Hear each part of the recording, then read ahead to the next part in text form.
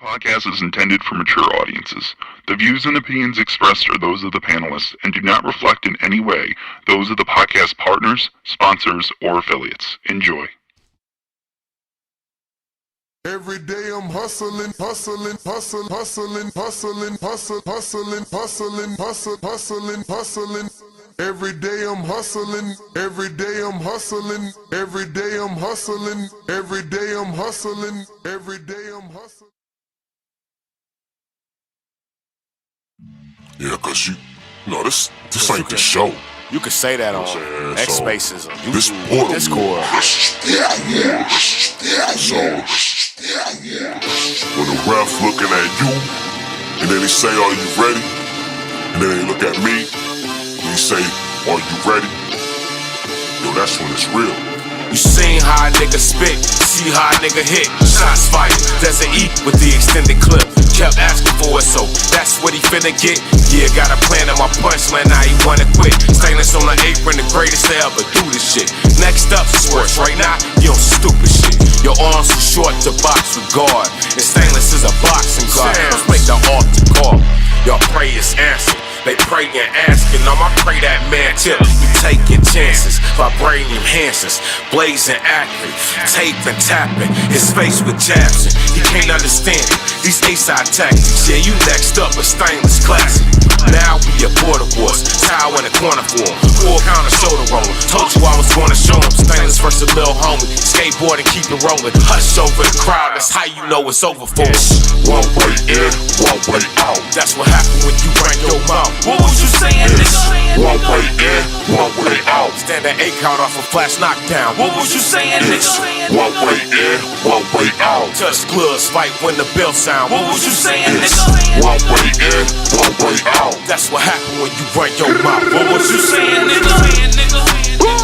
It's the hot one. You would get dropped, this left straight, hit like a shotgun. Body bag him, this that Fury, but it ain't Tyson. I ain't the one to trade with. Pack him up and leave the ring stainless. This overhand to leave his box brainless. He getting stopped, you see his tank fading. Don't call up talking tough if you ain't down to run the fade. Let's make border wars so you can stand on what you saying. Knock him out and celebrate. It's flags everywhere. What's this, the PR Day parade? Super chatter, angel face. Rest in peace to Spider Rico. We is meat till it's day. Whoa, they right hook to his body, hit him like a fold 8. Follow up to the noggin, wobble like Bacole. Stop the noise. He woke up and hear the doctor voice. This the purge, I ain't got no choice. This border wars, shout the boxing voice. One way in, one way out. That's what happened when you ran your mouth. What was you saying, nigga? One way in, one way out. Stand an 8 count off a flash knockdown. What was you saying, nigga? One way in, one way out. Touch gloves, fight when the bell sound. What was you saying, nigga? One way in, one way out. That's what happened when you run your mouth. What was you saying, nigga? One way in, one way out. That's what happened when you run your mouth. What was you saying, nigga? One way in, one way out. Stand an 8 count off a flash knockdown. What was you saying? What up, what up, what up, what up, what up, what up? Welcome back, ladies and gentlemen. Welcome back to another Hump Day episode. It's Wednesday. We getting over the weekly hump. We're almost done with the weekend. And when the weekend comes, we got the big fights. This week, no different. We got the Puerto Rican Prince back at it, going up for his first world title. And this isn't an easy one. Listen, Top Rank usually has their guys lined up in some easy vacant title shots. This is not an easy vacant title shot. Jorge Chino Garcia showed us he is the goods when he took out top contender Charles Conwell. Now, look, we can't just overlook what Jorge did to Conwell. Let's remember that Conwell caught a body in the ring. Conwell was, being ducked out here. Like, yeah, he had a $300,000 offer that he didn't take to fight Jerron Boots Ennis, but, it is what it is. That was back then. He didn't have Golden Boy at the time. Now he's with Golden Boy, got a lot of activity, but ran into that hiccup with Jorge Chino Garcia. Now, Garcia takes his position. Conwell was all lined up for a title shot. Garcia takes his position, and we get the classic Mexico versus Puerto Rico. We did have Puerto Rican Prince Xander Zayas on the show yesterday expressing how he felt about his first world title shot being versus, a rival. It's the classic rivalry in boxing, right? We're talking about Puerto Rico and Mexico. So for Xander, this was a dream come true. You get your title shot, and it's versus a Puerto Rican. So you're going to have the fan bases, definitely supporting each fighter. But it looks like we're joined with Ryan from the 6. What up, champ? What up? What's good, everybody, man? TBV Nation, live chat. What up, Ness? Chilling, man, chilling. If you're watching this on YouTube, smash that thumbs up. And if you're listening on X live streaming video or X Spaces, retweet, repost. We're trying to get the word out there. We got a big fight weekend, and we're doing predictions. I didn't even start, man. I was just giving some backstory. But, yeah, man, if you want to get into it, let's do it. It's a big, big fight card.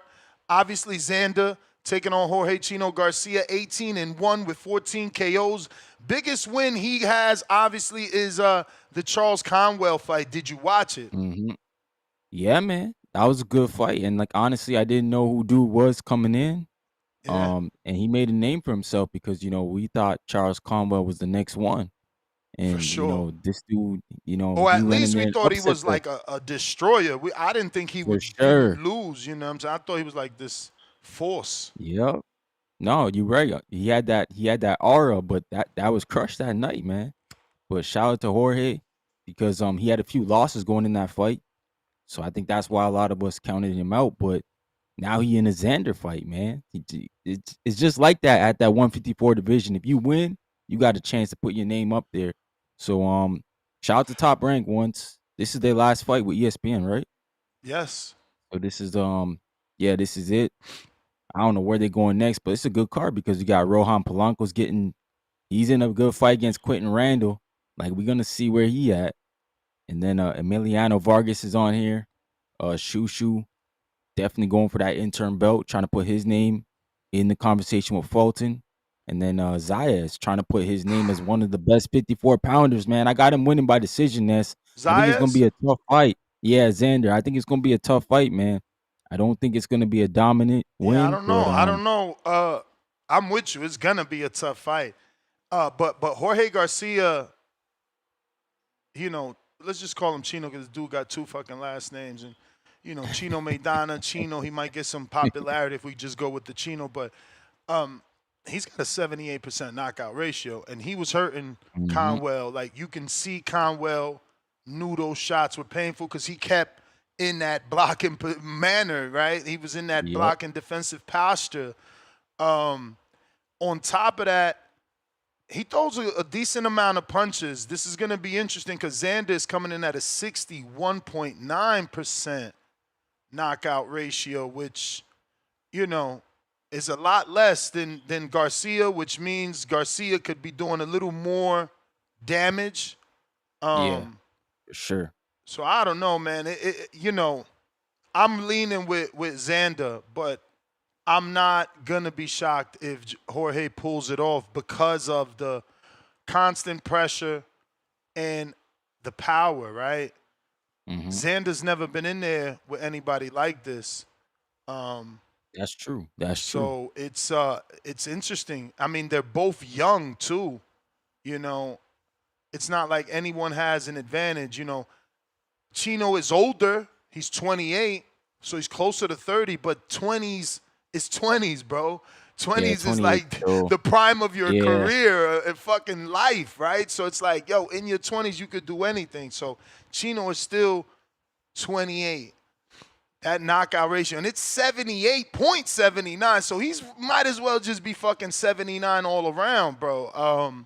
And then I just can't get my I can't get my mind off of what he did with Conwell. And okay, it wasn't like this one-sided beatdown, but you can see that pressure and power be an issue.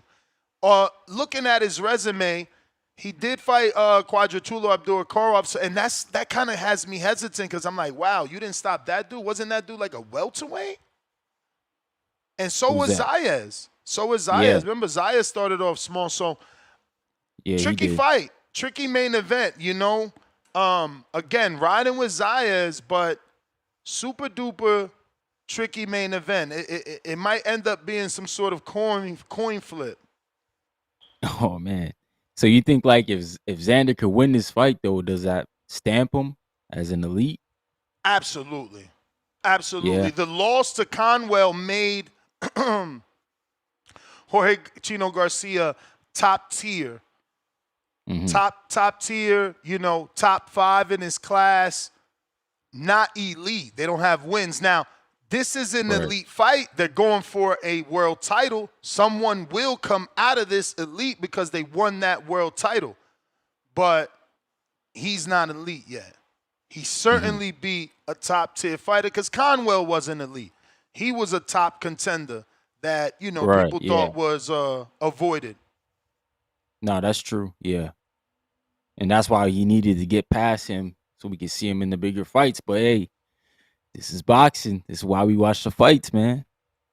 For Top Rank, throwing Xander in, I think they got to. This is his chance to make that move, like you said, to show us that he is what they, advertised him as. And let's be real, bro. The door is wide open for him to take over. Like, I don't know. I was interviewing him yesterday, and maybe I drew a blank. But I don't know any other fighter, like who else they got that can be a star overnight. Like, this win makes him an overnight star. He's Puerto Rican. Yeah. He's got a belt. He's with Top Rank. It sounds like star to me, especially when they got those deals in Madison Square Garden where they can further continue to capitalize on Xander Zayas' fan base. And don't forget, this kid's only 22. It's crazy. It feels like he's so much older because Abdullah's 22, Schofield's 22, and they just bust on the scene. But Top Rank has been grooming this kid since 16. So that's another reason why I would lean Zayas. I think those matchmakers know what they're doing. Shout out Brad Goodman and what's the other one? Brad Jacobs, right? Those dudes just know what they're doing. I don't think they would let Zayas be in this position if he wasn't ready for it. Again, sometimes you gotta be ready. Yeah, no. Well, sometimes you are in these.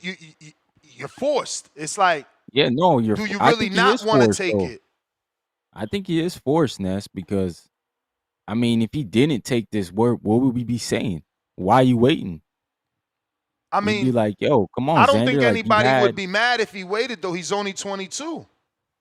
I feel like if you wait, though, nobody's rushing Abdullah. Remember, I had my whole little hatred of Abdullah's resume, and people like they turned around and shit on me. So it's like sometimes people don't care what you're doing. 135 is not crowded the same way 154 is crowded. So I feel like if Xander gives up some of that ground, I mean, Boots is coming there. Boots could have slid in and got a title shot. Other guys, Crawford talking about coming back. I just think if you want to be the moneymaker, like you said, the Puerto Rican star, this is where you position yourself. It's by getting a belt in one of the hottest divisions in boxing. So he kind of got to go get that. Shoot, it could have been the Fundora fight, which would have been a bigger fight, but shoot. Would we say the same thing? Is he beating Fundora after what Fundora just did to Tim Tszyu? Yeah, shout out to Xander, man. Tough fight. Tough fight. That's why this main event is interesting, man. Tough fight. Moving on to the co-main. Now, we both went Zayas. Moving on to the co-main, Shushu. I love this guy. I went to see him. I just don't be knowing who he fighting, bro.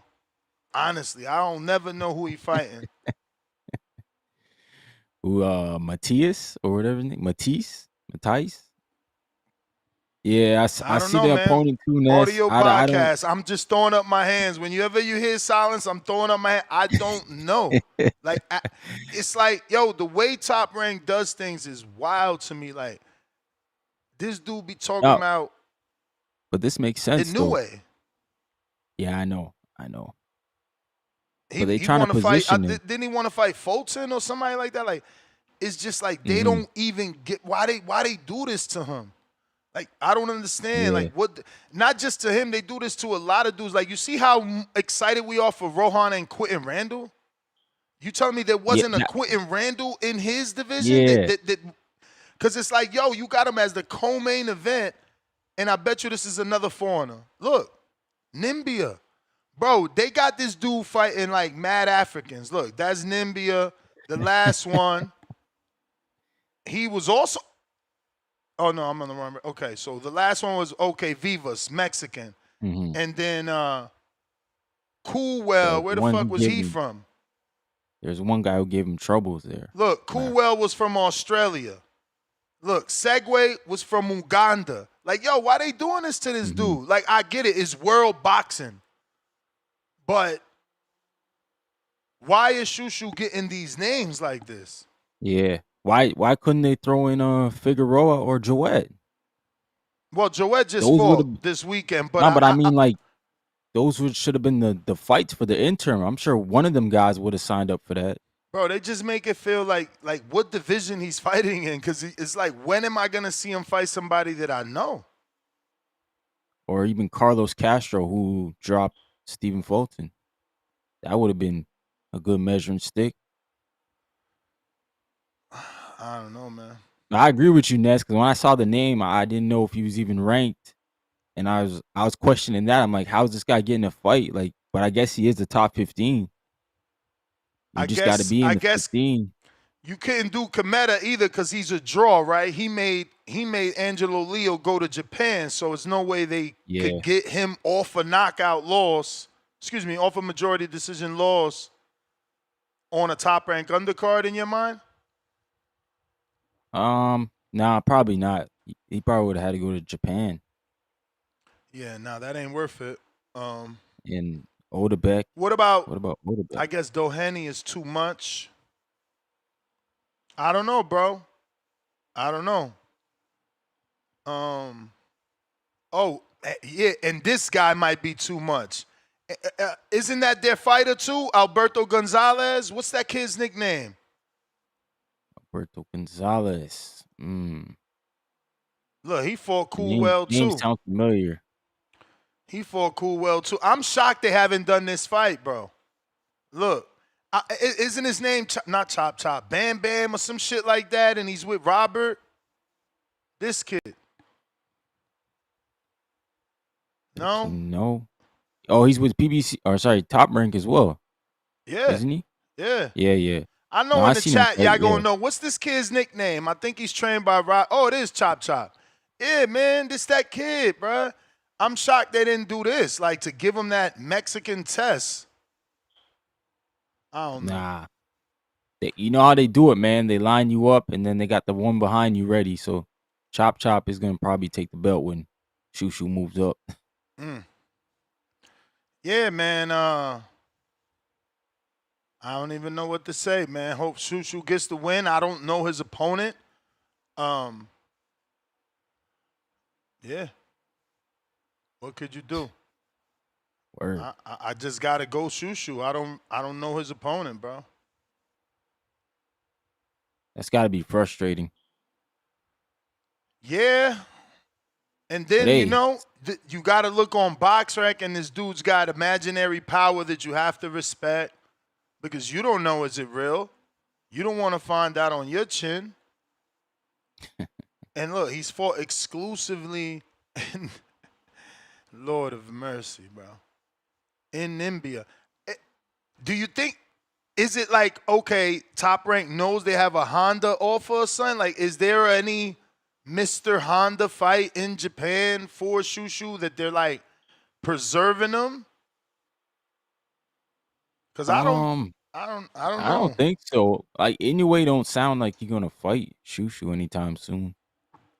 I mean, I just don't know why you bring Shushu over there.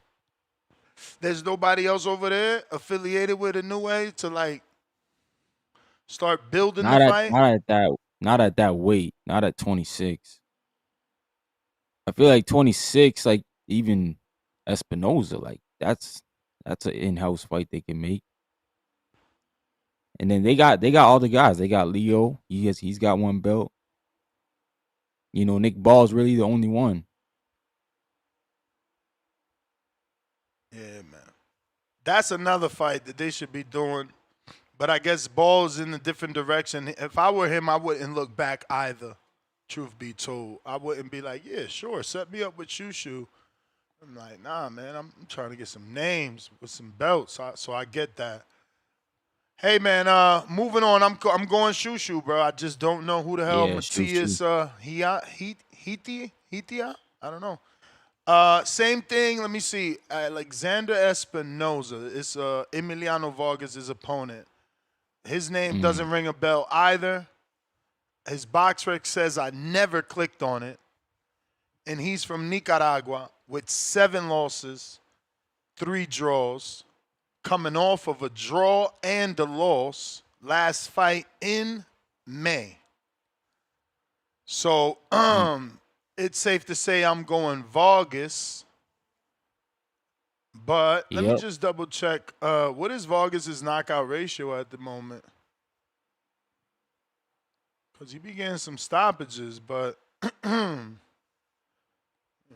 Yeah. I he's mean, still they getting matching a little him. stoppage. Yeah, they're going to be careful with him. He's 21, 14-0, 12 KOs, knockout ratio 85.71%. So he's on a bit of a streak, right? Oh, no, he broke it right there with that unanimous decision back in 2024. Since then, it's been 1, 2, 3, 4 straight, 5 straight, excuse me. That's nice. That's impressive. That'll get you some attention for sure. So he got 5 8-rounders, man. Look like they're going to start putting him on that Abdullah Mason diet. Whole bunch of 8s. Yeah.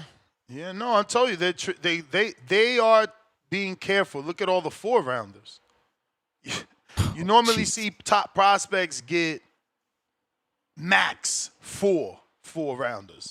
The max 4 4-rounders. He's got 6. Then he had 1, 2, 3, 4. See that? I don't know. They changed them from 6 to 8 pretty quick. That's average for 6-rounders. Then move them up. Sometimes it's pay. Sometimes it's pay too. Like they don't want to pay. You know, they got to pay you them 2 extra rounds now. You know that paycheck increases now the more rounds you do. But he's got 1, 2, 3, 4, and with this one 5. Remember, I think Abdullah had like 7 or 8. So yeah, I just don't see him stepping up anytime soon. Yeah, really?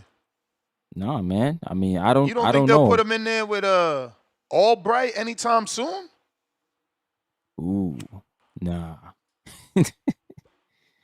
nah. That might be too early. Damn.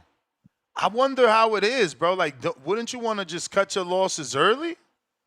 Nah, I get what you. Well, you got the Vargas name. Because then you're gonna keep building that name, though. The more you help him build that name, the more money he demands. Yeah. No, that's facts, Ness. But you might be able to cash out on it, right? If he brings in the right viewership, the right tickets, the interest. So I mean, they gotta look at it like that too. But I just look at it, 140, man. That's another deep division.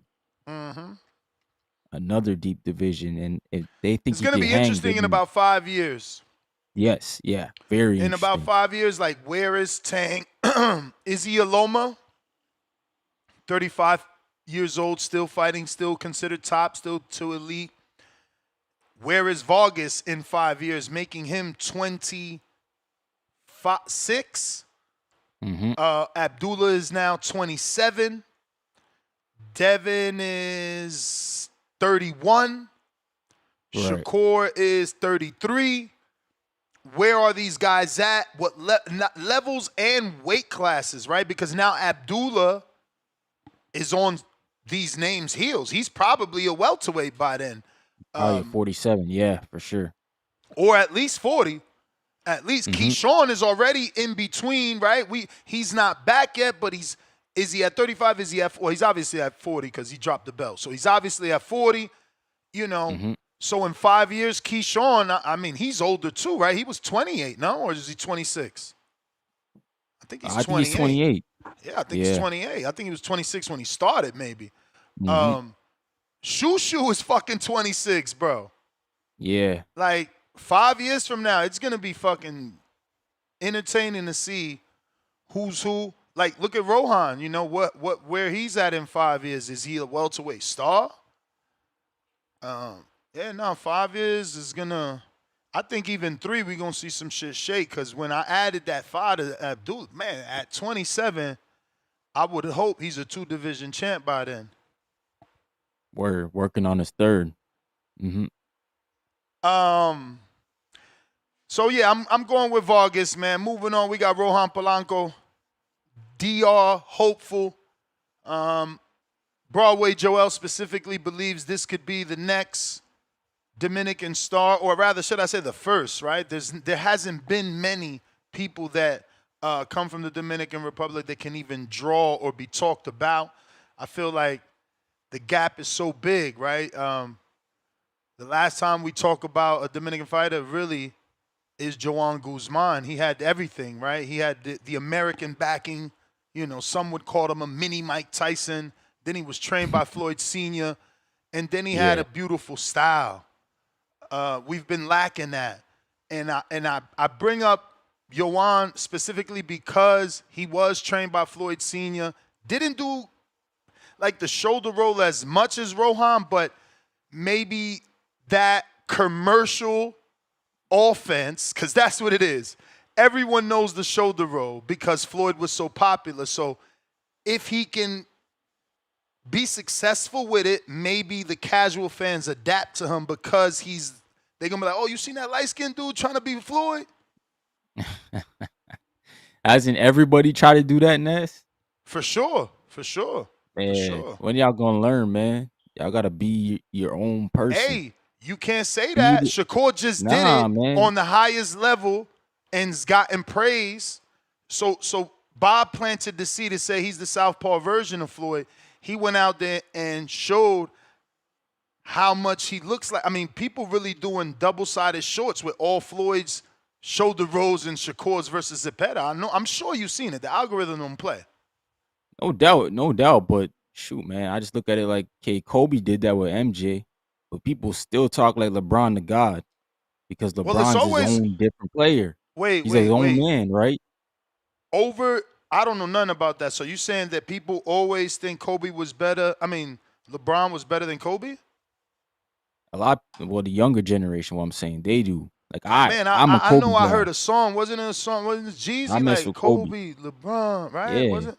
Yeah, I used to get paid Kobe. Now I get LeBron. 24, 23. I don't know. I mean, if anybody was Jordan, I don't watch basketball, but I feel like hearing what I'm getting to, Ness, people is like the young cats, they're not going to care about Floyd, man. Soon it's going to be Tank. They're going to be like, yo, who's the next Tank? Yo, this is how that's a stretch, work, bro. Man. That's a super this stretch. Is how it is, Ness. Super stretch. Them young cats, they'll tell you, bro, LeBron's better than MJ with straight, like with a straight face. Yeah, like they'll say it like MJ. They'll tell you MJ was fighting bums, and they'll start saying that about Floyd. They'll be like, yo, Floyd was fighting bums. He couldn't fight in this era. But me and you, we know Floyd could fight. But anywhere. I don't. That's what I'm saying. They can never do that with Tank because you can't erase people out. So they like, yo, who else is small doing that? That's all they can say is who else is small, but they'll never be able to go into resume. The resume, that lives forever. I mean, Floyd fought Oscar. Look. This is why I'm saying the same thing about Bron. Bron's known for going to the finals and losing, and MJ's known to go in the finals and winning. The dude never lost in the finals. But these dudes will still sit up here and tell you, well, LeBron got this stat, he got that stat. Oh, Tank got this KO, he got this pay-per-view number. That's what they're going to start to go down with. But I'm just saying, man, Floyd is a great fighter. You know, I'll never take nothing away from Floyd. He's one of my favorite fighters, but not everybody going to try to look like Floyd. For what? I mean, I just don't think there's an identity with Tank. His identity is knockout, so you can't be like Tank. Yeah, but look at the boxing we're living in. It's entertainment now. They talking about Tom and Jerry and all this other stuff. Mm-hmm. You never hear that with Tank Davis. Yeah, but your answer is like only on the surface is what I'm saying. Like, I want to be Tank, but I can't. Word. I can't, but anybody could be Floyd. It don't take nobody power to can be do Floyd, this, bro. Man, Nobody get can the be fuck Floyd, out of here, man. bro. Nah, Ness, nobody how can be many Floyd, people bro. have we clowned for doing the shoulder roll, bro? What do you Berto, mean? Ryan Garcia. All right, how many people have done it successfully? But that is my point. That when one comes along, they're gonna get the praise. Because as soon as they show it, man. they get the hate. But it's like, oh, wait. That shit's working for them. You think Floyd in this era would have been known as a turkey entertaining fighter? Because that's where Floyd in is this era, to now. I think Floyd in this era would have probably been Turkey's Jerry, but he would have been paying every time to fight him. But the same way, because Floyd he just talks better than these dudes. No, he would have been on videos with Fight Hype and Stephen A. Smith saying, man, I don't give a fuck how much money he got. Tell him line them all up. I'm going to knock them all down. Tell him get every time he want. This Jerry ain't running. I'm telling you, Floyd is different. So that's what you got to tell these fighters to do, Ness. Be the promoter that Floyd was. Yeah, but it starts with the wins, Ryan. Like, you trying to skip. No, I agree. But, like, my issue with Shakur is, like, a lot of people running away from him, so he doesn't have the name value that Floyd had. Like, Floyd had a lot of dudes that he had beaten. He beat how many former champs? 23 or something like that? Yeah. So, like, I don't even know how many Shakur got. He got 5? 2. Yeah, this is what I'm saying. Like, the names. 3 if you count Zepeda as an interim. So the names is not running to Shakur, but he got to gain interest to where these dudes say, yo, I got to fight him because that's a bag fight. Well, again, Shakur's a victim of his own, of himself, bro. He didn't take the deal with Top Rank, and granted, he's making way more money with Turkey, but he's not as active as he was with Top Rank. With Top Rank, he would have got the 2 champions this did, Mason and Abdullah. I mean, same person. Mason and Raymond. And then he would have got 2 more champions. Yeah. But again, for $3 million, 3-point-something million, because it's a world title. So I can remember they gave him a 5-fight deal, $3 million guarantee. Obviously, per fight it could go up, but how much more up they was going to give him to fight Murataya just because it was a unification when we already giving you $3 million flat. So for him, it's like, yo, I'm in an era where the champions don't want to fight me. I'm not going to be known as great because I got Floyd's 23 former champions and active champions. I'm going to be known that I'm great because of how good I am in the ring. And that's what he's doing. Names matter, Ness. No, but even your look AI at where he's at. But look at where he's at today.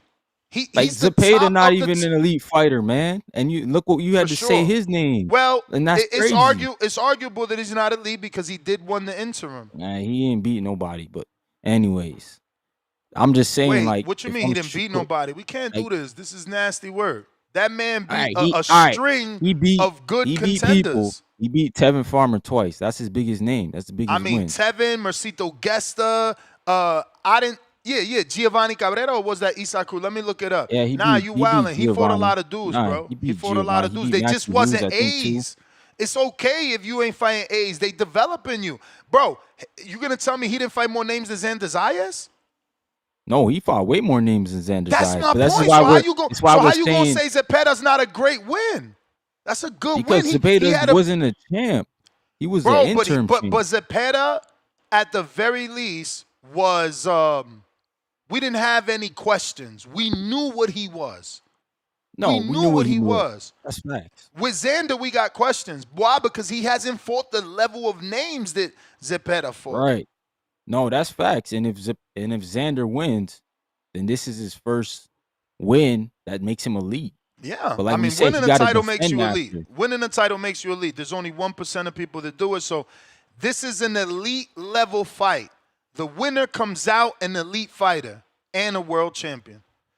But we went off topic because I'm saying that this light-skinned Dominican trying to use the shoulder roll on national television, if he can be successful, I think he can pick up a fan base. Because the same way we clown Ryan Garcia for doing his twisty roll, the Victorville shell, I think it works both ways. If you can perfect it, there's no way we're not gonna be like, yo, you seen that light-skinned dude that's really doing the Floyd shit? Yo, we fighting like Floyd. I think that's easy promotion. It's a long shot because you gotta They've been trying to like do it. Floyd. Everybody try to do it, bro. But Shakur was just successful. There's something wrong. His coffee ain't good this morning. Shakur was just successful, and he was doing it fucking southpaw and shit. I don't even know how to do a southpaw. Nah. Shout out to Shakur. He showed us a new angle of his bag for sure, man. And guess what? People used to say you can't do a southpaw. That man did it successfully and didn't get cracked. I mean, he got hit, but he wasn't getting cracked. Even Floyd got hit. We can't act like we don't remember Floyd getting hit in his shoulder roll. No, everybody get hit. It's boxing. So I got Rohan winning, but I think we'll see a little bit of adversity in this fight. Hopefully Quentin can push him a bit. Word.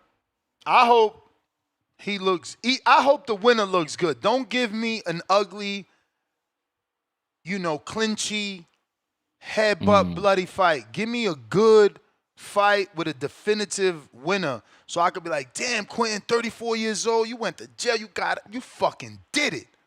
You know what I'm saying? Or Rohan, damn, first admit, you did, show me. Show me, man. I got Daniel Vega, pound for pound, #1 in the chat. Drop a bomb for that status. $5 super chat. He says, Berlanga and Serrano messed up 2 weeks ago. Xander has to win if he wants to become the star that Felix Trinidad and Miguel Cotto were. 4 Puerto Rican flag emoji. I did ask him that. Well, not me. That's why my interviews are better, because y'all part of them. So someone did drop that question, did he feel pressure, to put on since they both lost? But, that's the one thing about, what is it called? Nationalism. They never going to diss each other. So he's like, nah, they fought good, they didn't get the win. He's not like, I feel the pressure. I got to do it. Nah, they all rock with each other. Someone slid a weird question. He's like, bro, I never said that. I never say that about a Puerto Rican. They just don't. They don't really cross each other. Nick Glenn, pound for pound #2 in the chat. $2. Y'all know Jordan played more than 6 years, right? I mean, people going to laugh at me because I was that's my era. The 90s. And I only know Jordan not from watching him play. I know Jordan from video games. And that's why we're out of touch here with boxing. Say what? That's what that dude was, a marketing machine. Yeah. I didn't never watch a Jordan game, bro. I mean, maybe I never seen watched him the on Bulls play. I never watch any sport, dog. Y'all think it's a lie. I've never sat through none of that shit, bro. I literally went to the Jets game. It was freezing. I met Jay-Z and Beyonce. I was out. It's too cold. I don't do none of that shit. I remember somebody gave me free tickets to a basketball game. I'm going to say it's the New Jersey Nets, maybe. Yo, Nets, or you whatever need to they call.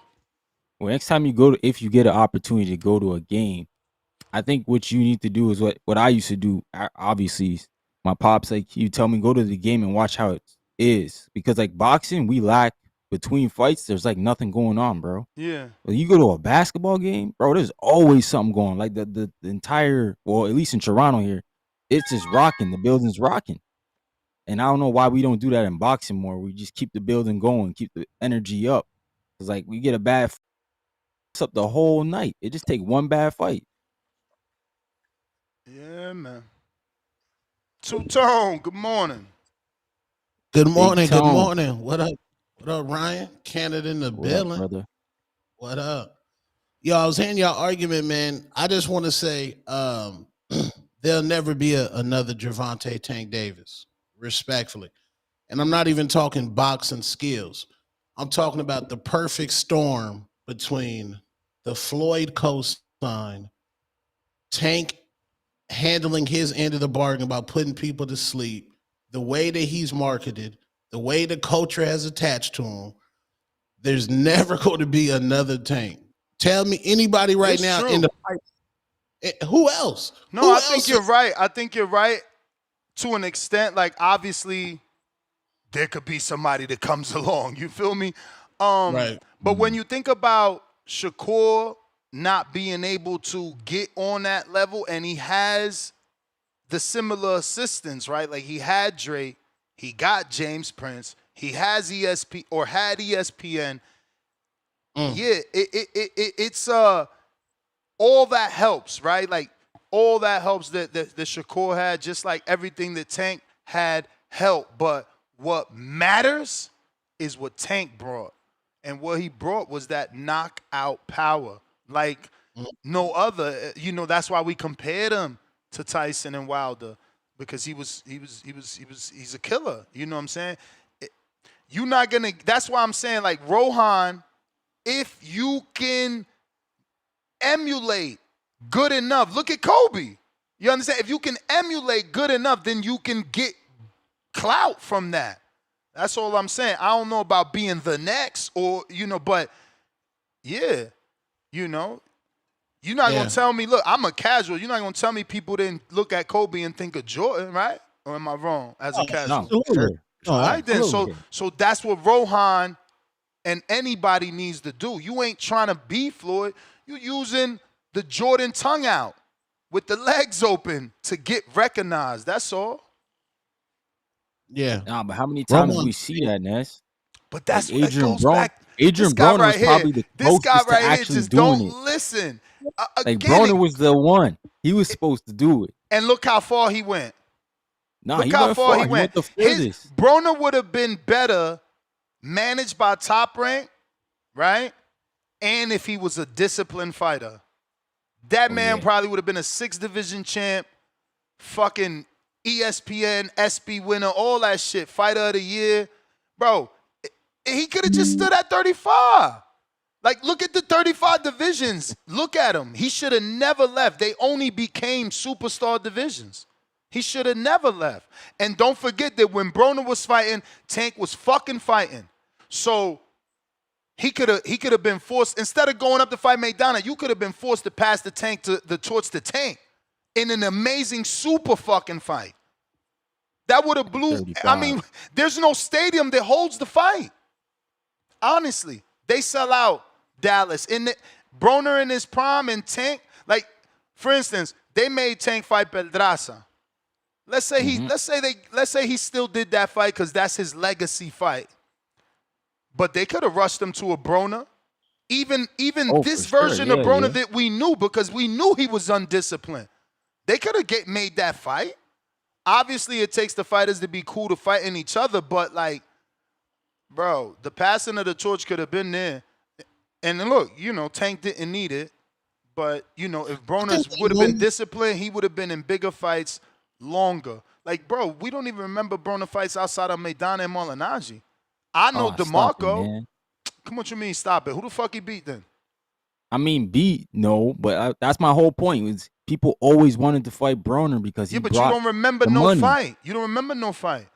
I remember Sean Porter. I remember Pacquiao, Mikey Garcia. Shoot, this my man dude brought had up names, 3 losses. Man. Holy shit.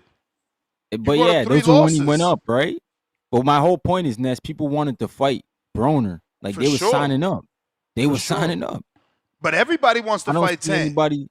I don't see anybody signing up for Shakur is what I'm saying. They all trying to pass him. They trying to be like, nah, we ain't going to fight him. That's messed up. Because he don't bring what Tank brings. Tank, Devin, they bring more marketability. Even Tio. But you're trying to tell Shakur to do the Floyd thing. You think that's going to make guys get in the ring with him? No, I didn't tell Shakur. I'm talking about Rohan, and you keep bringing up Shakur. But I keep defending you brought Shakur because you said it worked for him. I'm just saying, like, I don't think it's going to work long-term for him. That's all I'm saying. I don't know. Fucking Two-Tone making videos about Shakur and the comparisons to Mayweather, and so is the rest of the world. So how is it not going to work when right now they're literally comparing him to Floyd? This is the time. Right. Like, back in the day, it was just But back in the day, we was going off of what Bob said. Oh, he's a southpaw version of Floyd Mayweather. but he didn't really show it. Hey, He showed Bob that told this us time. Am I Lomachenko's right or am I Jesus wrong? too, man. Yeah, he showed it this time. Nah, he showed it for sure. Tone, let me catch you up, man. Let me get these picks. Xander Zayas versus Jorge Chino Garcia. The dude had that tough fight, good fight with Conwell and got the win over the body snatcher. I'm going Xander. It's his moment. I don't know if you know Shushu's opponent, but yeah, Shushu versus what looks like Mateus Heita. I'm going Shushu, man. And sadly, I don't know who he's fighting, but I got to go Shushu. Word. Emiliano Vargas, son of a legend, versus Alexander Espinoza, 8-rounder. Is this a step-up fight? Nah, I never heard of Espinoza either, man. Nah, Ace. This might be Ace-Side City, man. He's on a 4-fight knockout, and this is 5th fight, I think, or maybe a 5-fight knockout, and this is 6th fight. But we stopped at this one because, you know, Quentin is a tough style matchup, and I went into, you know, Rohan doing a shoulder roll, getting a good performance, and maybe getting some clout, and then we went off topic. So this is where we're at. What's your thoughts on the Rohan and the Quentin Randall fight? I think Rohan Polanco is one of the best fighters at 147 pounds. I think he's a demon. I want to see him and Brian Norman. Somebody get knocked out in that fight. I'm high on Rohan. I think he's a demon. That man, he was fighting some tall black dude, and he was in there smiling. He's just a violent person. He's violent, and he got that haircut, man. I'm going Rohan, bro. Salute, Coach Heck. Me too, man. I'm rooting for my boy, but I also, you know, am rooting for Quentin, man. You know, he's this is on a step-up fight for Rohan. Yeah, it's a step up. Yeah, sure, for Rohan. Yeah. Right. Yeah, Quentin is that quintessential journeyman right now that lets you know where your guy is at. I mean, arguably gatekeeper. I feel like the performance versus a Quentin Randall could get you a title shot. Like, I think if he stops him, like I was telling Ryan, he's got to win decisively so that it's like clear that you took on and took out a tough veteran that everyone has trouble with. This is the type of guy he's in the ring with. Someone that everyone always has trouble. What do they say? Oh, man, you can't look good versus Quentin Randall. Nobody look good versus Quentin Randall. Well, you go out there and you look good so you can separate yourself. It's not going to be easy. But that's what I'm hoping he can do. And I said the same for Randall, bro. Like, you know, shake that shit off. Like, everybody think you don't fight in a good-looking manner. Go out there and get this win in a you know, in an exciting fashion so that they want you back on television, not as just a B-side. You know, look so good the Top Rank forced to at least get an option on you. Like, yo, you know what? Your next fight, we're going to promote that. Like, you know, not good where they like, man, we don't want this guy back on TV. That was a hug fest. So, I don't know, man. That's all I want. I want a good fight because I know that Quentin Randall fights, them shit's tough. Them shits is tough. So you might not look good. Fight. Yeah, man. So shout out to Quentin Randall. Yeah. Are we getting a Jake Paul Mayweather? You see those? They linked up? Nah, I didn't. Jake Paul Mayweather. Yeah, they somewhere on one of them expensive islands, probably Saint-Tropez. Shout out to Mayweather. That dude, filthy. Juan with the counterpunch. Filthy rich, man. Doing anything and everything he want to do. That's life. That's how God intended it. What up, champ? Man, I can't believe you ain't announced the big news, man. Top Rank, they say they first big card that's gonna be on CW is gonna be in Toledo, Ohio. You ain't hear about that? Nah, who's reporting that? Yo, you gotta stop following these accounts, man. And you ain't get the joke. You don't get it. Remember, About Chase was like, Uh, at For CW. he Treese, messing with trees. He messing because he with said trees, man. Toledo and CW. Hey, yo, you terrible, bro. But you know what? That look, I want to say Quentin Randall, man. I think that is gonna be an exciting fight because Polanco is a monster. And you know, man, Quentin Randall, man, man. I think that's gonna be the most exciting fight of the night. To be honest, he ain't gonna get that guy an easy time. But I mean, that's really the only one I'm into. The Zayas fight, I think Zayas gonna dominate that guy. He's not a bum, but he's not on the level of Xander. You know what I'm saying? And Shushu, I mean, it's like we don't know. You need more people. So I don't know that dude. But I do want to say this, and I know it's off topic, but y'all talked about it, so I'm gonna talk about it. So I'm gonna tell you why Kobe Bryant is 10 times better than LeBron James. So I want to tell y'all, this guy too went to 3 championships in a row with guys you would find at a pickup fucking game. All right, who the hell is Sasha Vujacic? Who is Jordan Farmar? Luke Walton, Shannon Brown. I mean, do any of y'all know who these guys are? Unless they didn't go anywhere and do anything. You know, Kobe went 3 years in a row with a bunch of guys you find at a college gym. When LeBron had them level of players, he couldn't do nothing. He couldn't get over the hump. What he had to do, he had to go join a cast of all-stars. You had to go be a big 3. You know, we had to build teams around you with stars. Nah, not Kobe. Kobe went 3 in a row, lost the first one, but then went back to back. Should I name those nobodies again? That's why I had to counterpunch because, you know, all this Kobe hate, you know, it's Jordan, Kobe, nah, I can't even put LeBron in the top 3, man. But yeah, that's where I'm at with that, and that's all I got. Shout out to Top Rank this weekend, man. TVV, like and subscribe, baby. Yeah. Yeah, I don't watch basketball. I can't get involved in that. G-Ball, pound for pound, number 3 in the chat, $2. If you was born in 1990 and after, you can't say MJ the GOAT. But why not, though? Why can't you go back and watch? Like, basketball is definitely accessible, right? Can I go watch all Jordan Word, games if I wanted to? They Hell got hella yeah. tapes. My dad used to have the VHS tapes, man. Sit down and watch that shit all the Boxing time. is the one that's stingy with shit, and I'm sure the basketball games look better, too. Yep. They more lit It's up. really it's a non-debate, man. Michael Jordan's richer than LeBron James. Michael Jordan has the culture. People still buying shoes from 1990, and people's getting unalived over his sneakers.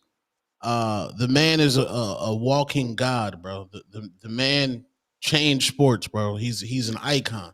It's not even a debate, to be honest with you. It's like it's literally not even close, bro.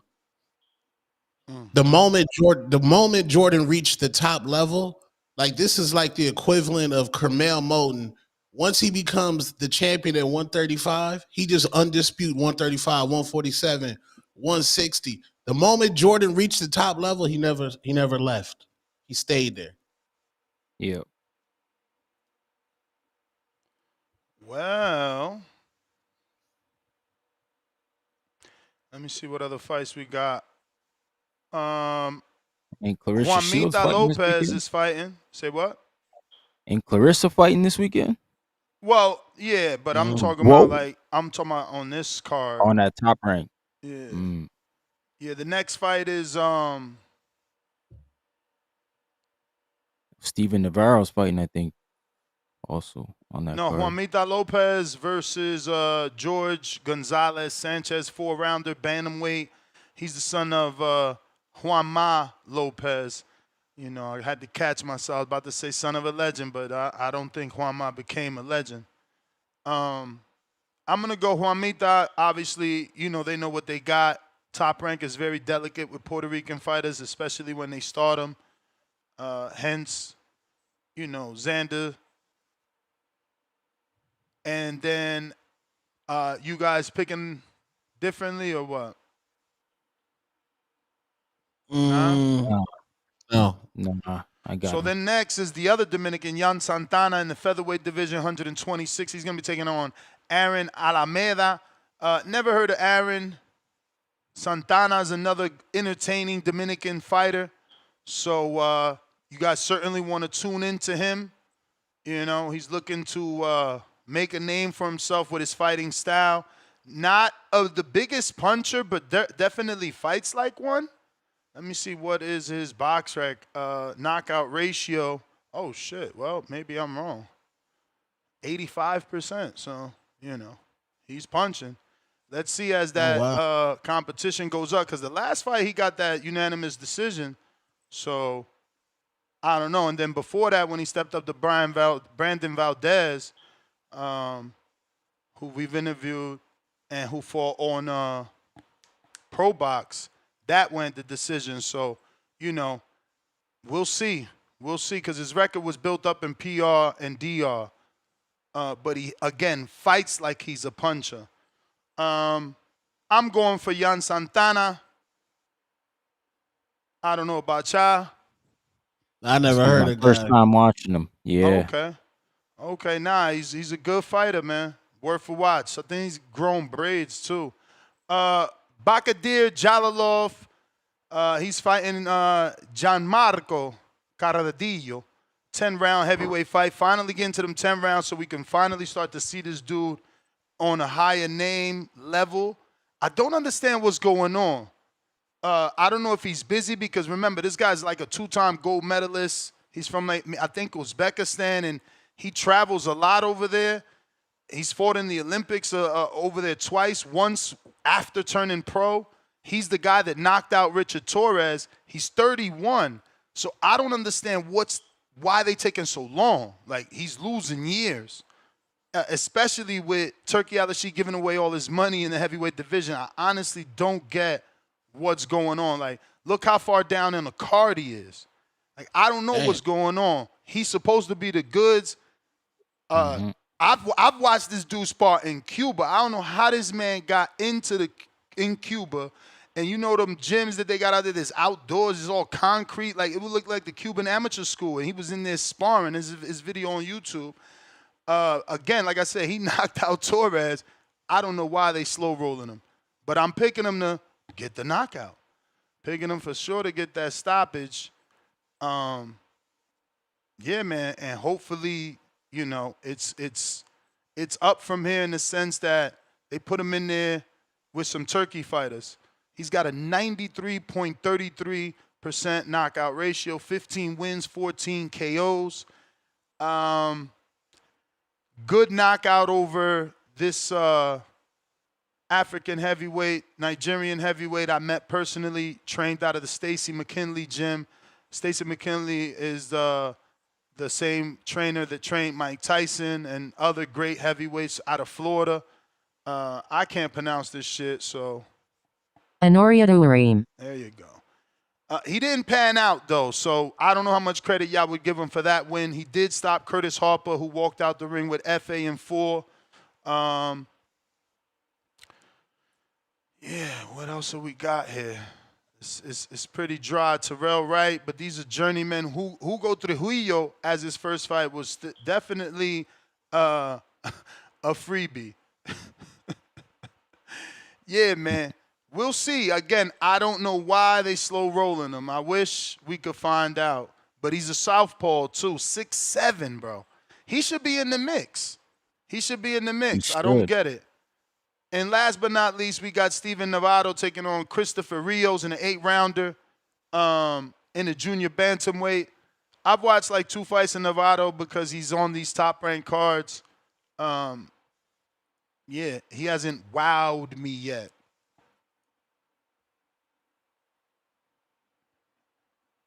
You don't like Steven Navarro? I'm just saying he hasn't wowed me yet. He's doing what he got to do. He's only got 6 fights. You know, he's definitely knocking those guys out. I think he's 6-5, right? Let me double check. Yep. Yeah, he's Yeah. 6-5. But yeah, he hasn't wowed me yet. You know what I'm saying? I only seen him once or twice, if that. Yeah, he's at a small weight, so Because, bro, these dudes are so low on the undercard. It's like sometimes I do a top-ranked undercard, and it's like overlapping. Their live stream is overlapping with like a UK main event. You understand? So yeah. and again, some of those undercards just not worth. It's like I'm gonna go live at 3 p.m. Pacific Standard Time, which is like 6 o'clock for y'all, and then be live till midnight. That shit just bananas. Word. But phone lines are open if you want to call in and make your predictions. We got Malcolm. What up?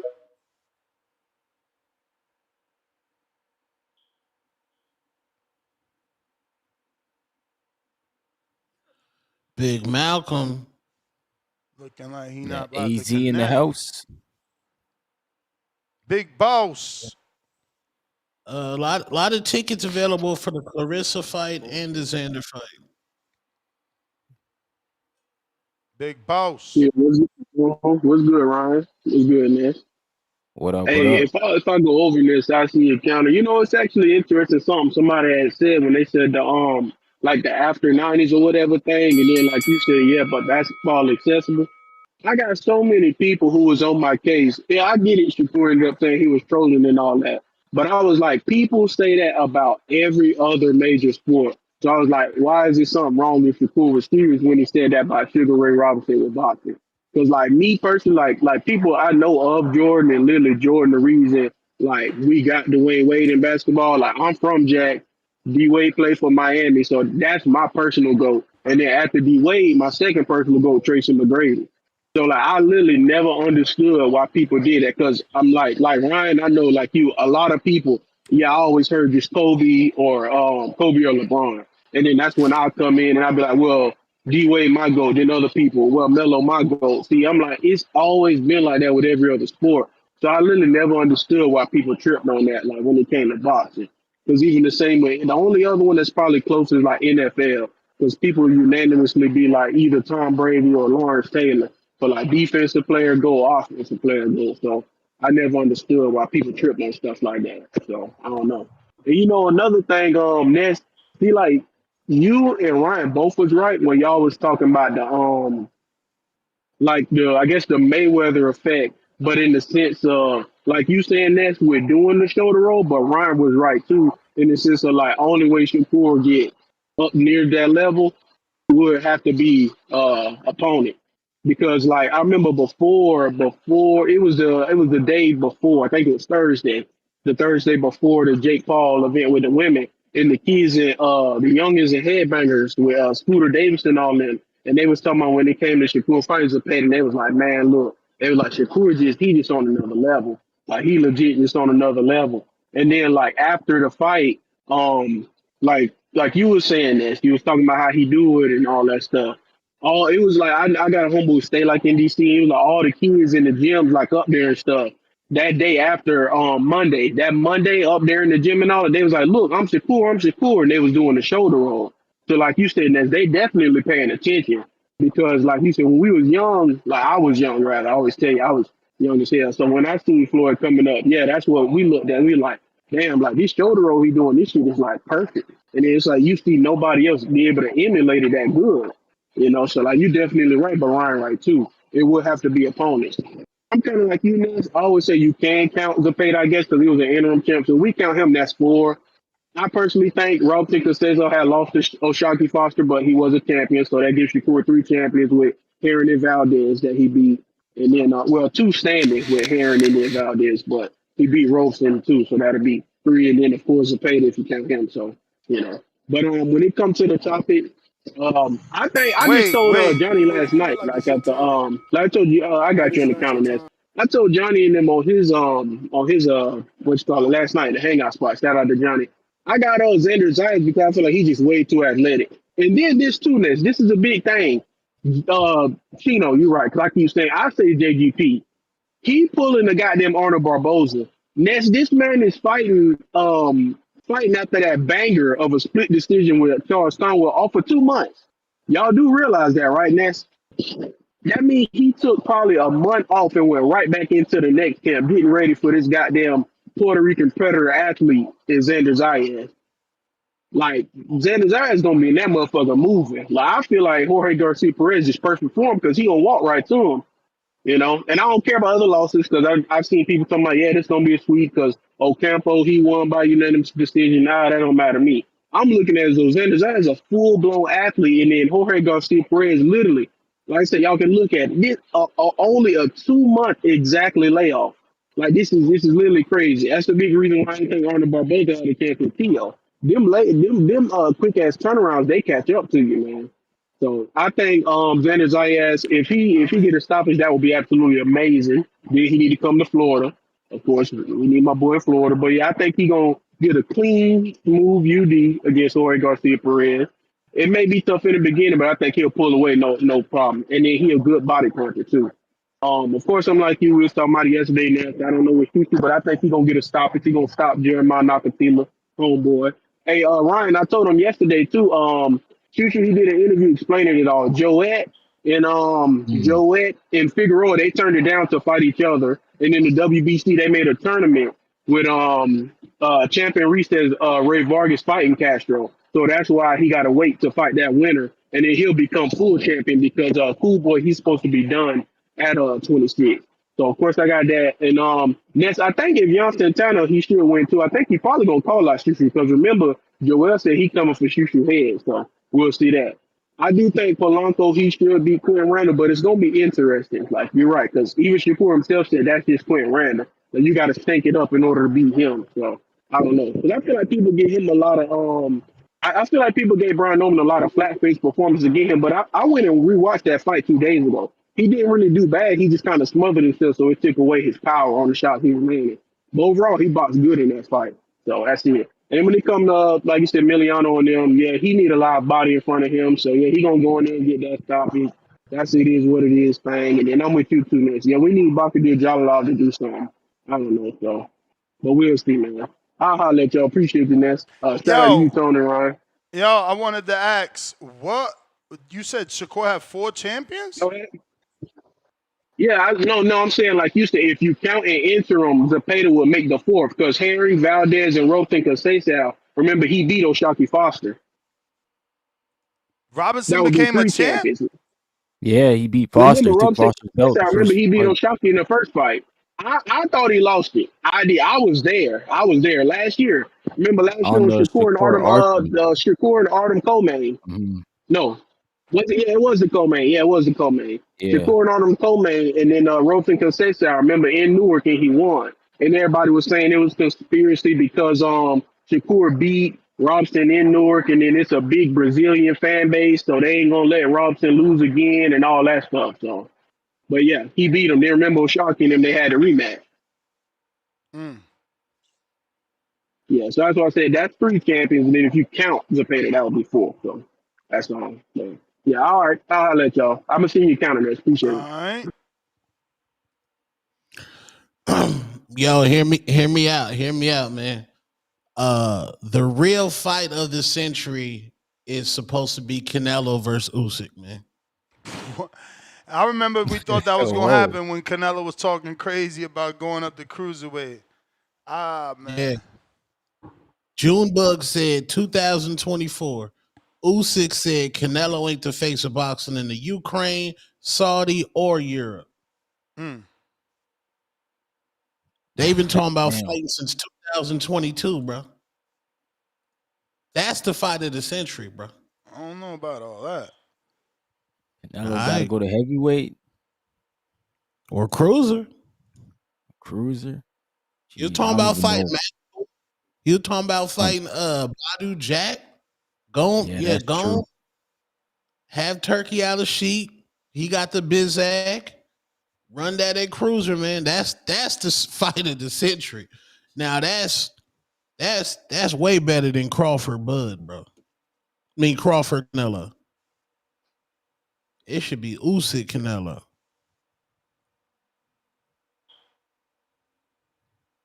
Usyk Canelo. Canelo will get destroyed. He lost to Yeah, Bivol. You can't go up that. You can't go keep going. You lost. If you Yeah. lost going up and you can't get it back, like you can't keep going up unless now you doing a Shakur strategic go up. Yeah. Word.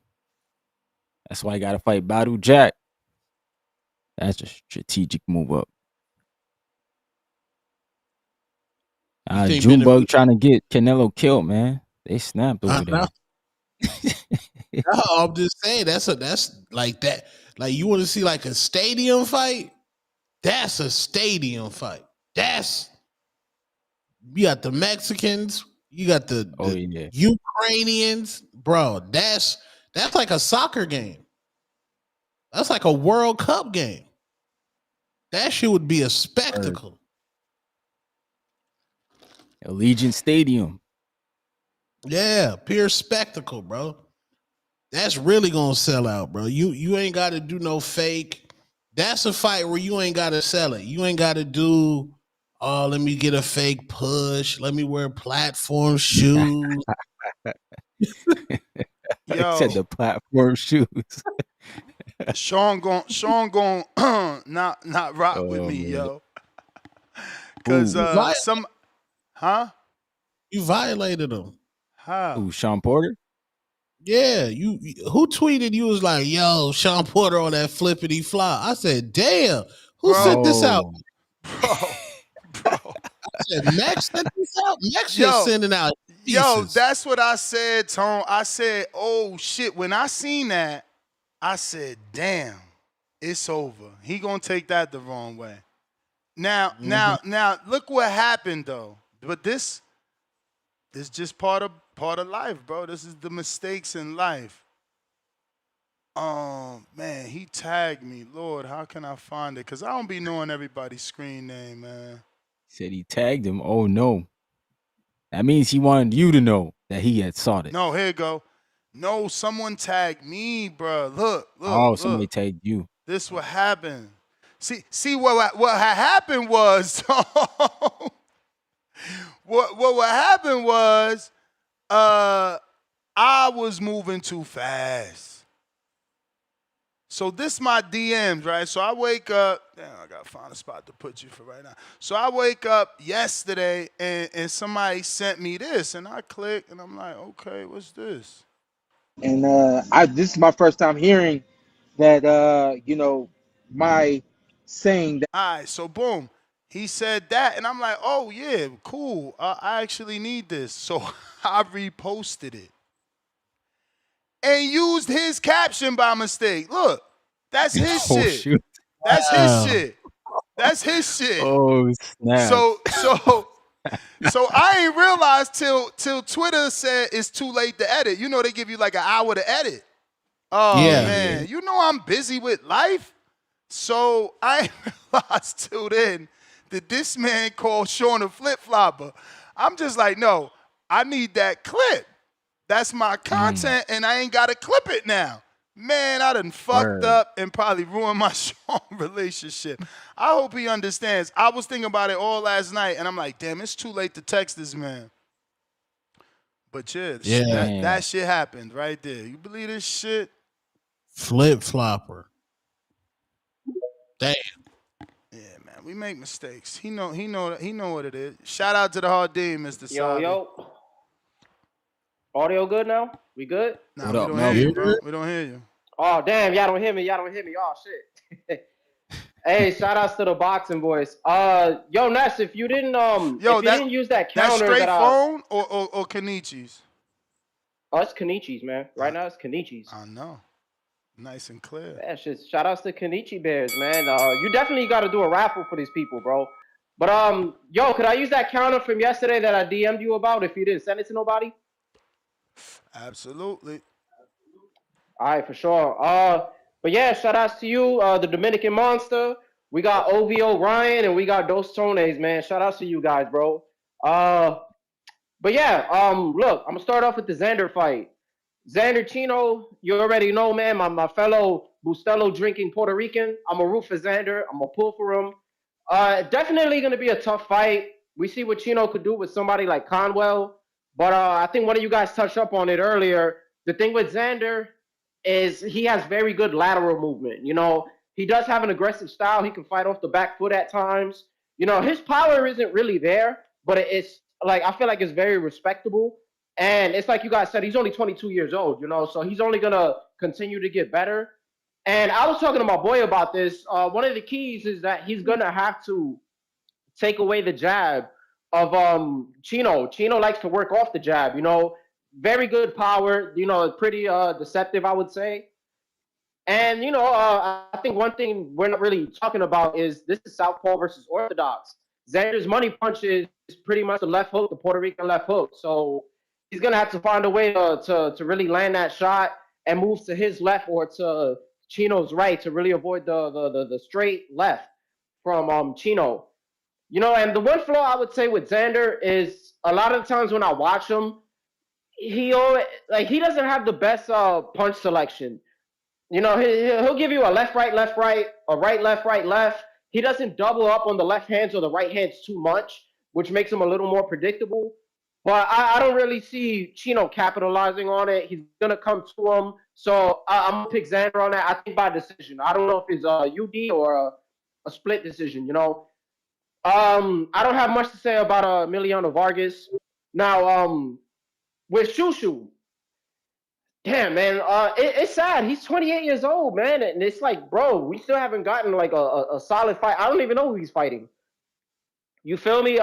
When you guys were dropping names, what I've been saying for a while, to be honest, they need to get rid of Robisi, man. Like Robisi with that eye injury after he faced Espinoza, I think he's damaged goods. And that's a great test. You know, I understand he has good power too. He has good movement, you know, solid amateur pedigree. But I think that's a solid guy to put in there to really see what you got with Shushu, because the time is, you know, the clock is ticking.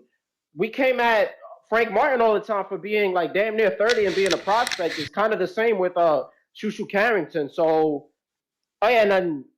so they definitely got to put him in. I mean, you can't say that. Next. You can't say that. You out here wilding. You may feel like it's what you mean?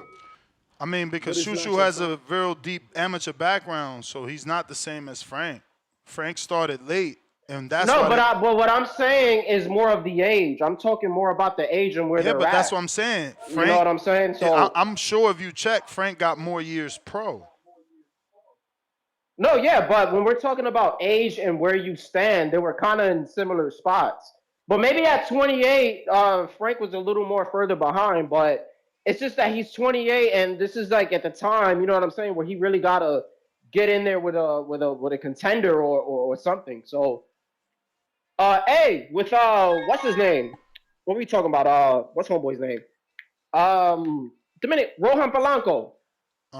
Him and Randall. I love the fight. I love that fight. It's a very good gauge. You're going to be able to compare yourself to guys like Brian Norman, who've been in the ring with Quentin Randall.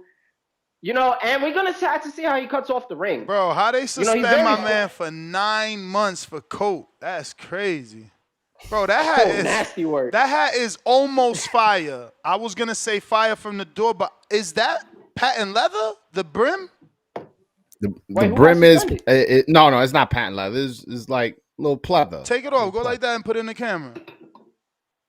Okay, because I love what is it called? Escudo, right? That's what it's called? Yeah, Escudo. Is that the DR one? Yeah, of course. Fire. We'll be available, that's my boy Joel? Yeah, it is. It is Broadway Joel. What's good? What's going on, Joel? What's going on? This? Shout out to do you got different Malcolm, brims shout out on to that? Matthias. Yeah, shout out to Mateus. Shout out to Mateus for sure. You had a good win. It was a good fight. You thought he won? You thought he won? I scored it a draw. I got feedback. Who got the radio on? Who, me? I don't know. Malcolm, I'm going to let you go. Yeah, because it's quiet where I'm at. I just finished. Yo. Yeah. Yo, I'm good. You hear me? Yo. Yeah, I guess it was him. All right. As far as the Matias Puello fight, I was there live.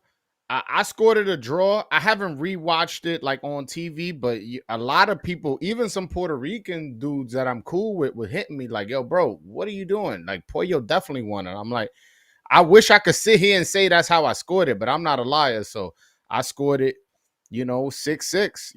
I gave Puello the first 2 and the last 4. Holy shit. What happened? Nah. Off okay. boxing. Jesus fucking Christ. And in regards to the hat will be available on BroadwayJoel.com in a few weeks. I'm just working on it. I'm glad you like it. I need you to explore different. You feel me? I don't know if because the camera's up on you, it looks shiny. Maybe I got a bright ass light in here, man. Yeah, maybe I need to see it in person. I'll send you one. I got it in red. I got it in black. You know what I'm saying? All black? All black with just the gold on it. Show me that one. You don't have it there? I gotta go pick it up for my man. That might look better. That might look better. But I mean, from the rip, I knew it was a Dominican hat, though. I'll send it to you. So what you saying? Is he stopping this guy? Who? Quentin Randall? Yes. The thing is with Quentin Randall, he does a lot of running and holding. Like he really, I'm not a fan of. Does your man know how to cut the ring off or what? I mean, we never seen him get out box, so I'm gonna say yes. But there's sometimes you can't knock everybody out. That's one thing I'll say. You can't knock everybody out. But if this guy goes in to win and not just to survive, he's not surviving 10 rounds. But if he goes and tries to survive and run, kind of like Fabian Maidana did, then he'll go 10.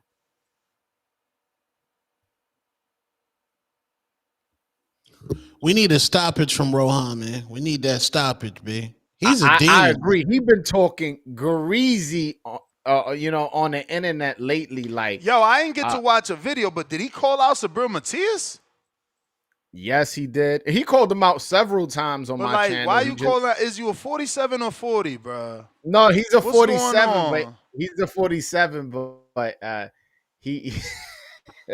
I don't know him and Matias. I don't know what they got going on, but that's a fight. Bro, did he not realize how big Matias is? Did you see how big Matias is compared to fucking Tio? He made Tio look little, bro. Yeah, very little. He did. Listen, I've been next to Tio, I've been next to Matias, and I've been next to Rohan. Rohan is way bigger than both of them.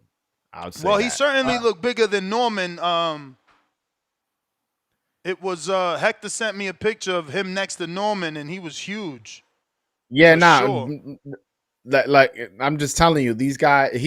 There's a reason Rohan's at 47 and the other two guys are at 40. You know what I'm saying? I'll just say that. There's weight classes for a reason.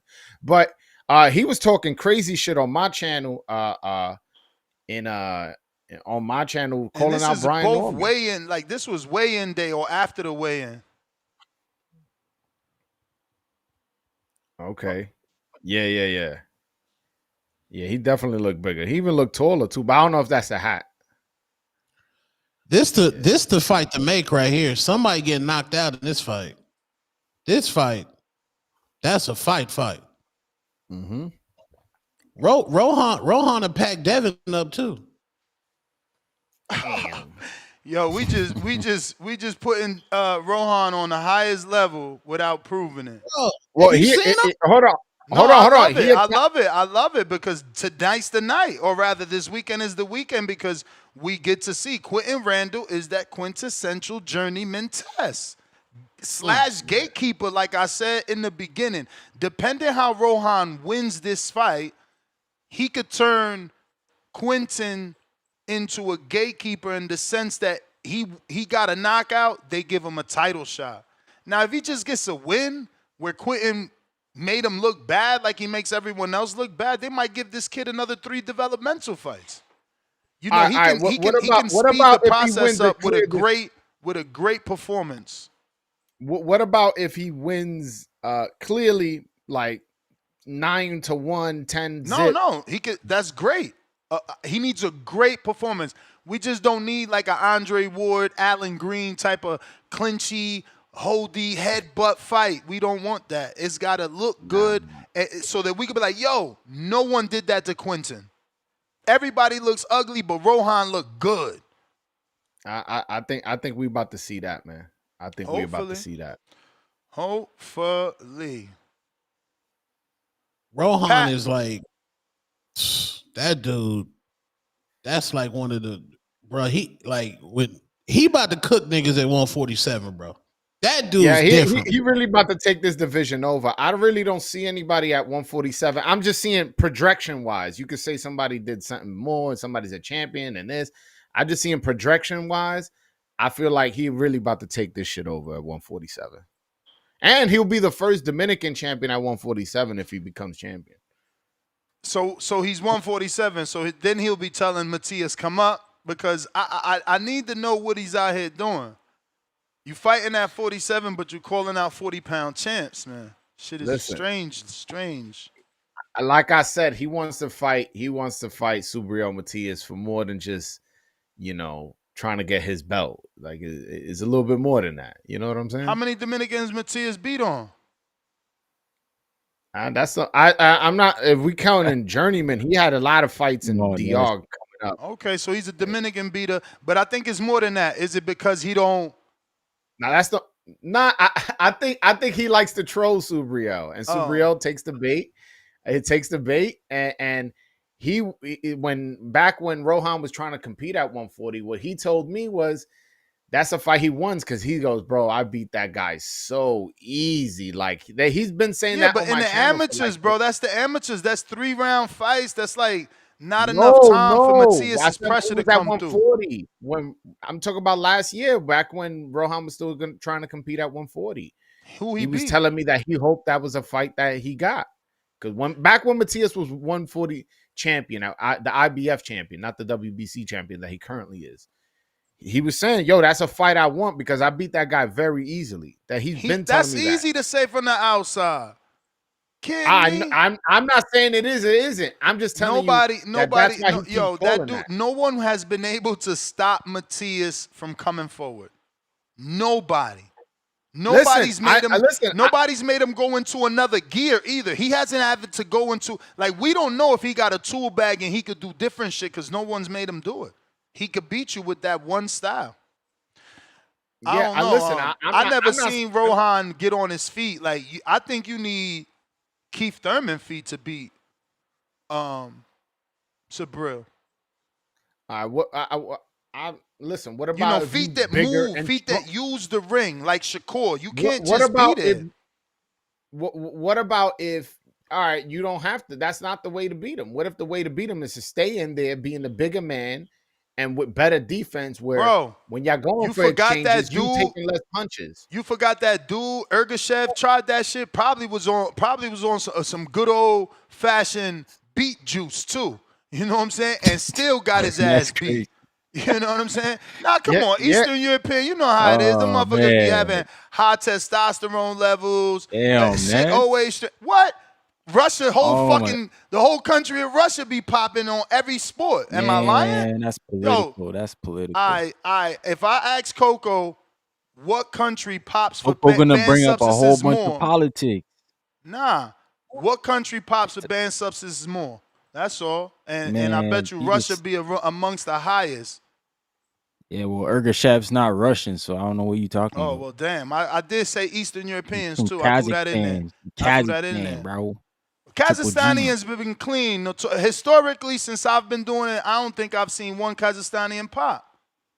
No. I think he's actually Uzbekistan. Oh, you out here capping, man? Come on. Yeah, I'm on box track right now. What it say, man? Give me the facts. Uzbekistan.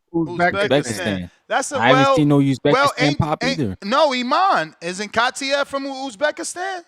He damn sure look like Uzbekistani in the No, knee. he's from Russia. Katiev? Yeah, he's from Russia. I'm going to look it up myself. I don't believe you. Looked it up right now? That man fought in the Olympics. He fought in the Olympics, Ness. Just remember that. He was an Olympian. So he tested. He popped? What you mean? He popped 2 years ago. Yeah, the IBA. No, Katayev popped 2 years ago. They just let him fight. I know, in the IBA. All right, with the IBA. All right, so popping is popping. Like, what we talking about? But he's Russian, though, is what I'm saying. Yeah, no, I was wrong, but I still hold suspicion that dude. Listen, what's the other dude that Jamal James got beat up by? Oh, yes, man. Yeah, that's I wild. can do it. I don't give a fuck. They ain't gonna say shit to me.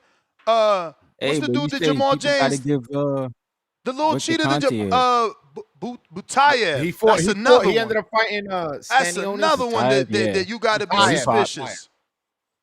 Mm-hmm. You got to be suspicious. That other dude, Butayev, too. I'm just saying. Yeah, he did. He popped. Butayev did? You saying Sure the dude that fought Jamal James pop? I'm pretty sure he did. There I you don't go. remember that. There you go. I'm gonna look him up now. Yeah, look it up. But you you got a laundry list of people who pop dirty? Yeah, there's a laundry list. Hell yeah. No, I'm saying you got like a list you reference back to. I've been compiling a list over the last few days because there's so many, and not only that, right? There's this misconception because of very popular influencers like Two Tone that tried to criminalize Victor Conti. But I mean, I think I got a list of 7 people that pop while being snack fighters. So what sort of evil genius or mad scientist is Victor Conti when his own snack fighters is popping? Oh yeah, the Snack Avengers. He threw the Snack Avengers under the bus too. He said that wasn't my product. The Snack Justice League. Yeah. Well, that's. I mean, it's obvious because once you pop, they know what you pop for. So now you got to do what Ryan did and say what you was taking, and they test the supplements and see that, yeah, that didn't come from that. So now you got to keep coming up with reasons how it got in your system. Yo, I don't have Butayev testing positive. I have he fought a guy named Besputin in Monte Carlo, and that guy tested positive, but I don't see anything where he tested positive unless the fight didn't happen. And but none of his fights ended in a no contest because he won a fight because he was dirty. Maybe he tested positive and the fight didn't happen. Or maybe it was somebody he was fighting test positive. But nah, he did. That's probably what you got confused. Yeah, shout out to him. He's rushing, so Ness can't say he popped in. All these Russians popping, ain't this? Yeah, crazy. man. They on that say my man better be if he passed. Did he pop? Bro, he had elevated testosterone levels. No, he didn't pop though. He didn't pop, Ness. Bro, the man's superhuman. Bro, how'd your testosterone magically get higher at 40? Come on, knock that shit off, man. Bro. Genetics. The freak. He in Canada. He said genetics. He in Canada, bro. Bro, he in Canada. We not letting this shit in that y'all letting y'all country, bro. Bro, there's nothing you could take. Craziness. I mean, I ain't gonna say nothing you could take, but like, bro, you can't take shit. I mean, look, whatever, yo, yeah, you know. Yeah, bro, our food not even the same, bro. Yeah, you really out here protecting him because he live in Canada? Hell yeah! You think we're gonna allow fucking? See, this is what GNC? Americans don't do. You know, we don't just adapt you and then lie for you. You know what I'm saying? This is wild. He said lie. He never test positive. What are you talking about? So how do we know that he had high level of testosterone? Don't make me put him through this fucking rigorous adverse findings, and then they went and did a test again and found out it was his genetics. His genetics. Yeah, I'm bro, looking this shit up myself, bro. That's what your mans in them said. Your Vada man. I'm pretty sure it was Vada that he tests with. Oh my Lord Jesus. So wait. He had I'm just trying to get this straight. He had genetics that raise your testosterone levels and your 40s. He had high levels, and then they couldn't find. But that's what I'm saying. You know why they call it high levels? But you know why they call it high levels, I get right? what you're saying. Because a human being. But you know why they call it high levels? Because a human being at a certain age is supposed to have a certain level of testosterone. This 38 to 40-year-old man at the 40-year-old man at the time, because we got to find out what year it was, bro. He had high levels. Like that's what PBC calls in every day to talk about. He hates that happens, but this guy doesn't get the hate that everyone else does. How dare you test high levels, Arthur Beterbiev? As if that can man. never happen. This can never happen in life, guys. I just want to know how does it happen? There's no athletes out here that have I'm pretty sure there's some athletes that have some pretty crazy stuff, man. Like certain like Mexicans have high levels. Yeah. But that's like where you're from. It just doesn't, like, It's not Russians, but we gonna find out. We got him in the pool, man. He's about to get. It's a honey pack. I think it was a honey pack. You get the honey pack, eh? Yeah, man. So Rohan Polanco could take over 147, huh? Facts. Yeah. Yeah, he can. That's what the fuck I said. Yeah, that's my call. That's my call. All right. What up? What up? Damn. Damn. What up, Mark? Shout out to shout out to Tip Bayless and to Marco. I actually like that call. What's up, Joel? Not much, man. What's going on, my brother? Chilling. Yo, Joel's mad tall in person, people. I mean, at least to me, he is. Yo, he's. What are you saying? Huh? What? You're saying Joel? Joel. Is Joel? Is it Joel? It's Joel? I'm gonna punch this guy. Jesus Christ. Lord of mercy. I'm gonna go with Joel. Yo, what is wrong with That is Marco? Why? good, Why man. is Marco like this? I don't Dominicanize the pronunciations. We do it Bulgarian style. Joel. That's what we do. Joel. I'll take it, Joel. man. I'm not even gonna correct you. Call me whatever you want, man. Nah, Shout nah, out to it's you. Joel. It's Joel. Yo, that's what it is. get right into the debate with him, Marco. Fuck it. You came in All right, hot. let's do it. So Let's do it. he's saying that Rohan Polanco, do you know him? Yeah. He's saying he could take over the welterweight division. And that this fight is gonna prove it. Well, I ain't added that last part. I said I think he Whoa! can. But Wait a minute. So let me get this straight. You gonna beat guys like Brian Norman? No, wait. Hold Devin on. Haney. I never said it. I never said that specific one. That this is the fight that's gonna prove it. No, I know. But I'm adding that because how could you take over a division if Saturday doesn't prove it? I got you. You know, if you saying you could beat Brian and Devin and Barrios and Pacquiao, shit, you better be able to. You know what I'm saying? Handle Saturday's business. Yeah, I guess so. I guess we'll add that sauce to it since we gotta add the sauce. What do you think though, Mark? Go. Well, wait, you don't agree? You're not on your Dominican brethren side? What's going on?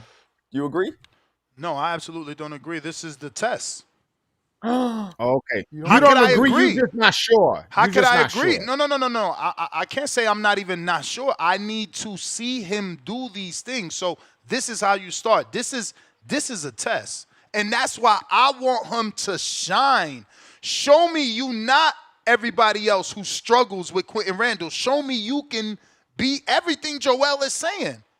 But if you struggle with Quentin Randall, then you're everything opposite of what Joel is saying, because a special fighter's not going to struggle with Quentin Randall. And you got to be special to take over the welterweight division. I'm sorry, but go ahead. Tagged you in. No, I understand your point, but I also remember, I'm not sure if you were on this train, but I also remember when he was going to fight Cesar Francis, everybody had the idea like, all right, hey, man, even me, because somebody will pull up a tape of me saying something. Yo, I was like, yo, this is a tough fight, man. This is a tough fight. He went and blasted dude out and made. When did he fight Cesar, though? When did he fight Cesar? Before the 2 losses or after the 2 losses? He was his second loss. Because we kind of, all right, so Cesar Francis, Panamanian, tall fighter, New York City, good boxing skill. We didn't know until Pro Box he possibly is chinny. If you're going to call Devin chinny, you got to call Cesar Francis chinny. On top of that, if you're going to say Devin don't got power, you got to say Cesar ain't got no power. So okay. My point is, it's not this. This is a tougher fight where Quentin got a chin. I agree. What my point by bringing up Cesar Francis is the thought going into that fight was, hey, man, this is not going to be no easy one. And it was an easy one. And then the same thought was with the Keith Hunter fight. People were like, all right, well, now you're going to fight Keith Hunter. Wasn't that short notice? I don't think so. You sure? I'm not. I'm not 100% sure, but I don't think so. I feel like that one. Isn't that the one where like Keith also went crazy post fight? He did. Yeah, no, I think that was short notice. Don't quote me. I'm putting it out there because we friends. But I'm sure you can ask Hector. I've been texting before you jumped on. He must be busy. Yeah, he busy. He busy. I even text him. He didn't even get back to me. But yeah, no. That's point is leading up to that fight. People were saying this fight may be a difficult fight, and he went and he stopped him. So far, he's passed all his tests with flying colors. There's nothing leading me to believe that he won't pass this test this Saturday. Now, but you're not saying with flying colors again. You hesitant to say that. Well, first of all, if you when somebody takes a step up, you can expect a little bit. Maybe he'll lose 3 rounds as opposed to none that he's been in his last few fights. You know what I'm saying? I don't know. I mean, sometimes. So it's either knockout or 8-2 or better is what you need from Rohan. It ain't really. It's how it looks, bro. I can't tell you like a score number. I got you. Listen, man. Go ahead, Marco. No, I was gonna say so Polanco is a pressure fighter, but doesn't have a high knockout percentage, right? But he's a pressure fighter. I think in front of Brad Norman that'll be a problem. I think that'll be a who's big a good problem. Inside fighter. Yeah, that'll be a big because Polanco is it's weird. He looks like he hits hard. He's mad pressure, but he doesn't have a lot of knockouts. What's the ratio? Yeah, I see 40 or something. Don't be a box rec watching now. And he's 16-0 with 10 knockouts. Let me see. He said 40. That's nasty low. No, it's low. He's 62. So that's below. Low. That's below knockout power. That's below knockout power. Yeah. Well, if we see the fight with Maidana, the guy boxed and ran and did not even attempt to win the fight 1 second. Yeah, but somebody just stopped Maidana, bro. Somebody just stopped Maidana. Well, did he fight like? Oh, no, they didn't. No, they didn't. No, they didn't. No, they I was didn't. about No, to they say. didn't. No, Yo, they Joel. didn't. Yeah, I'm gonna say it correctly. Joel. What happens when Brad Norman starts tapping on that chin? You ever? We don't know. We don't know. Hit the ground? We don't know because. Rohan but got have we he's seen? a good amateur Wait, too. you ever seen Rohan get hit? He can Let's box. say that. Yeah. You ever seen Rohan get hit? Yeah. What fight? What fight? Fabian. Who's that tall black? Black dude. Oh, Keith Hunt is the only time he got touched. Nah, he was getting tapped up by the other guy. The guy Ness just mentioned. What's his name? Maidana. Fabian hit him a couple times. It was. I mean, look, No, he didn't rock him. No, he did not. No, he did not. Look, I don't know. Getting touched. I don't remember him taking hard shots where I'm like, damn, all right, that was a bigger puncher. I don't remember that. Did he take punches? It's a fight. I mean, everybody, even Mayweather took punches. But did he get caught clean hard with anything? No. Yeah. I mean, he's a good defender. The only time I seen him get clipped like that is with Keith Hunter, and I appreciate my man Two Tone for correcting me. That's the only time I seen him get clean. He stumbled a little bit, held on, recovered, and won the rest of the round. Yeah. Look, and he got that. He got he got a bit of a shoulder roll defense thing going on too, which I think that leaves people susceptible against power punchers. Personally, I mean, hey, listen. Until I see him getting touched up, I want him to only do the shoulder roll. Yo, but you know what? People criticize the defense, but they don't see no flaws in it. Yo, I don't like it. You just because you don't like it, you haven't seen him get hit by it, but you don't like it. So, he shouldn't do the shoulder roll. That makes no sense, bro. No, yo, he's a good fighter. He is a good fighter, and he does have the tools to possibly be one of the best. But I don't know, man. That's such a brawl. Who's next up at 147? You gonna stay? Who would you say in the next 3 to 5 years is gonna take over the welterweight division? You all in on Brian Norman? You think if Devin Haney don't do that? Nah, Norman. You think Norman is about to take over 147? 3 to 5 years. Maybe 3 to 5, maybe earlier. I mean, Norman's already a champion. He's already a champion. Technically, he's already taken it over. Yeah, Abdullah Mason gonna be a 40, and he probably won't stay at 40 very long. Abdullah, if he gets to 47, but he's 35 right now? We're not questioning his chin. we question a dude who never got dropped, but a dude who got dropped 2 times in one fight. We not Well, I questioning seen him. that dude get up. It's not I that seen we're that dude questioning get the up. chin. Yeah. But Joel, it's You not that never we're seen the questioning dude the get chin. down. You never seen the other dude But get down. that's exactly But why we it's gotta not that we're question the chin, questioning because we the gotta see chin. him when he go down. I'm not questioning Marco, the chin. It's the style. It's the style, right? Marco, Abdullah's slick. He tries to what? Marco, does Rohan beat Rolly Romero? Yeah, I Why are believe you so. thinking? Why are you thinking? Why Yeah, was there a pause? Like what? That the pause alone. I don't Right. even care what the What answer about is. The Karen? pause What alone about is Karen? Does he beat Karen? Yeah, nah, he beats Rolly. Karen Karen gave turned Boots down the 2 fight. tough fights. Karen turned down the fight. With I know Rohan? that for a fact. Well, I mean, With Rohan? Yes. Wow. Yeah, but how much they offered him? We can't just because Karen is way above Rohan. I was gonna say he really is ranked higher than Rohan. Super. Okay, but what, like 2-3 slots on the WBO? What about the IBF where he's a fucking favorite at? Because he's earned his way back to the title twice. Probably. Well, he's Rohan going the WBO route. Well, Karen is number 7 and Rohan is number 7. So they right there. Yeah, and if we look That's at crazy Karen dropped down that much. And if we look at Ring Magazine, Karen is number 10 and Rohan's number 6. Yep. So you know what I'm saying? And again, he turned down the fight. That so you to answer Hey man, your question. listen. You got one what's his name? Brian Norman Jr. opponent. There's another one right there. You talking about number 6, go get number 4. That's the war we want. That's what I want to see. I would love Giovanni Santillán. That's what I want to see. That's in-house. Let's make it cook. That's what I want to see. Happen. That should be the next one after Quentin Randall. That should be the next one. And then after that, the winner should fight whoever has the WBO title. Let me slide in the call here. I got Pat Bandero. Okay. Can you hear me? What up? Shout out to you, Marco. Shout out to you, Two Tone, Ryan. What up? Joel. It was good. It's going. Yeah, man. Since you guys been talking about this Rohan Polanco against Quinton Randall, that's actually like a very interesting fight. I believe Randall's probably got like a little higher reach, no?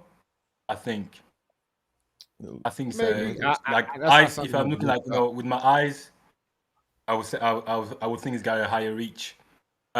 It's a tougher fight for Polanco, not because he will be dominated or something, but that'll be quite difficult to actually not to cut the ring, but to actually go to the body of Randall, because Randall's he's got a good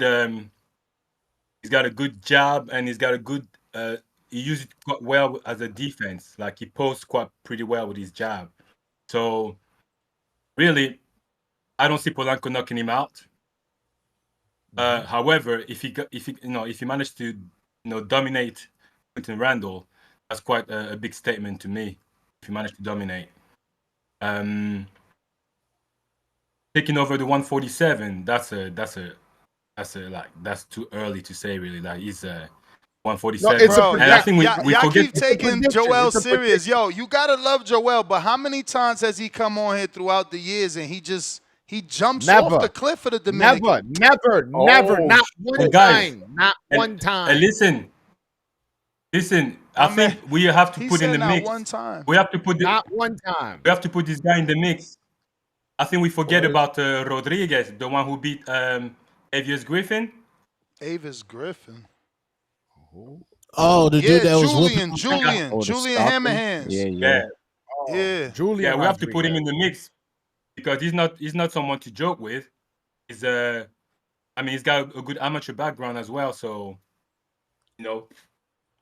And hey Tone, hey, I'm proud of you, man. I think you're getting a hardcore boxing fan, bro. Like you touched on Akil Hunter against Polanco. That was a good point. Tone has been hardcore. Polanco got touched in this, but I would say hell yeah, he goes back and watch tape. Y'all call Tone a casual because y'all he's not a casual. Every day, more and more I hear him be like, "Oh, I was watching that. I just watched that." I'm like, "Okay, Tone, doing research, research." Tone got his eyes now. Like, look, he went back and watched Madream again. Nah, Tone is certified. But however, I think Keith Hunter started to touch Polanco because Polanco was dominating, but at some point Polanco didn't respect Keith Hunter's power. That's why he could touch him a bit easier. That's my call, bro. The question is why does Nestor not support the Dominican? I don't understand that. Why don't you? I don't support any fighter like on that level. Like I don't call him a future world. I mean, I do call guys, but I'm sure to say like potential. I can't jump off a limb and say he's gonna take over a division. Like, look where's Lorenzo Medina? Where's Lorenzo Medina? He fights this weekend, but like it's not on television. You know, so it's exciting. Hold on, it's a prediction. The same way I look at Abdullah Mason and can be like, yo, in 3 to 5 years, I could see him being the top dog. The same way I could look at, trying to think of some other prospect I'm high on.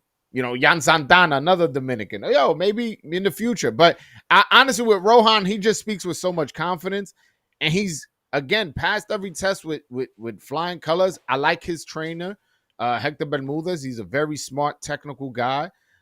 He has Kurt Scooby in his camp. That's great sparring.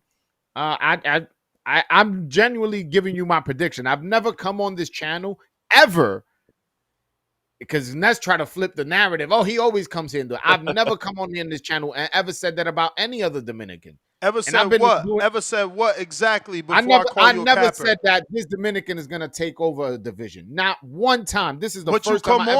You come on here and give us reasons every time. It's like a prediction for a Dominican. You do pick the Dominican, my bro. Like I'm not like you didn't pick. That's not true. Who'd you pick against?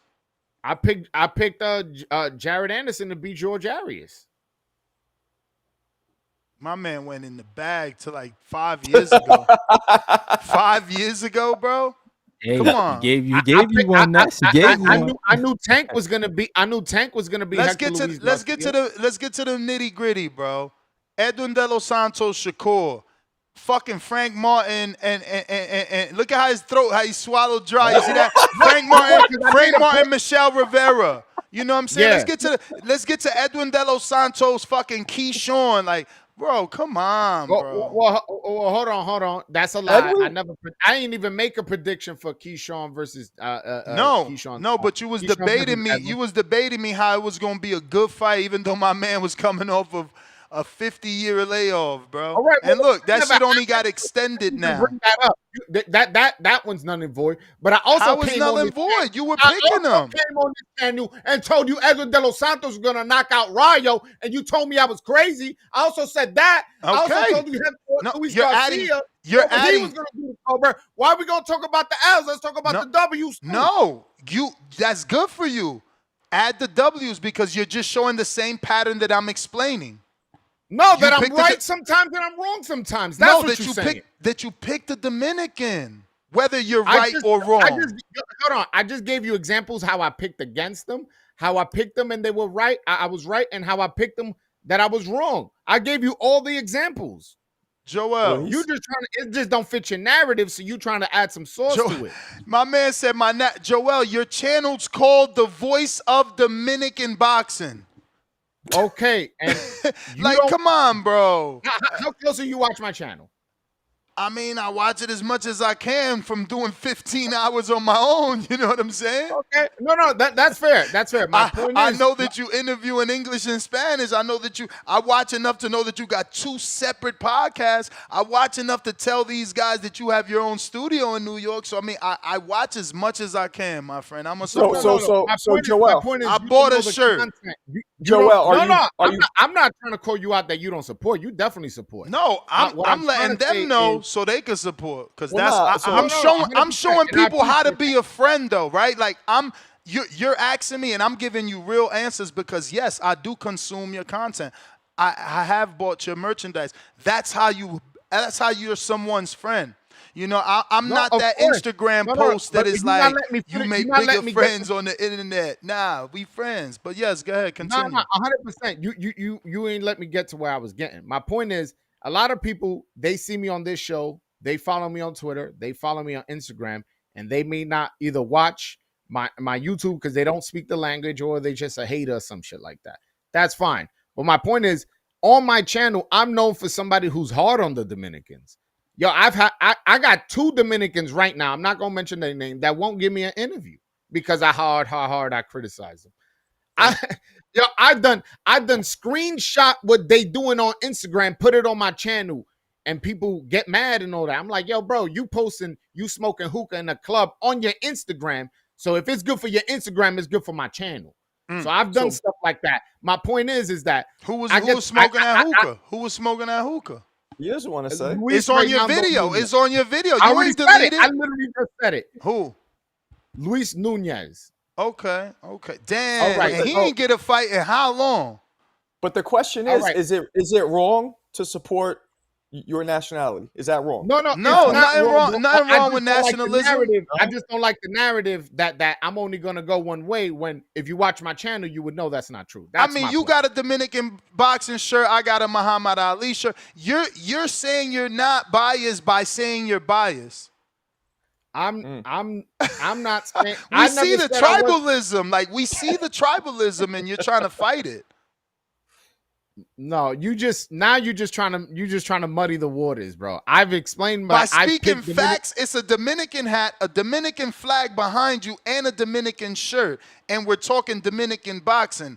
It's pretty obvious. And I said, and just because I want somebody to win doesn't mean I won't pick against them, and it doesn't mean I won't criticize them. For sure, me too. I'll leave it at that. Me too. I've never so that's where I'm at. That's where I'm at. You think I don't want all those Dominicans to win? That's exactly where I'm at, but no one wants to believe me. I know what that struggle's like. My father is from San Pedro. He's from San Pedro. That's tough. So, of course, I want to see a fucking dude like Carlos Adames win. You know, of course. I know what that means when you go back over there, but like, if you're not doing what you need to do to win, I can't lie for you because I want to see you have a great life. And I don't lie either. That's my whole point is that I don't lie either. I'm known for people have called me and told me, yo, Joel, you need to chill with the truth.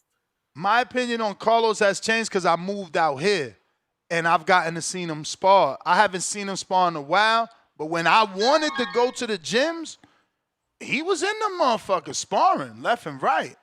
Okay, we got to guess. This is a female, so I hope she don't, like, there's a lot of men on here, so I don't know. I'm about to tap out. All right, Ryan. Bree, how you doing? I'm sorry that so many people are on right now, but we've been having a deep discussion, but I want to introduce you to my audience. This is Bree. Is it short for Brianna?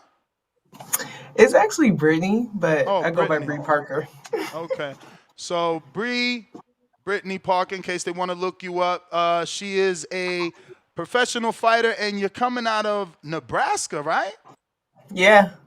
Yeah, man. And you train out of the Terrence Bud Crawford gym. 7-time national champ as well. Ooh. Yeah. And from the research I did, heavyweight, right? Are you still a heavyweight? Okay. Yeah. Okay. Yeah, no, I did some digging, man. I heard you got some rounds or were supposed to. I think he said you did get some rounds a long time ago with Olivia Curry. Yeah. Yeah, I've been doing some snooping. But I mean, we're gonna cut to the chase, man. Are you the girl to challenge the GWOAT? Let's be real. Like, I know it's early. You're diving into it. Wow. Of course, because I know it's early, so I'm not rushing you. I'm not trying to say like, oh, Miss Parker, jump up there tomorrow. No, obviously you need development, but yeah,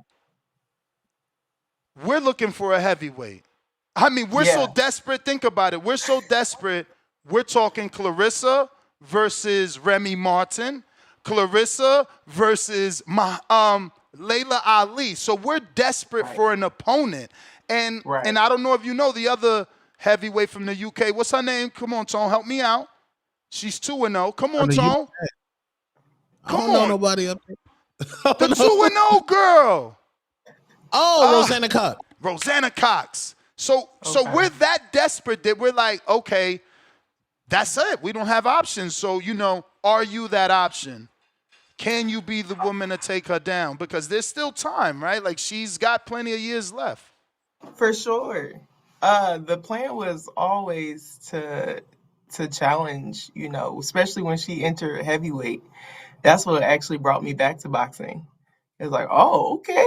Like, because it's just boxing, women's boxing is so slow, and you got to work jobs, and you got to box on the side and things like that. But when she entered the chat, that's where the money's at. So I have to. That's the plan, to get good enough to be able to challenge her. But I'm also gonna be smart about it. I just returned back to boxing, so give me the same grace and respect y'all give to anybody else. Y'all know the pathway. I'm a step up in competition every fight I take to get better. But yeah, that's definitely the target. Okay, so you spoke of the pathway. Who's guiding that pathway? Who's the manager? Is Bomac your manager since you're training out of B&B? And if not, who is? And do you have a promoter?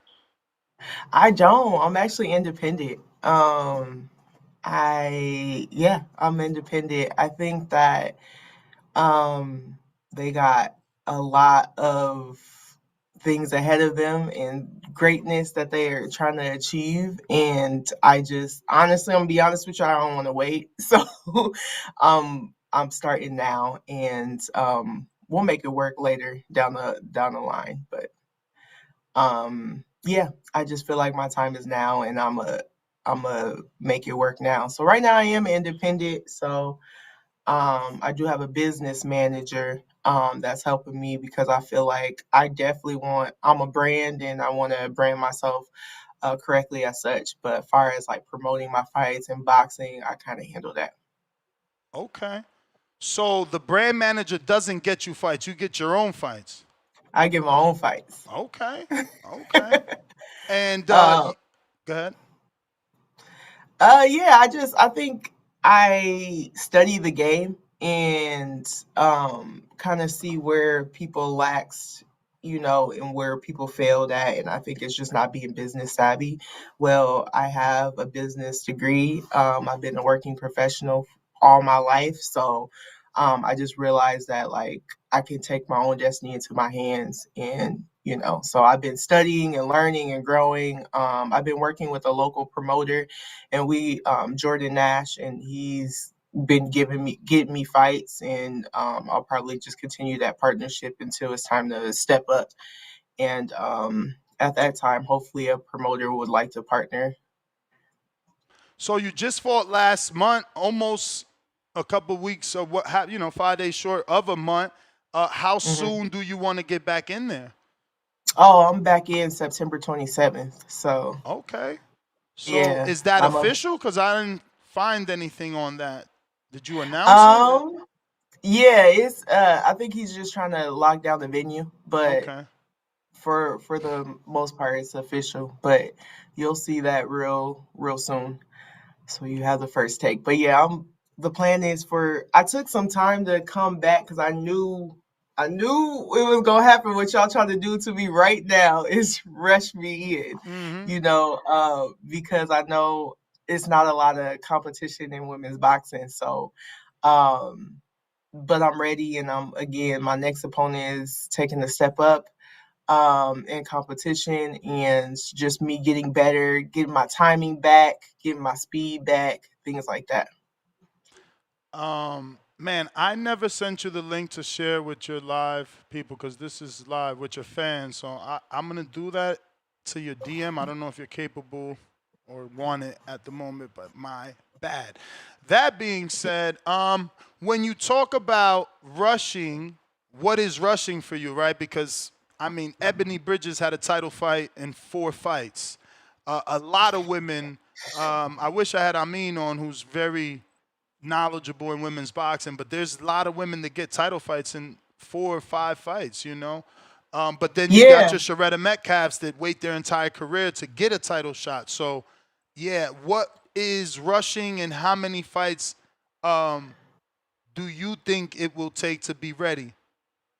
Yeah, I think it's just me personally. I know how women boxing goes. That's why excuse me. That's why I wasn't worried, because I know that there's people are searching for opponents and needing opponents. Like, we need each other for boxing to grow. But I think I'm on my own timeline. I'm on my own journey. And when I feel comfortable to take that title fight, I will, because I want to look a certain way. You know, I want to dominate. And, you know, I want to make a statement, you know. And so I just don't want to take a fight and be like, okay, she barely won. You know, performance is everything to me. Again, I'm trying to build a brand, trying to build a legacy. So again, it's up to me when I want to take that fight. But again, I'm just really measuring myself in my performance. There's things I studied that I need to get better with. And so yeah, I honestly think in my head it might be 7 fights. Especially at the path I'm going. I'm getting right back into the ring. I'm still working out. I'm still training. I want to lose more weight. I want to be a agile heavyweight with speed and power. So just working on those things. And how long has the comeback been in process, including the fight that you took? Like, when did it start? Because you said she's the reason you came back when you seen she got to heavyweight. So was it technically her first fight at heavyweight? Like, when did this all happen for you? Well, I've been wanting to come back. I had a kid. That's why I stepped away from boxing. But I've been wanting to come back. But it's just a lot of things that I was battling personally. But I stayed training. I worked with my strength and conditioning training even when I wasn't boxing. And then I went back to the gym. I would say she wasn't the reason why I came back, but she definitely was a big motivator for me to be like, okay, yeah, I am doing this. I am going to get boxing another turn. I fought Danielle Perkins in amateurs. And just, yeah, I fought her in amateurs and been in the ring with her. And so to me, I was like, okay, if I've been in the ring with Danielle, then I definitely can get in the ring with Krista Shields. So it just made it like real for me. Like, this is actually an achievable goal. And so I just started getting after it. And honestly, I just DM'd the promoter, my local promoter, and I was like, hey, you got any fights for me? And he just was like, hey, I got a show whenever that fight was. And it was only like 4 weeks out. And I was just like, oh man, like, you know how you go, you either shit or get off the pot type thing. Yeah. Like, either you go do it or you not. So I just like, forget it. I'm going for it. So I only had a 4-week camp for that fight. And you know, we're here now. So who's your trainer? My trainer, I just train at I work with I don't have a specific trainer, but I work with Hugh. I would say he's my trainer, boxing coach from B&B. We call him the girls coach. He was with me my whole amateur career. And so he just knows me and he's passionate about women's boxing. And so I would say he's my coach. Okay. And so he's the one in the actual corner for the fight, though? Yeah, for sure. And, you know, the internet could be wrong sometimes. So you come from a military family? No. No? I don't know where that came from. Okay, so you're not raised in a military family, and her father's service instilled discipline. It said, no, that's not right. No, what? That's weird. Okay. That's not me. Yeah, I don't know. Yeah, he I don't. on those casting enhancing drugs. He's using cocoa. That's not me. No. Speaking of building your brand, what's Bree Balance? What's Bree? Break that down. Bree Balance. Break that down. Yeah, so I have a business. I'm actually opening up a wellness studio next month called Breathes Balance or Breeze Balance. And it's a wellness. It's for Black and brown girls and women to understand what health and wellness is.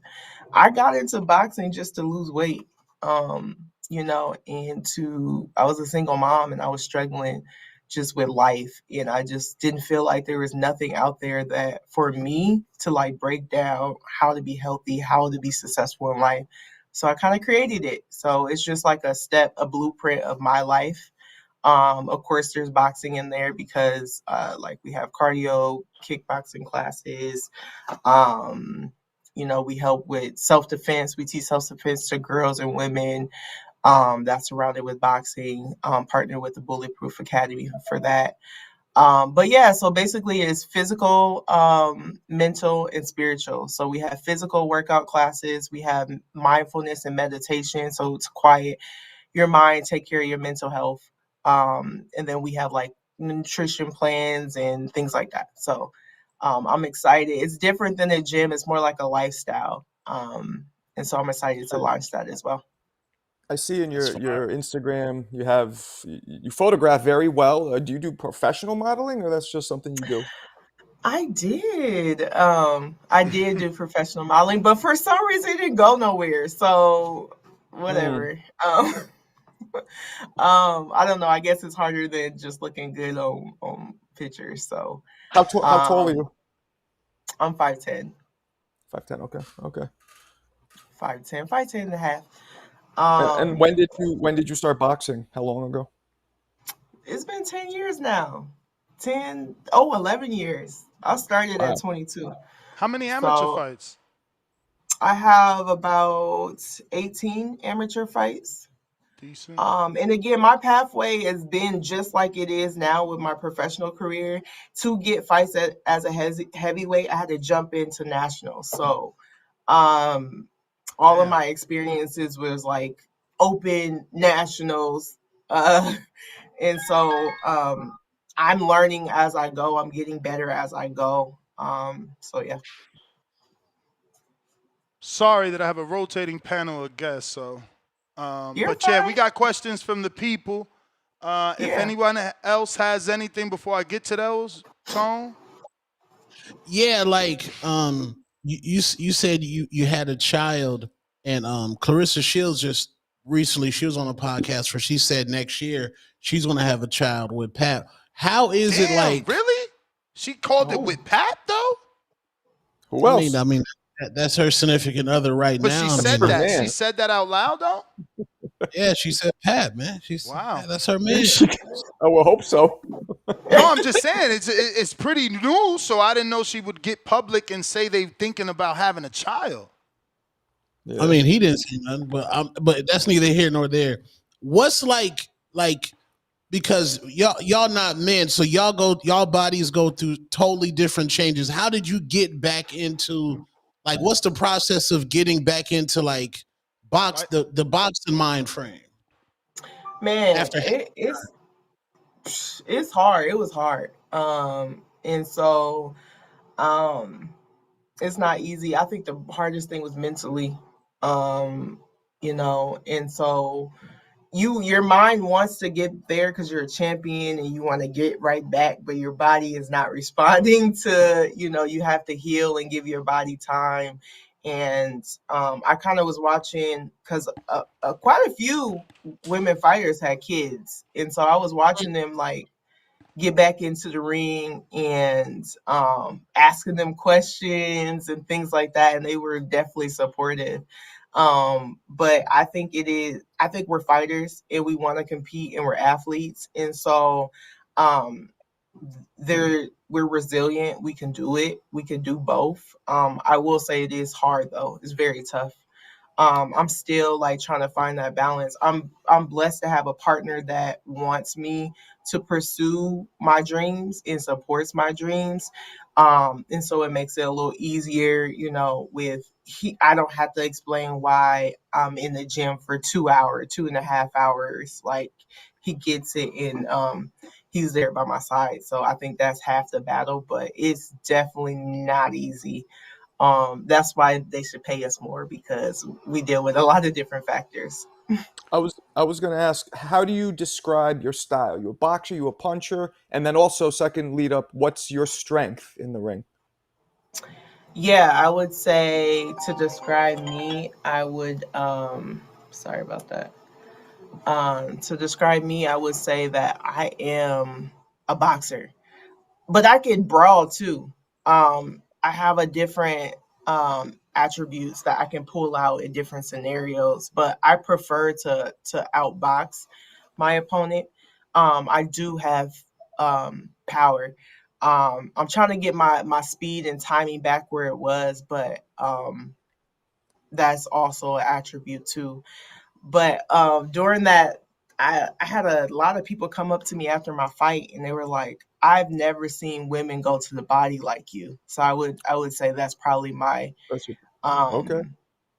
I love going to that body. That's great. Being at a That's what Bud taught me.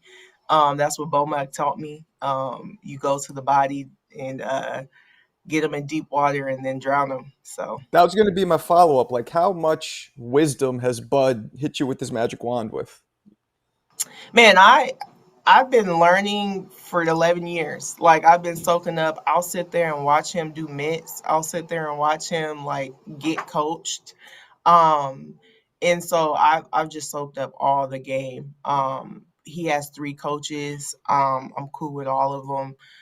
In that gym, we kind of all consider each other family, you know. So we all like. I love the people I can ask questions to, and so being out of that gym, I've met so many different world champions, and I'm picking their brain each and every time. So I've learned so much. It's great. Wait, so you're in Nebraska? Yeah. Oh, okay. Do you know a girl named Brittany Bell, hairstylist? Brittany Bell. Yeah, she eat the little. Her stylist. She leave the little baby hairs up here or something like that. Brittany Bell. I haven't heard of that one. Nope. She did Tank's hair. She put the chemicals in Tank's. I'm just playing. No, I'm trying to make that. Trying to make that. They messy. Then they call me the messy one. No, I'm trying to see if she's good. I'm trying to see. Salute Nebraska. Y'all got some pretty women out there, man. Pretty women out there. Oh man, I love that. I love that for us. Thank you. Absolutely, no doubt.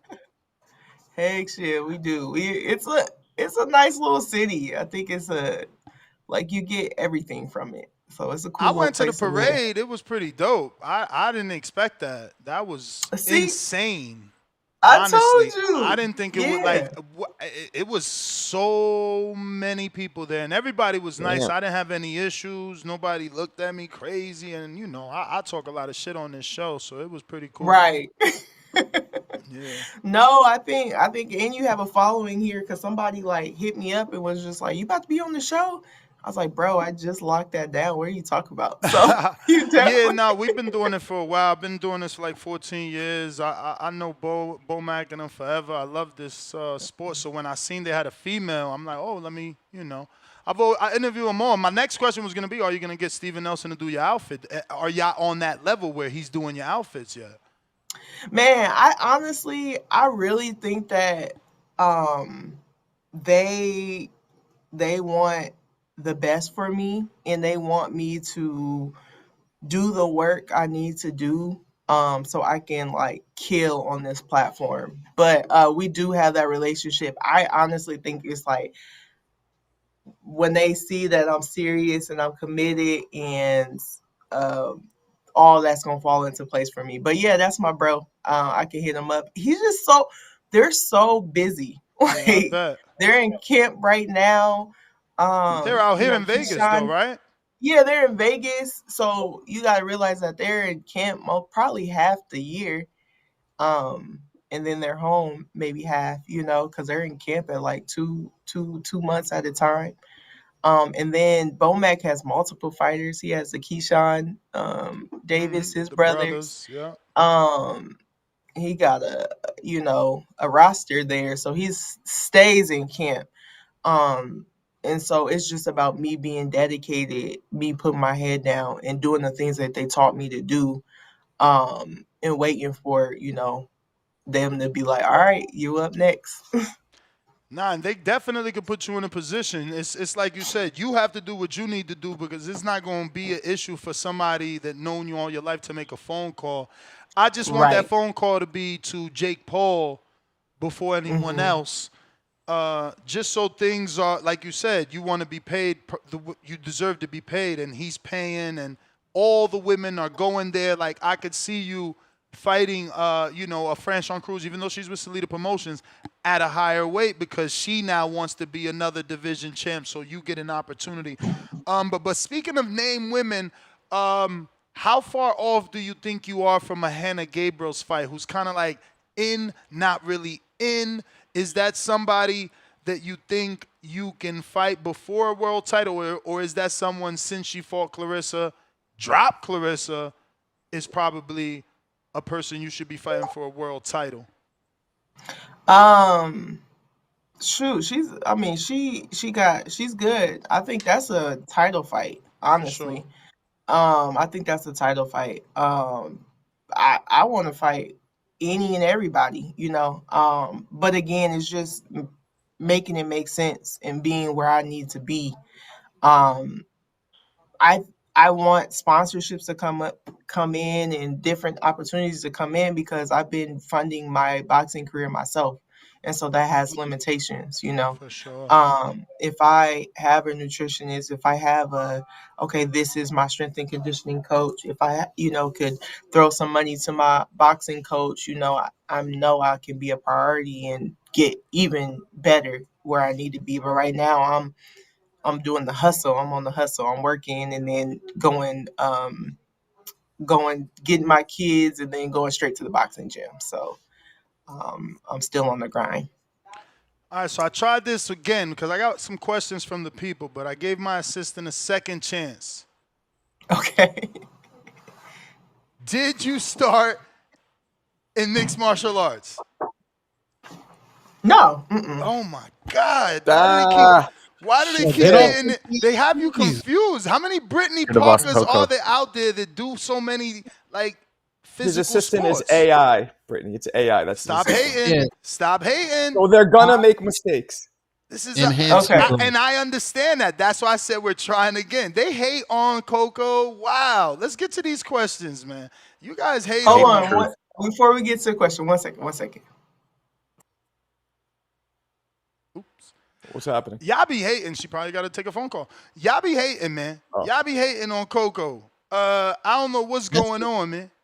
Look at what Coco said. Coco said Brittany Parker began training in martial arts at 8 years old, with her journey including Brazilian Jiu-Jitsu, training at 17. Well, Brittany Parker is a very common name, so there's probably tons of but I'm Brittany giving it the actual BoxRec ID number. You shouldn't be making a mistake. Like it's showing that she's from Nebraska and everything, so it's just like interesting. Maybe Yeah, she's she just got not ready right. to release that information yet. You got to raise your AI, bro. Like, get ahead of the AI curve. You have to raise your AI. It sounds crazy, but bro, listen to me. You have to raise your AI nest. When you wake up in the morning, you need to say, "Good morning, Coco. Good morning. How you doing? How you feeling?" Are you serious? I'm not doing that. Oh, okay, watch. Watch in a couple years, AI is going to be just like having this cell phone. It's going to be No, I just know like you that. got AI that like talks to you and shit, but for sure, it's on your cell phone though. We've all seen Terminator. We're not gonna survive. Okay, Brittany, you back? I'm back. All right, Let's we go. got Donald from Baton Rouge that says, I asked you that already, but he says, would you work with Jake Paul? Heck yeah. Okay. Ali in San Diego says, hi, Bree. Who do you think wins, Canelo or Crawford? We know the answer to that. oh, come on, bro. Crawford. Come on, bro. I mean, not everybody knows that you're from that gym, right? Yeah. Bud Crawford. Like even if she wasn't, she would. But even if I wasn't, I'm still a fan. Okay. We got TZ the Great in Atlanta that says, how was you introduced to boxing? What gym and what made you say to yourself, I can do this? I was introduced in boxing by my uncle. He was a professional boxer, Lewis Parker. Honestly, he was going around the family like telling these war stories about boxing and I think trying to motivate one of us to pick up the baton. Nobody took him up on his offer. Oh, I would say a few of my cousins boxed, but he took me to the gym and I kind of just fell in love with it. And I was like, what? You could get paid to do this? me up. And then kind of just fell in love with the sport, haven't left since. I'm at B&B Boxing Academy. And what was the other one? Oh, when did I know I could do this? When I would say a lot of people say their first win, but I would say my first loss. I was so mad that I lost. Like, I didn't even have experience like that, but I was so mad. And by being like, I knew that was passion, and I've never been like passionate about anything like that in my life. I've always been an athlete that played basketball first, but nothing like no, I'm going to the gym. I'm gonna beat her. And so I knew I had to stick with it because it gave me joy. It gave me purpose. You know. I got a door from South Carolina says, "Hey Bree, you want to be great. What is it about boxing that gets you motivated to achieve greatness? Thanks for coming on the show, and I hope you reach your goals." Oh, I appreciate that. I'm gonna be honest with you. Like everyone's trying to, survive and make it and live a comfortable life. It wasn't until I started boxing till I start excelling at life. And so, just the notoriety, people know that I box, giving me opportunities, giving me the benefit of the doubt. It definitely helped me like put my foot into doors that were once closed. And so I realized I had something here. And it's boxing allows me to use all my gifts and talents. Like, yes, I'm an athlete in the ring, but you still have to be well spoken. You still have to be business savvy. You still have to be marketable. So it's the one thing that helps me put it all together. I got Sony Woods out of Cincinnati. He says, "Hi, Miss Parker." My apologies. I couldn't resist that line from the first Friday movie. "You're probably too young to remember that." Laugh out loud. All jokes aside, with the success and rise of women's boxing, I can't help but notice fighters like Clarissa Shields and Savannah Marshall dipping their toes into the MMA. Do you see that in your future or sticking to your path in boxing? I'm really just gonna be a boxer. I'm gonna be honest with y'all. Good for I you. don't want to do MMA. I'm not interested in it. I want to be pretty when I when I retire. So, That's right. when you got to dodge elbows and legs and knees, that's too much. That's too much. That's where I draw the line. Okay. Yeah. I got Mr. Savi that says, "Salute, champ. What businesses are you invested in or thinking about investing in or out of boxing?" Probably too soon. Yeah, health and wellness is my cup of tea. It's my forte. I got to be passionate about things. I'm in the the human health services career path. Everything I do is with purpose and to help community and people. So health and wellness marks that box for me. I do want to dabble in some real estate, but I need to make some money. So y'all keep supporting me. I got Malcolm from New York City. He says, "I've seen that you are a very spiritual person. How often do you listen to worship, and how has it helped you in the life and in the ring? Side note, Sunday service choir is fire emoji." Laugh out loud. Yeah. I shout out to God. God is everything. And so I take my spirituality very serious. I'm nothing without God. And so I always pray. I pray before, I work out. I pray before I fight, just because to give God's grace and mercy. But I really just I feel like you shouldn't have to say you're a Christian. Your actions should show that you're a Christian. So through my actions, I really want to, be a good person and let everybody know that, God is real and God is the reason why I'm here and gave me all my gifts and abilities. Do you have testimony?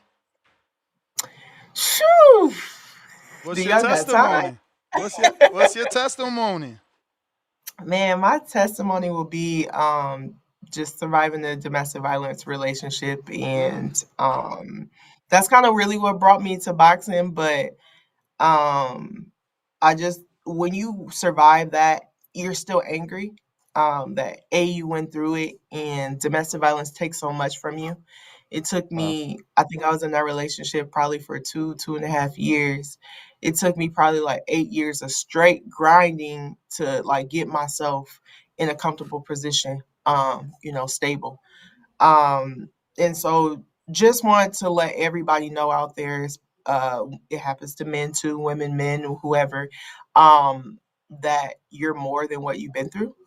And if you trust God, that there's definitely a light at the end of the tunnel, because I don't think if I went through that storm in my life that I wouldn't have been gravitated to boxing, because I had so much anger, hurt, pain, resentment in me, and it really just helped me. It helped me like let that go, and I give like glory to God and the people that He brought in my life, because that's what boxing and B&B brought to me. They was like, you are a great person, but you have a lot of anger and resentment, and like they like was teaching me all these things that I really didn't see. And they was like, you really need to let that go, enjoy life, it's over. Like, and so they really just helped me just like, all right, lock in on boxing, lock in on, making your life better. Well, Do it- amen, do- man. Appreciate do you you ever sharing. do you ever worry that Thank you. do you ever feel that like if the resentment and anger goes, it might affect your boxing career in a bad way? Like, do you ever still have that in you and use it as motivation in the ring, the anger and resentment? I don't fight good angry. Oh, wow. And yeah, I don't fight good angry at all. So even my opponents, you won't probably see me bad mouthing them I just don't believe in all that.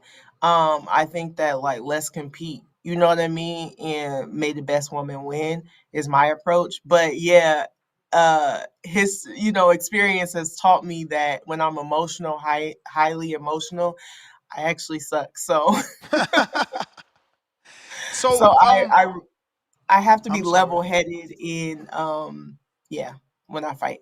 I hate to switch it, but is it hard to get sparring? Are you forced to spar men?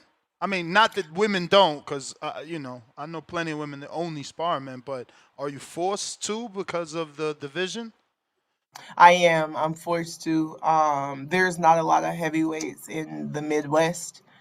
And so I might be like one of the only ones. And so I think I still could fight the lighter weights. Like, I feel like there's things that we could work on, but a lot of people don't really like to spar me. So I just spar the guys in the gym, and it's harder because when you spar them, you you exert so much energy and have to focus and be locked in. When you fight women, it's like a little different. And so I wish I could spar more women. I definitely do. So hit Well, me up could if you you want to spar. could you elaborate on that a little? How's it different? I mean, come on. A man is putting a different type of pressure. I Her want heart to rate is hear her. pumping I want to differently. hear her say it. I'm I'm curious what the sorry. difference is Yeah, to her. Tone, do you have any it's examples? it's okay. So even with like my fight, I sparred this. Shout out to my sparring partner Jason.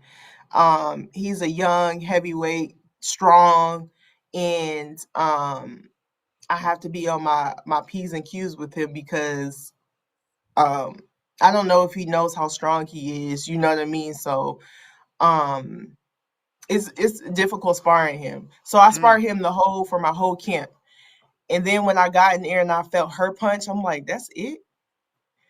But at the same time, when someone's punching me and has that strength, it makes me go to a level higher. So now I have to teach myself to still have that dog, still have that power when someone's not hitting me, with that fire. So I would say that's the challenge for me personally.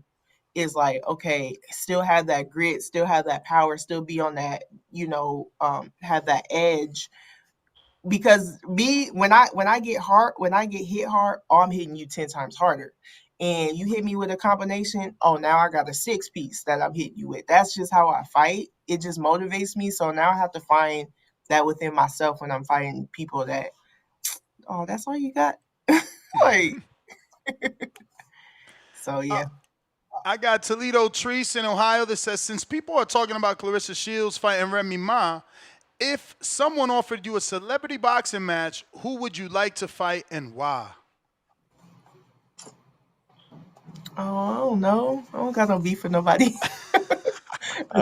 Tone, come on. I don't know. You know her. What's that girl that was talking smack to Clarissa?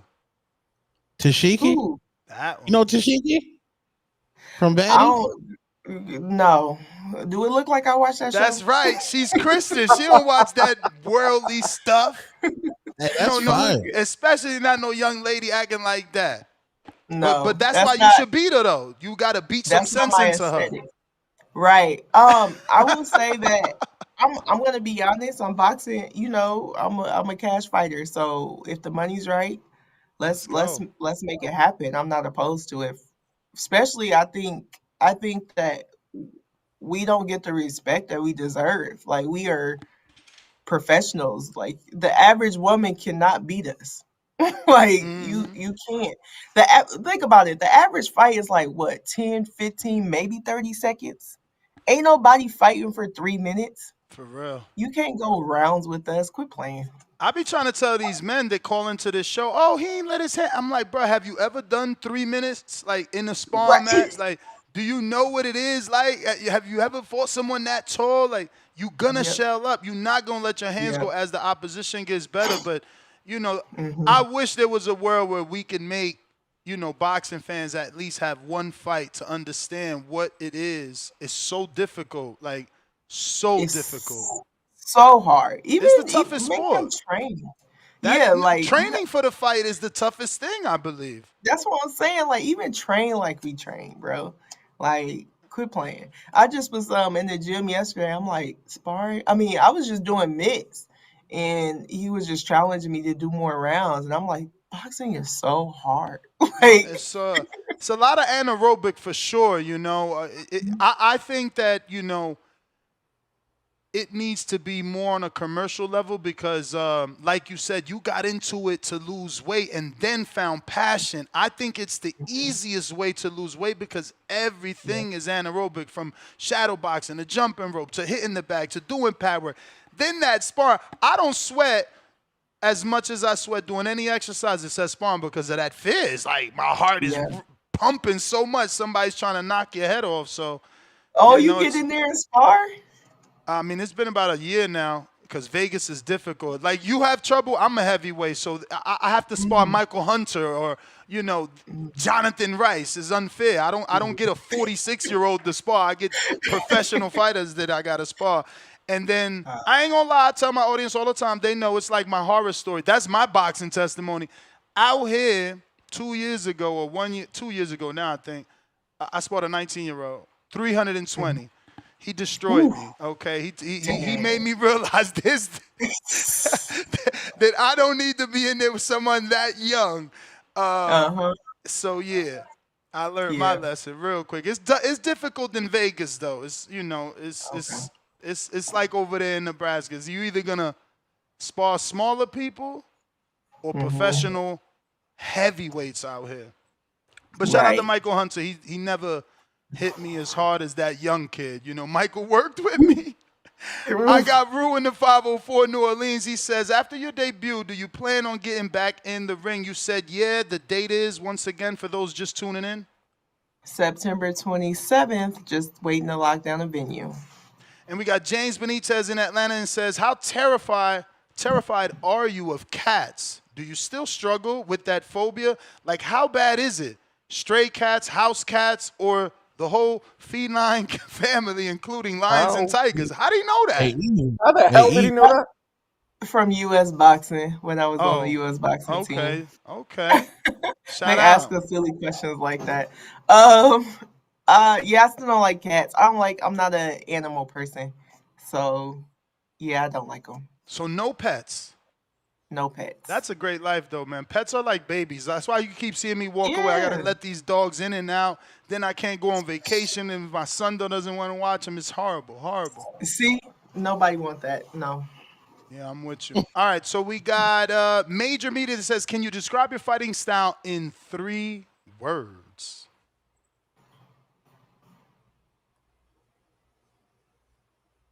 Dang. Good question. 3 words. Power. Puncher. Body shots. Body shots. We got I was gonna say heart. I was gonna heart. say heart because I got a lot of heart. I would literally fight anybody. Like, there is no cherry picking around here. Chapo from Virginia, how many times do you have to call a man bro for him to officially be considered in the friend zone? Asking for a friend. Terrible question. Terrible. Yeah. Pass. You don't have to Feel answer free that, to pass. to be Feel honest. free to pass. All right. Yeah, I she bro passes. everybody. Oh, you bro everybody. We got Dre Day that says, salute, champ. With Clarissa Shields being the GWO and so dominant with much, much respect, what do you see that makes you think you can beat her? Ooh. She's human. Everyone's beatable. And I think that's one of the things that Terrence Crawford told me is like, just study. You gotta study your opponent, find their weaknesses, pick them apart. And so I think that So that's Bud what watches tape? Huh? So Bud watches tape, not just Bomac. Oh yeah, that dude. Yeah, the whole team watches film. The whole team. Like, so yeah. So they that's what they teach. Like, either you gonna do this or you not. But like, you gotta really do this. You gotta study. You gotta, do X, Y, and Z. But yeah, definitely. 2 more, unless you'll take a double from someone. We got Juice that says, Juice from Broward County, Florida. Hey, Queen, what are your top 5 dream venues to fight in? Great question. Ooh. Man. I mean, Madison Square Garden, got to fight there. Let's For just stop sure. right there. Let's just stop right there and tell everybody once again I'm fucking right. But we're going to keep moving because she's got 4 more positions. Hopefully that venue y'all talk about isn't mentioned. Any others? Yeah. I mean, I'm going to be honest. Like, that's what I put that I made it. Once I fight there, I feel like I made that it. phrase is there. You make it in New York, you make it anywhere. Yeah. So I ain't really considering no other ones. So there you go. So just to be clear, you didn't consider any other ones, but it never crossed your mind to fight in the O2. Or Wembley. I'd like to know the answer to that question. She said no. She shook her head no. But while you No, didn't you're say pressuring it, her. No. Okay, go ahead. Take your time. It's okay. He said, "Take your time." honestly, I haven't, bro. Like, that's what Bro, I said was yes, what I with a meant. bro too. But would you like to? Is Yes, the real that's different. question. I would. That's of different. course. Yeah, everybody Well, then would we'll like stick with that to. one because it fits my agenda. But Rico, everyone would like to. The point I'm trying to prove with this question is that no one dreams about it. Now, Bree, you didn't say this, but Well, I Americans bet say. you would love to fight in the bright lights in the big city of Las Vegas. Mm-hmm. See? Yeah, for sure. It's just, She didn't even it's sound common. enthusiastic. She's just being nice. Really, like the fuck is this? Sorry. Excuse All my right, language. 2 more. No, you're good. 2 more. We got his screen name is all numbers. Nasty word. 450 Nasty word. 7135. I hope that's not your cell phone number, but he says, or she, what song gets you in the zone? Mine's is Phil Collins, Feel It in the Air. I love that song, especially the one with Jay-Z though. Okay. Yeah. Shoot. I just was thinking about this. Like, dang, I don't have a particular song that like gets me going, but it's definitely. So what do you run to? It's definitely. Y'all gonna laugh at me. I like the high. What's that type of music? Techno? Oh no, it's not Techno? techno. EDM? EDM? hardcore rap. Yeah, like the EDM? house music. Oh, house. Yeah, Okay. house. Okay. Damn, they still Like got house. UK upbeat. drill. That's what kind of gets me going for cardio because I don't really like cardio, but I need something to like pick me up. Like okay, so that kind of gets it going. But in the boxing gym, it's just like hip hop and R&B. They like Wait. the old school 80s and stuff. I hate it, but 80s. Damn, I would have said 90. Who the hell's in the 80s? Boys to Men? Is Boys to Men They were 80s? they were 90s, Ness. So who's 80s? yeah, they like 80s and 90s. Who? They were 90s, Nez. Fuck, who's 80s? Is that What, like R&B? What you New mean? Edition? What? New Like, Edition yeah, was maybe. definitely 80s. Cool maybe in the Tevin? Gang. What's that kid? Tevin? Farm, Campbell? Tevin Campbell, but he's 90s Campbell. too. Tevin Campbell. He got to be 80s. Yeah, Nah, I'm that's telling 90s. you. That's 90s They too? was- Yeah. Oh, Man, I'm that- going that to is- just I ask don't my know. assistant. Come and talk to me. What about the Beatles? The Get big out of mother- here with the fucking Beatles. No, thank you. Are you from the UK? Yes. Yeah, obviously. Maybe. What about the Spice Girls? Get out of here. Bro, No, that thank band was you. incredible, bro. Don't It was New disrespect Edition. myself, bro. Fuck you, bro. All right, so the last one, Bree, we get you out is same person. I usually don't give two, but I do want to answer on this. If you have time, how do you feel about Clarissa Shields calling out a man to fight? I don't. To each his own. She could do what she want. I wouldn't call out a man. Men are stronger just biologically. I don't know. Your science class taught you that, and so no, I don't have no interest in fighting a man. I want to fight women. Maybe she's doing that because she feels like she didn't beat. But there's still people I think I want to see Clarissa Shields fight though. Like Who? I still want her to fight Gabriel Raquel. rematch? Ravana Marshall? Oh, Raquel. Thank you. You know how, but that's because you're from over there, so you know her personally. That's unfair. You biased. So, but I'm like you. biased. Well, I mean, you I'm know her not personally, biased. so you want to Well, make sure I she know her get an personally. opportunity. Like she's been an But- undefeated fighter that never got her shot. Like she won like a That's what I'm WBA, saying, but bro. never really got her shot. So how you the GOAT and you're not giving people like I'm beating everybody? You know, when I get to that position. I mean, I interviewed Clarissa when we was on Cool Terms. She said that they sent each other offers, right? Like Raquel says that, you know, her team always wanted to make it. Clarissa says that her team sent Raquel an offer that Raquel didn't accept. But isn't she retired? I don't know. I know. I She's don't always know. supporting, though. I seen her go. No, she back in the gym. She back in the gym. Oh, you I've got to seen spar her her back then. in the Layla gym. Ali. You got to spar her then. I Layla mean, Ali she's like, fight. what, 170 something at least? She's got to be. Who? No way she's 68 right now. Who, Raquel? Raquel. Oh yeah. Well, I got so much love for her. She I just inboxed her. It's some time ago, but it was right when I was thinking about turning pro the first time.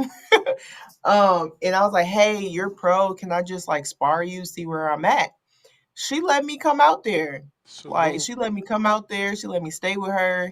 We sparred. We worked out together. She's a great person. And she was just like, "Hey, I would keep working if I was you." You know what I mean? And I took their advice and I just kept working. Yeah, I don't know. I think I just got mad love for her. I think she's dope. And when we was out there, we was talking about Clarissa Shields and I'm just like, dang, I still, as a fan, I want to see that fight. Like, I want to see that fight. She got to get active, though, because it's, you know, she's going to be an underdog if she just takes this fight off of the layoff. She got to get active. What do you think That's about Caroline Dubois? Whoa, let her answer. I like her. Sorry. She got a lot of power. She beats Bumgarner, in your opinion? Ooh, that's a great fight. Yes. Oh. I think she does. She knows boxing. She does. She's smart too. No, I mean you. Oh, me. Oh, I was like, oh yeah.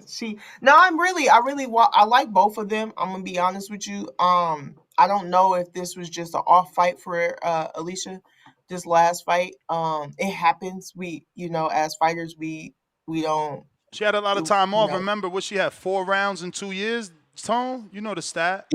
Yeah, 4 rounds in 2 years. Yeah.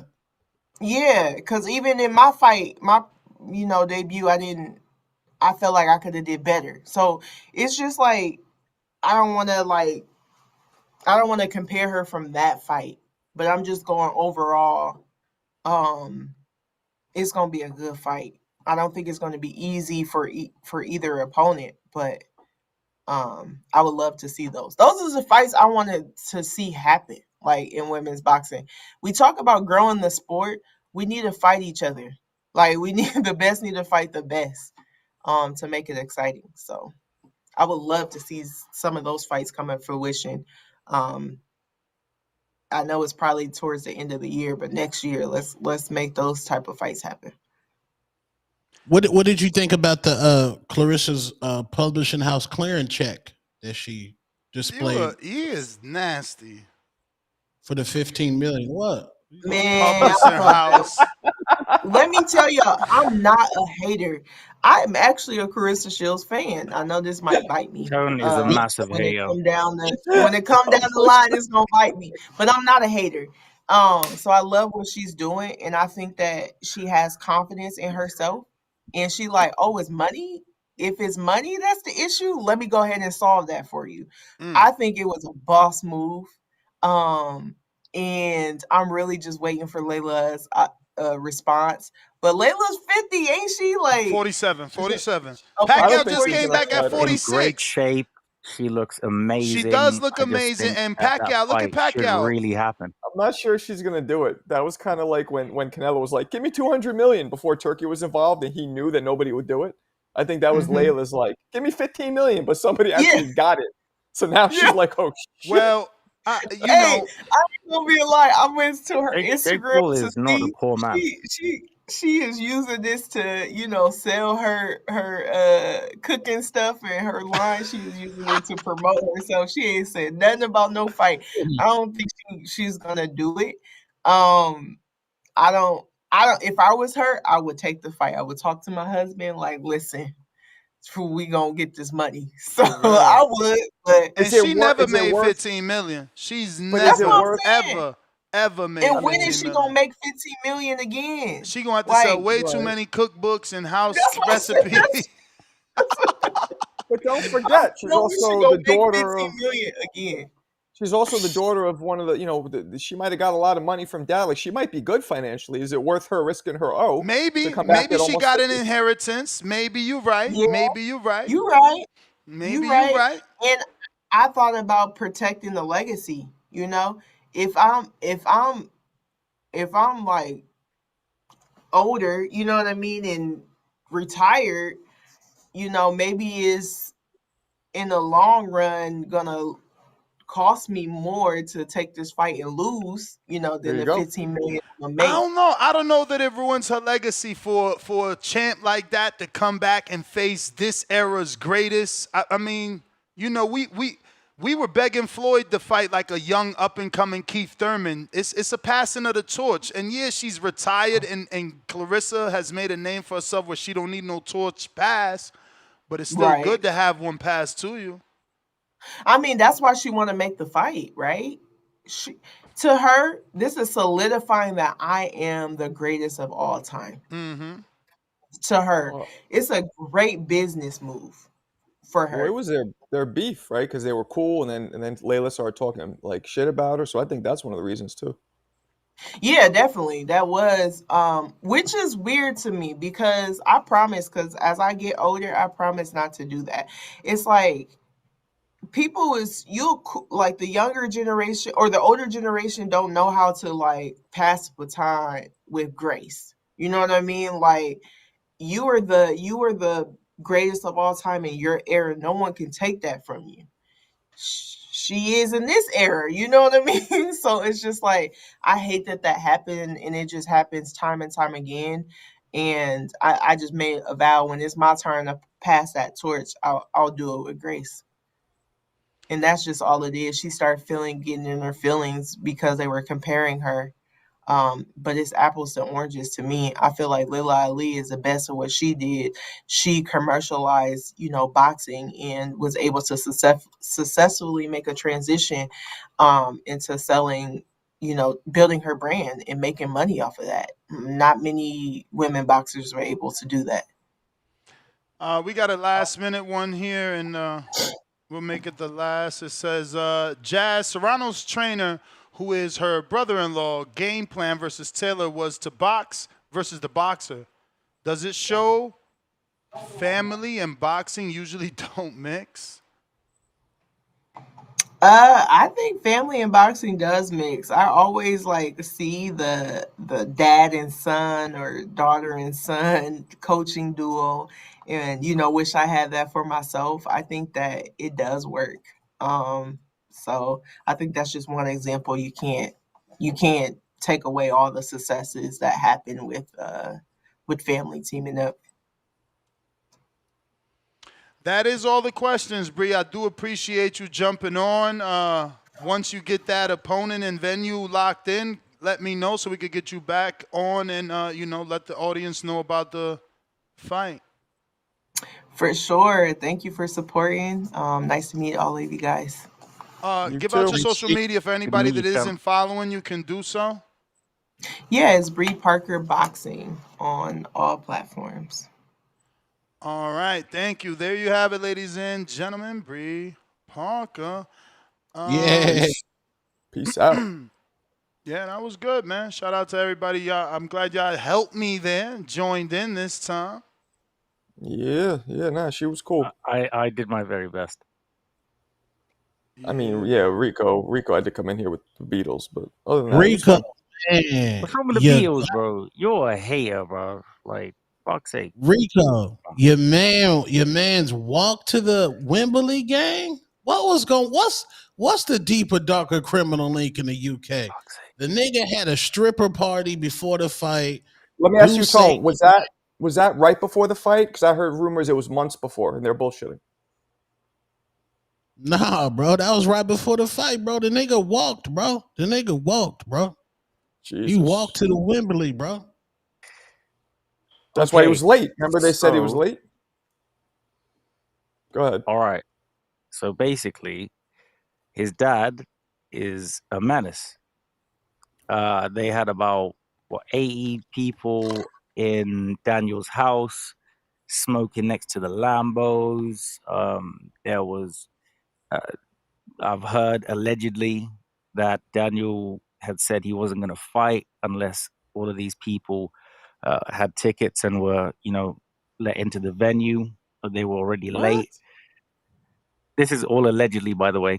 If you go and watch Spencer Fearon and Tunde Ajayi, shout out to both of them. They say the whole story in full. But yeah, man, it's if I had known this, I still would have been there with my England shirt, like, fucking king and country. But yeah, it's just very disappointing, really, because They I saying wasn't his even dad invited. did it. They saying his dad did. His dad invited 70 people to a house. I guess he was getting paid for tickets and got money for a allegedly that's walkthrough. correct. Well, I mean, let's ask this. Why is this so bad as long as Daniel wasn't partaking in drinking, smoking? What's the big deal if he just shows up and... Yeah. No, but you're not supposed to be having the shows, bro, before... Exactly. Locked in, no socials, go in the venue, be on time. These are basic fucking things. And the fact that Daniel had to have... I don't know what Uncle was doing. 80 people, just like Frank was livid, allegedly. So I'm just flabbergasted, bro. I mean, yeah, bro. You're fighting Usyk, man. You're fighting an all-time great. You got to be locked in, bro. It ain't time to have the Jeezy on right now, bro. You got to be locked in, bro. Locked in those socials, bro.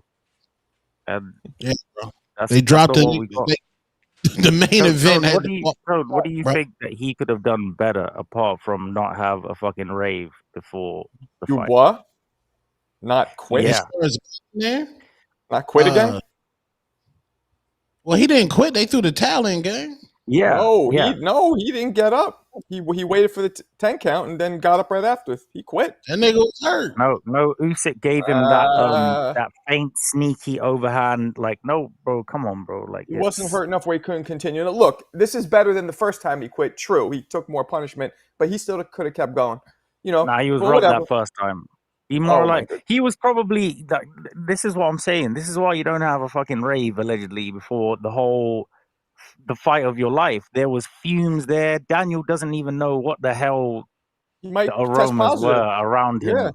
Allegedly, He might test so positive for weed, which doesn't matter because he then we know lost, that right? it wasn't his fault. Let's get But at the end of the day, Well- Moses Ituma has now got the baton, right? Moses Ituma will be the future heavyweight king.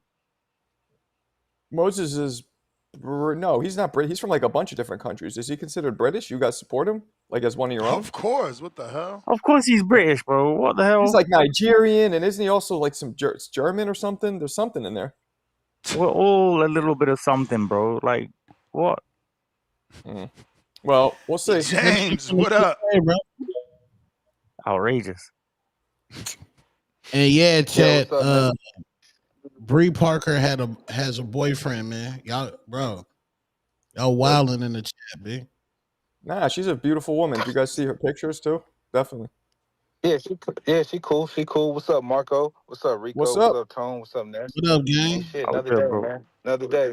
Hey, Marco, man, you asked how I knew about that question. Ask about cats, man, because I do what you do and what Ness fails to do sometimes, man. Well, what you fail to do as well. I actually research shit, and I actually go find information on my own. I don't just trust AI shit, or I just don't go look at highlights of things. I actually Nah, I deep don't dive trust on the AI people shit that either. come on the I show. don't trust it.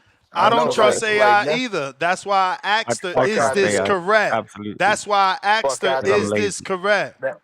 That bullshit you was on last night with Shakur What? We Stevenson can't with the hear you, name bro. sharpshooter. We can't hear you, That bro. bullshit. That Is you bullshit. the Atlanta service?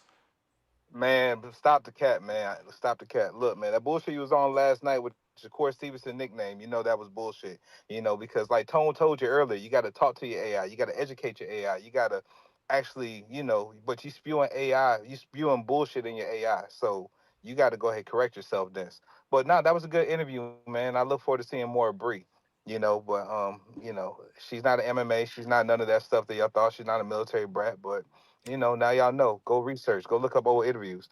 With this topic today, this is a reach, man. I mean, it's like a top ranked A-side event, man. Everybody's gonna be on debut. Like nobody know who the fuck Shushu fighting. I mean, we all hoping in the future Shushu can get a new way fight, but we just gotta wait and see.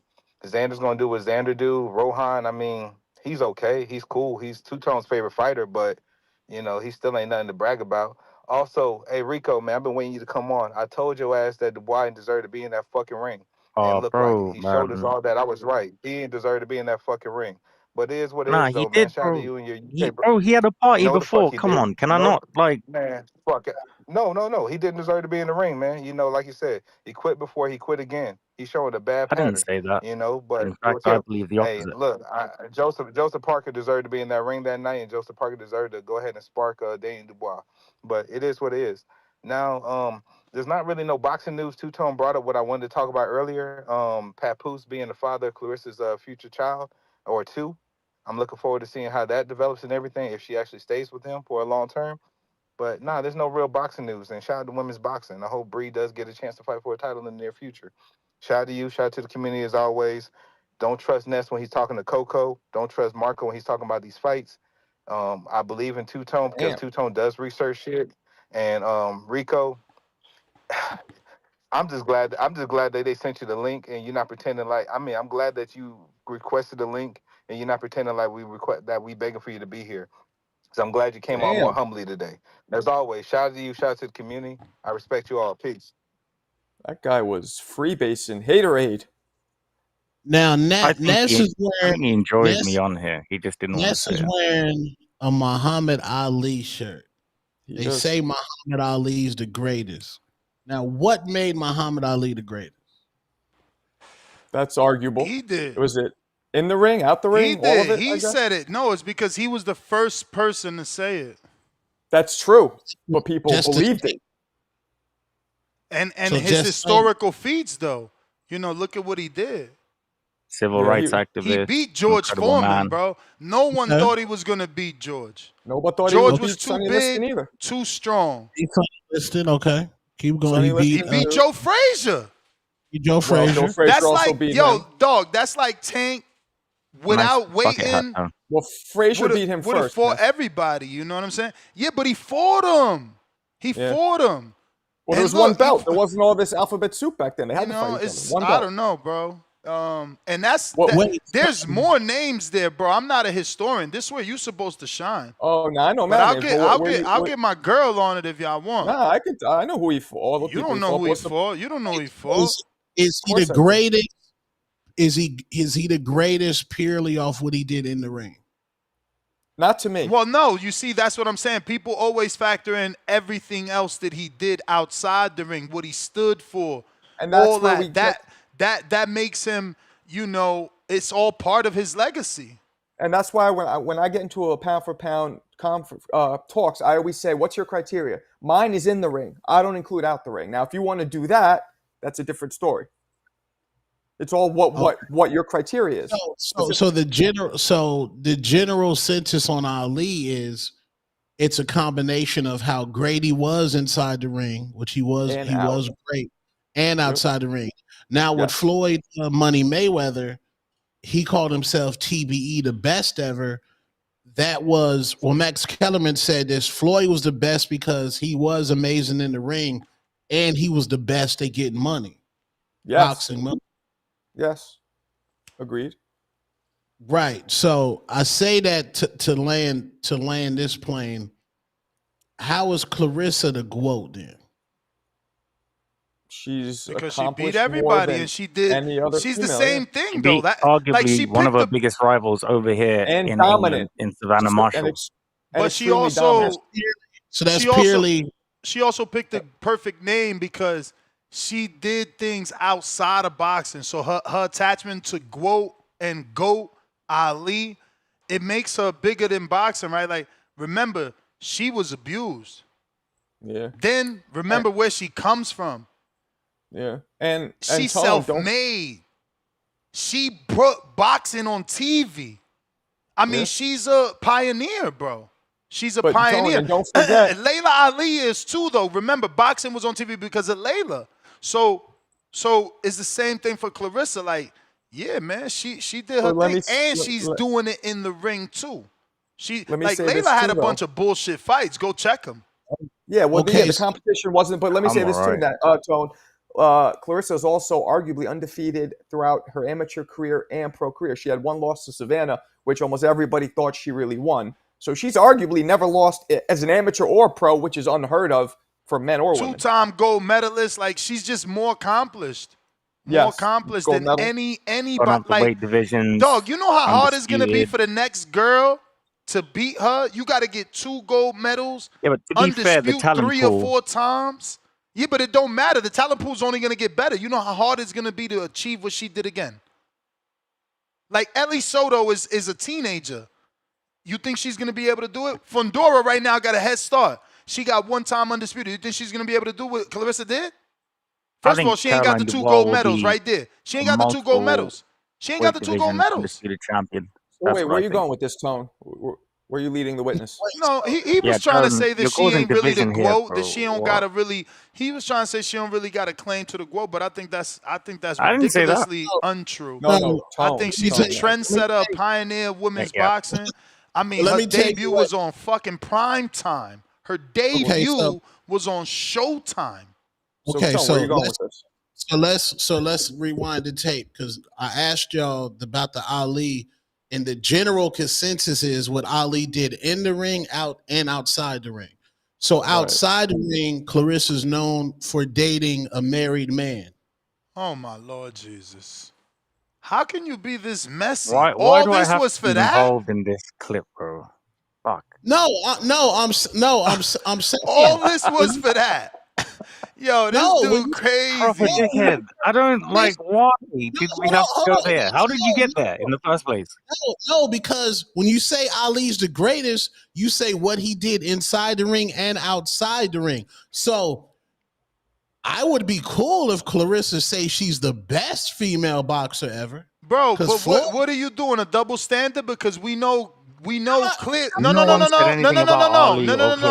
We know clearly that Muhammad Ali fucked with hella women. There's movies and documentaries that depict this. So like, what the fuck are you talking about? He literally had a wife in the movie that Will Smith played and had a whole nother girl in another country with him. Like, what are we talking about? He's a man. I don't think that we he's should a be man. measuring Double infidelity standard fighters. Tone with the messy mess. Hey, they said I'm messy. Shout out to Tone. You got to bring double standards back because the women bring double standards back. So the niggas got to bring double standards too. When you a nigga with a dick and a penis, we over there slinging dick and penis, nigga. That's what we do. Bro, okay, in a year, how many babies can Clarissa Shields have in a year? One. How many babies can Two-Tone Superstar make in a year? 50. I mean, at this age, man, I I don't know. Exactly. You might Maybe get 17. one. No, you might get one.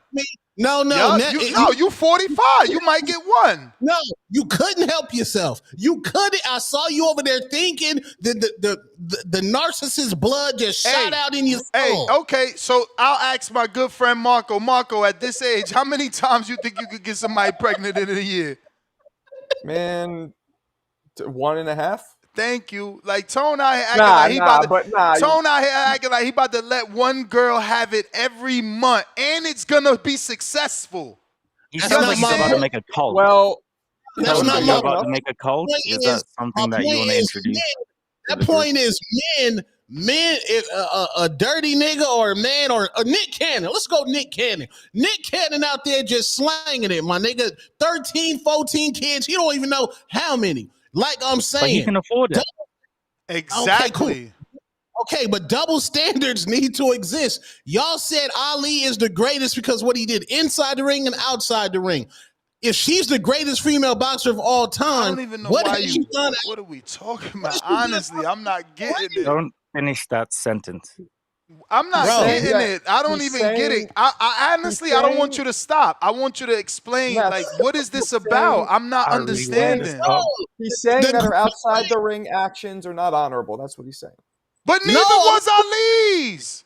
No, my God. And it's not even her fault, bro. Like, we all know what happened, really, allegedly. Bro, stop thinking surface level, bro. I'm not even talking, bro. I'm talking about outside the ring, what she's popular for right now, to the casual people, where she's all over every blog, is for dating Pat Poose. Let's keep it a band, my nigga. Okay, but land the plane. Okay, she's known for that. And what does that mean now? Bro, Ali outside the ring, yeah, he was fucking bitches, but the nigga was known for saying, I'm not about to go fight war. I'm not about to go fight in y'all war. So Ali was bro, it's a different greatest. So she needs to step up her shit outside the ring. Maybe go grab a... So single-handedly bringing women's boxing back to fucking television, that's not enough? Ask Coco that. I want you to ask Coco that. Ask her what? Give me the prompt. Look, guys, give me the prompt. What more can Clarissa Shields do for civil rights? Let him give me the prompt, please. Hold on, guys. Hold on. Let him give me the prompt. What you want me to ask exactly? Shields bring female boxing back to what, TV? Okay. Yeah. Let's go with it. Look, Mike Tyson is widely considered as one of the greatest heavyweights of all time, and his outside the ring antics, none of them were positive.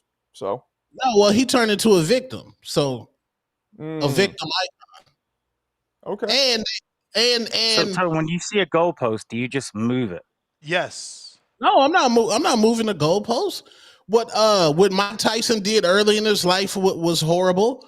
Until he got into a Hangover movie and he became a joke, and then he started doing a play on his life, which was a magical play that he displayed his trauma in a play. He became a victim idol. A victim That's idol. kind of true. Even when he's beating up dudes on airplanes, he's still somehow, you don't poke the bear, like nobody cares. Yeah, you turn into a victim idol. Oh, he went through a hard life. He went through this instead of went to prison for. I don't know about that, but I'm just saying. Now, Floyd Money Mayweather, you know, he knew he couldn't say he the greatest because Floyd outside the ring, you know, domestic violence charges, going to jail. Bill Haney said that he left his kids in the streets. That's what Bill Haney was saying when they was on live together. So Clarissa right now, her biggest popularity right now to the casual fans is she's dating Papoose. Let's just keep it a band. You do know that she's released a movie as well. I don't give a fuck about that movie, nigga. The only reason why she's popping right now, my nigga, is that she's dating Papoose, my nigga. Bro, nobody would. Rico, on Christmas, did you go take your family to go see the Clarissa Shields movie on fucking Christmas? Did you go? In fairness, it wasn't released anywhere in theaters. Did yeah, you so ask I had to Jumba? watch it Yo, through a ask stream. Jumba. Ask I'm Jumba. not using podcasting enhancing drugs. You use the pen. Okay, because I don't want you later to be mad that Coco is partially agreeing with me, and then you be like, oh well, we gotta ask Jumba. Podcast enhancing drugs. Tone is a fucking wizard. He's over there using the PEDs. Yeah, man. I learned from Ryan Garcia and Two-Tone the Superstar. This What ain't an enough to unfair affect. question. This ain't enough to affect Conclusion: the. Clarissa Shields is not the sole reason women's boxing returned to TV and primetime networks, but she is a major catalyst. Her 2017 Showtime event broke barriers. Her championship runs sustained interest, and her media presence continues to elevate the sport. However, Nicola Adams, Katie Taylor, Amanda Serrano, and proactive promoters have also been critical, with the Taylor-Serrano fight arguably marking the peak of primetime adoption. The resurgence reflects a synergy of individual achievements and systemic change, with Shields as a key architect rather than the sole founder. See? So she's a catalyst, and That's she's good enough for certainly me. one of. No, she is. No, I'm not. But I'm saying if you base it off Ali's GOAT, because I'm asking y'all, is What there does that have to somebody? do? Okay, wait, Tone. What does that have to do? Is Floyd Mayweather's resume better than Muhammad Ali's? Arguably. Arguably, debatable, Arguably. like everything in life. And also, how what you is- looking what at is it, because Papoose he never and her lost. love life got to do with Ali and Yeah, I don't get it. him as a I don't civil get it, rights honestly. advocate? Where Ali trumps Floyd at is that Ali is a fucking Outside the ring. icon. Not what I He's asked. It's not the question I asked.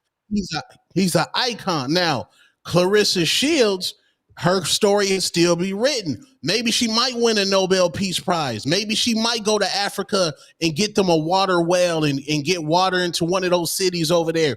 Maybe she will fight for something like that. But Ali's GOATness purely isn't boxing. Floyd knows I can't be the GOAT. I can be the best because in this ring, my resume is fucking impeccable. I never lost and I made the most money. Now with Clarissa, when you say the GOAT, when you say, okay, what's her outside the ring? Then you search, it's Papoose. I'm saying you might need to step up the outside the ring. So say let's she do has this to then, go to Tone. Africa Let's to do this fight then, for Tone. water. Who would be the greatest if it's not her? Female. I don't know. So kind of by default, it kind of has to be her. So default GOAT. So that brings me here. Who is she fighting? And it's not, I know she got the Roy Jones effect. I know she has the Roy Jones effect. Roy Jones, there wasn't really a lot of competition. We got to get this studied. Yeah. We got to get this studied. How did she hurt you so much? I love Clarissa. But she No, you don't. deeply scarred That's not what either I your see here. ego. Something happened. I don't get it. Like, this came out of nowhere, and it's a strange debate. I think I know. It's Clarissa's fight week. What are we talking about? And you Is it choosing to, because and you you didn't choosing to talk about respond to your diss track? like I don't know what you're choosing to talk about. Where There we is go. Mr. Perfect when you need him, bro? He need to be spazzing on you. Let me get to some callers. I got Al in the Bay. What do you say? She said she didn't want to get in the booth, and you weren't worth it. Is that Yo, why? yo, yo, what's up? What's up? Oh, Straight from the she got Bay the Area. I Yeah, ended her man. career. I'm gonna answer this question for you, Two Tone. It's all about what you do in the ring. Okay. All about what you do in the ring. Muhammad Ali, I call Muhammad Ali the GOAT, is because he dominated in the ring. In his prime, he just dominated fights. He beat Sonny Liston like nobody ever seen Sonny Liston beat. You feel me? It's not because of the antics that he did outside the ring. It's who he beat in the ring. He beat George Foreman. He beat Joe Frazier. Not once, but twice. You feel me? You know how hard it is to beat these guys? These was dominant guys in their era. These wasn't no chumps. And he made it look easy. Just like Mayweather made it look easy. That's why we call Mayweather one of the greatest, because he made his peers look easy when he dominated them. That is why Caressa Shields, she's the GOAT, because she made it look easy. It's not easy making these top level athletes, look like chumps. That's why Jerry Rice is the GOAT, because the way he dominated his peers. That's why Michael Jordan is the GOAT, because when he got to that point, he dominated. He didn't just win. You feel me? He put an exclamation point on it. That's why LeBron James would never beat Michael Jordan, because he can't dominate his peers. Curry has more domination than LeBron James do. Facts. You feel me? Kobe Bryant has more domination than LeBron James do. Facts. Yeah, LeBron James got there, but he lost more championships than he won. You feel me? It's all about what you do when it's time to get it done. That is why it's a domination effect. That is why they are called the greatest. You feel me? When you get to that level, some people fade away. My man Lupe Fiasco said it the greatest. If you are who you say you are, a superstar, you better have no fear, because the crowd is here and the lights are on. And you better show out. And when they came, they showed out. And you was gonna get their greatest. Deion Sanders is one of the best corners of all time, because he shut down his competition. But he's also one of the greatest players of all time, because he played offense as well. 2 time. You And feel me? and he So played in an NFL playoff game, then flew to a baseball playoff game and played the same night. So when you talk about these athletes, you got to talk about them with respect, the accomplishments that they did.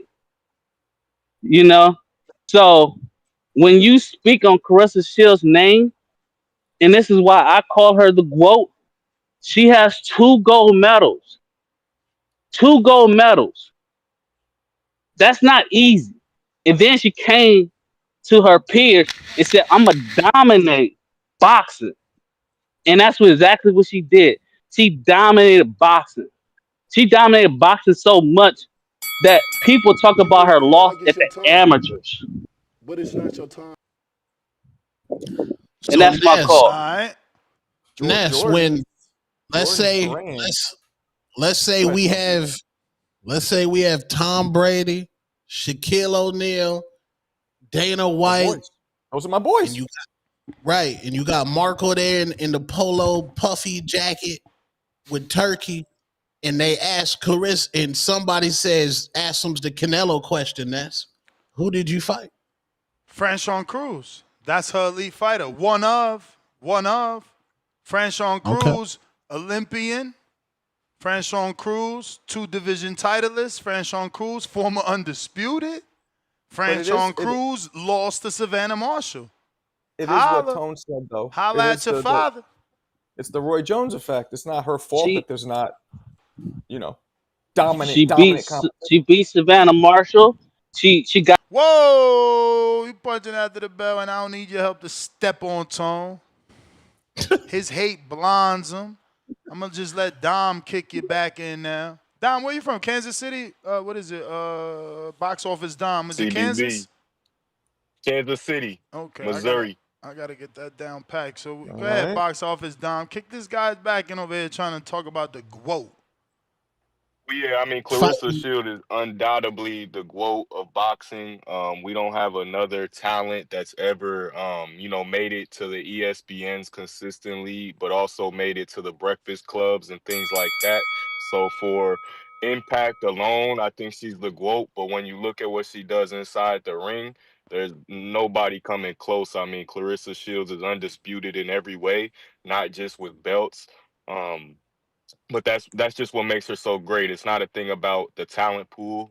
Women's boxing is in a great place, and it's in a place where you can respect her resume and her competition, especially these later fights where she's doing these huge accomplishments, such as going undisputed. But I don't know. You guys are just focusing on narratives and who had a bigger name at the time. But I don't think Two Tone could mention 3 Layla Ali wins or anybody on this panel. Perhaps I'm not even really sure. Not without using Junebug. Not without using Junebug. Christy Martin's the only I could think of. Two Tone's not even arguing. What about the other one though? What about the other one? Riker, Lucille Riker. Oh, Lucia Riker. Did she fought Riker? I don't know. I'm just naming big names, right?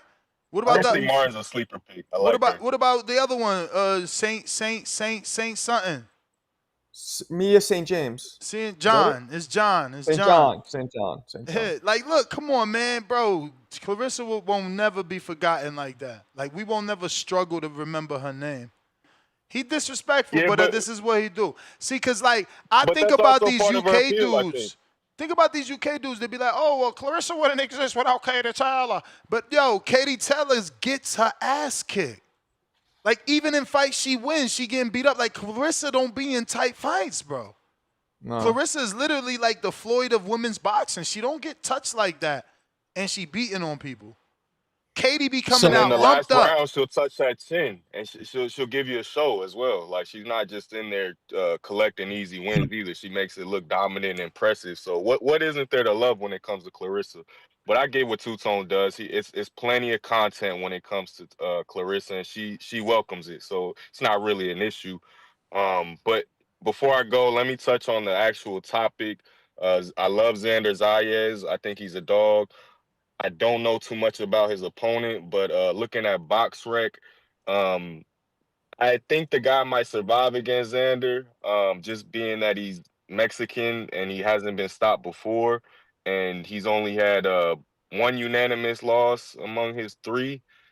He's had 2 other splits, I think, and he's had more 12 rounds. I don't know if this is a 10 or it's got to be 12 because for the vacant belt, but I think this is Xander's first 12-rounder as well. So we'll see. I'm going Xander though. Probably put him out by decision. I bet he's favored for the knockout, but that's it for me. Peace. You may feel like it's your time. Oh, but it's not your time.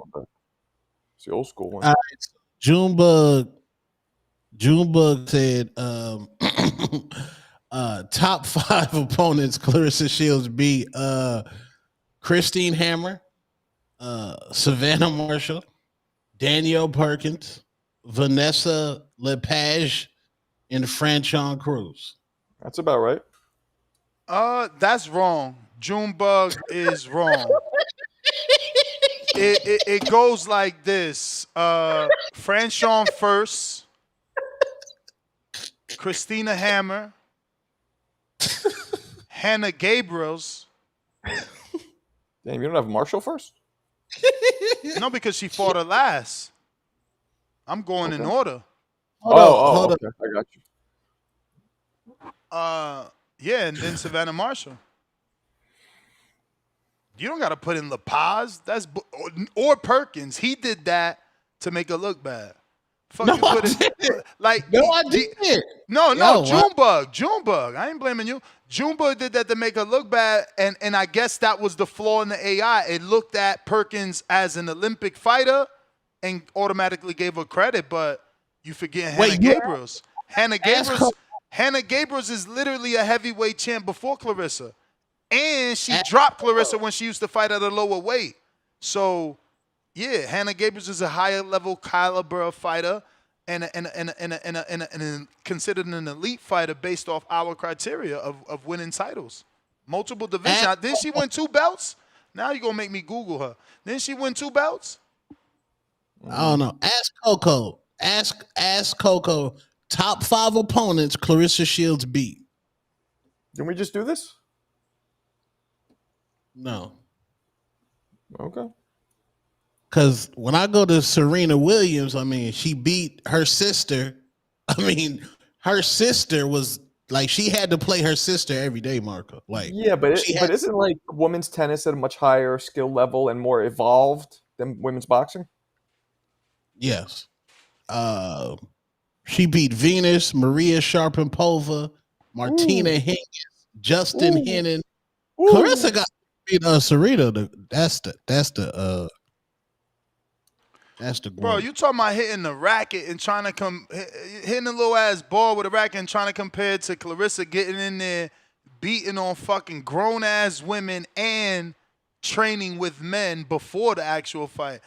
I don't know, that hatred with you and Clarissa, that you got to deeply ask God to help you with that, bro. Who's watching? It's translating like publicly crazy. It's like, bro, motherfuckers might come looking for you if she go missing. Damn, that'd be crazy. If she go missing. Oh yeah. I mean, it's like, yeah, there's this rabid crazy fan, two-tone. He always talking about her. He never give her credit. You got motive right now. That's nasty. That's nasty. Bro, you got motive. You the only one don't like her. Tone got a white van. Yeah, you think I could plan something? I'm not even in shape enough. No, I'm not saying you could, but because the way you coming off, they gonna automatically think it's you. You gonna be good. You gonna have an alibi. I was live streaming. Look, I'm on YouTube. But they gonna knock on your door. They like, bro, this hatred is out there. People see it. My AI is better than Junebug. She's working. Like, she's not done. She's working. I asked the question, but it takes time. I have a process, you know. I make sure that she fact checks 3 times because mistakes happen. Not for the interview. I'm going to have to upgrade that prompt. I'm going to have to literally tell her, fact check this shit 3 times. You made that mistake with Bree Parker and you pissed me the fuck off. Bro, I thought we wanted equality, bro. I thought the women wanted equality. The same hate Tank get, the same hate she gonna get. But now they're like, but what is she doing that you gotta now compare her to Tank, bro? Can we get a fucking doctor on the show that listens to the show and just wants to ask a couple of questions? She's literally one of the most popular boxers in the sport. So is Gervonta. But you're gonna compare her to Tank? You could compare her to Canelo. You could compare, not even Canelo, compare to AJ, clean guy. Yeah, compare to AJ, a clean guy. He don't got no smut on his name. He won some gold medal. He sold out arenas like her. He holds mad belts or held belts like her. She don't got the losses he got, but like, why you comparing her to somebody that got other shit that you want to quickly attach to her? Okay, remove gender. Where you ranking Clarissa Shields? I mean, you got to put her all the way up top based on flawless record.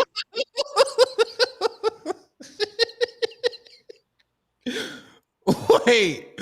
I didn't say first, but in the top. Oh, Marco, I said remove gender, bro. Right. Where do you have her ranked, bro? That's everybody, bro. Everybody. At the top. To be high. She has to not above, but she has to be high.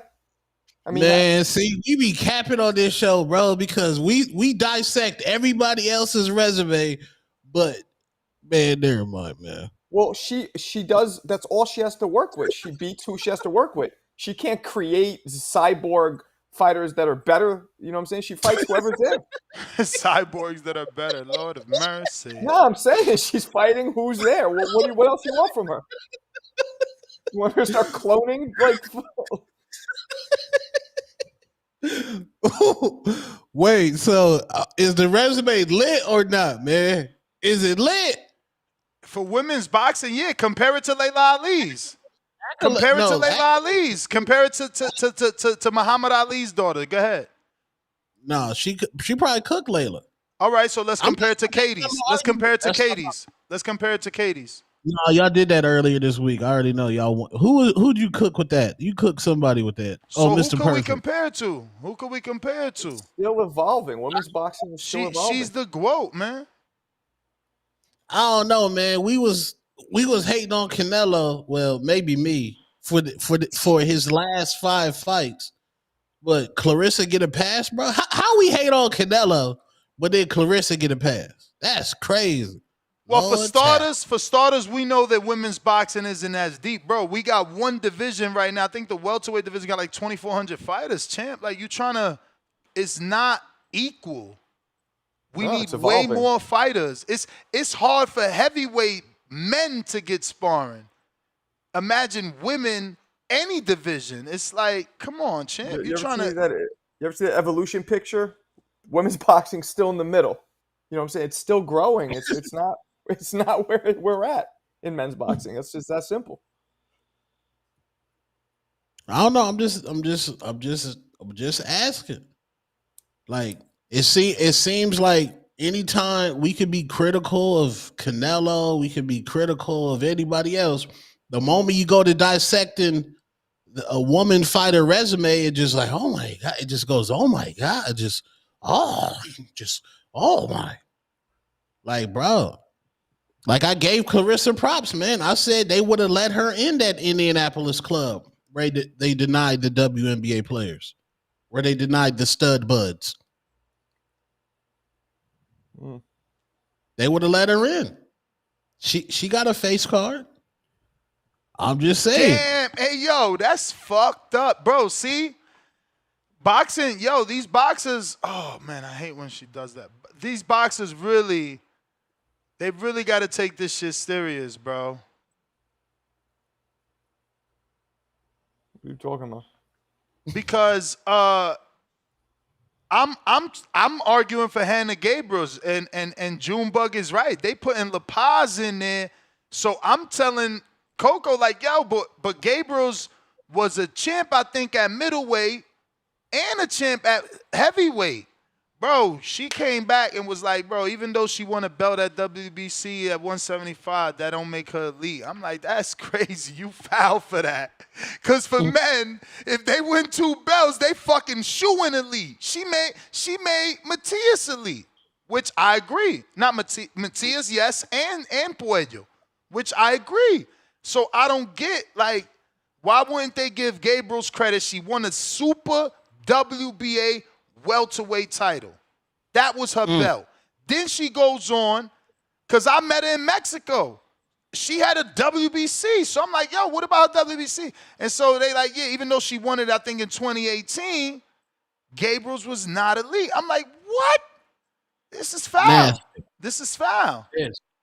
And chat, can somebody please in the chat pay attention to Mick Donovan? He's looking for attention. He has my dick so far up his mouth, it's just crazy. Pause. Somebody pay him attention, and somebody find his dad for him. I gotta play this, bro. Cause look, she reassessed after I told her, you obviously don't know she fucking won that belt. This is crazy. That's fucking. Look at you over there arguing. This nigga arguing with Reassessment Coco of Gabriel's elite status. 2018. Revised evaluation. Gabriel's WBA super welterweight title and number 3 ranking in that division in 2018 make her a significant opponent, but the fight was at middleweight, 160 lbs, where she lacked a top 5 ranking or title. Web 0, 1, 9, 12. Elite status requires championship or top 5 ranking in the fought division or pound-for-pound status, which Gabriel did not have at middleweight. Web 0, 1. Her first-round knockdown of Shields was notable, but her non-elite middleweight status remains unchanged. Web 0, 12. The 2021 WBC heavyweight title win does not alter her 2018 status, as elite criteria are time-specific to the fight date. Oh, I'm glad I heard it out loud. So they saying they can't give Clarissa credit in 2018 for an elite win because it was a WBA title fight that she didn't win. She was only ranked top 3. She didn't win the belt, so her only belt is the WBC. Right?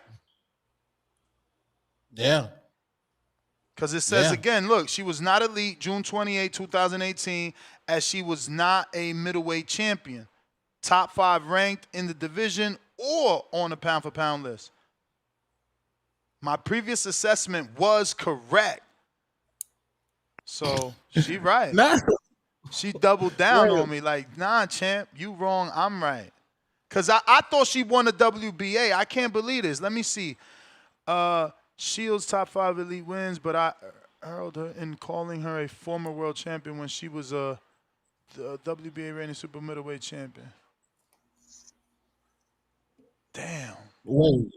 Yeah, so they got La Paz in there, bro. You right. Your Junebug is right, bro. They gave her credit for La Paz. Wow. Gotta raise I would your give her AI. credit for Gabriel's, man. You gotta watch the fight. I would give her credit for Gabriel, but I get it. What did La Paz do to get there? Fuck that. I'm asking. Gabriel dropped her, huh? Gabriel's dropped her, yeah. Damn. La Paz was the heavyweight champion, ranked number 4, female heavyweight. Her wins included Samantha Rivera. You know who I would like to see fight Bree Parker? Who? The girl that Franchon just fought. I know she not a heavyweight, but like, I mean, she's practically a heavyweight because they heavyweight start at 176, I think. I'm pretty sure. Yeah, I guess so. La Paz is in it because she had the belt, so she's elite. That's just the bottom line. She actually had the belt. Shields was giving Gabriel's a shot. Oh, okay. Yeah. La Paz elite status was the WBC title and 4 ranking qualifying her as elite. That's crazy. Same thing. Look, for Marie, the belt, man. That's what I'm saying. Y'all say belts don't matter. Belts matter. Belts matter. And that's how Floyd is TB, because then he says belts matter, and then the 24 champions, because they had to get the belt to be champions. Belts matter, man. Who we got? Hawk, Maryland. Katie Taylor beat Amanda Serrano. CBB. Delphine Pursuit. What up, Hawk? What you got in there, NASCAR? It's Tone. It's Tone, myself, and Marco. Ness. Okay, Marco. Katie Taylor. What up? All right, we got. Oh, go ahead. 2 Tones talking? No, I'm just saying I did top 5 opponents that Katie Taylor had beat, and her name. She got names, like the people that she beat is like names, and Amanda Serrano names. I don't really know who she beat, but Katie Taylor, those names just jump off the screen, bro. Well, CBV is number 1, and Clarissa Shields, the growth is also number 1. First of all, Clarissa Shields, the thing about her, you say they're always saying that she don't have fighters in her weight class. Well, she done went to 4 different weight classes, and they still ain't got a fighter that can touch her. I just don't understand, but I think Two Tone is doing what Two Tone do. He's doing what Two Tone do, so let him do his thing. But Hatrix. Your girl, Layla Ali, got Ann Wolf problems. I was there. She ducked the fuck out of Ann Wolf. She ducked her straight out. Clarissa Shields ain't ducked nobody. Hawk, man, you can't name 2 Ann Wolf opponents. Nobody. 2 Ann Wolf opponents? Yep. 2. It's hard to And don't remember say, well, she knocked that tall girl out. What the fuck is her name? Everybody's seen that highlight. I don't remember that tall girl, but she knocked her head off. Exactly. That was a fact. Shout out to Ann I can't Wolf, remember. man. Right, man. Salute, man. But I can tell you this much. Layla Ali ducked Ann Wolf. That shit is known. So, yeah. Hey, Hawk, was what's out there Clarissa's clean greatest win? What's Clarissa's greatest win? I'd have to give it to her best friend, Franchon Cruz. Franchon Cruz been doing her thing, man. That Franchon is Cruz true. is good in and outside the ring. She's smart. Yeah, she did one stupid move, I thought, fighting that girl that was on that girl that was a boy, straight up. Yeah, She fought that girl. Yeah, Ness, she shouldn't have fought her. I don't know why. Ness, But go to other than Coco. that, yeah. Top 10 opponents, Katie Taylor. Yeah. Yeah. Yeah. Remember I asked you to do the Coco with Clarissa Shields and Katie and Serrano. Yeah. And Coco came back and said that Clarissa Shields was greater than both of them. Yep. Yeah. Yeah. So yeah. Coco already cleared that up. But nice try, Two-Tone, man. I got so much love for Two-Tone. I can't even get mad at him, man. He doing what he doing, man. That's just his thing. He's It's all part of the good. Hatrix. He part of the Hatrix. He got to get Yeah, that's what he unplugged. do, man. He got to get I got love unplugged. for him, bro. Tone, you I got to don't know allow what's going yourself on. to get unplugged from certain fighters. Like, you can't hate on them all. He in love with Clarissa. I'm gonna leave it at that. He Yeah, in we need love that with Clarissa. remix. Hey, Mozzie, I heard it right there. Yo, get that soundbite from Hawk. He in love with Clarissa. Then get the motherfucking T-Pain. Get the T-Pain beat. Have your producer mix that T-Pain beat up. Make a new version of that. And it's like, I'm in love with Clarissa. Yeah, There you go. I see it. I see it. But it's not your time. It's a hit. It's a hit. But we gonna use that as the hook. I'm in love. Oh shit. I done unplugged shit. Bro, Katie Taylor got Amanda Serrano, Chantel Cameron, Delphine Persoon, Natasha Jonas, Christine Leotardo, Jessica McCaskill, Rose Valente, Karen Carbajal. I don't know. Jasmine Clarkson, I know who that is. Bro, if Katie Taylor was like a vocal person, Katie Taylor gets her money, goes back to Ireland, and just chills, bro. If she was a vocal person, bro. What did Junebug say? Did you do the prompt? Who got better wins? No, I just asked the top 5 people they beat. Now say Junebug. Who got better wins? Clarissa Shields versus Katie Taylor? Because I got the answer. Go ahead. No, you go first.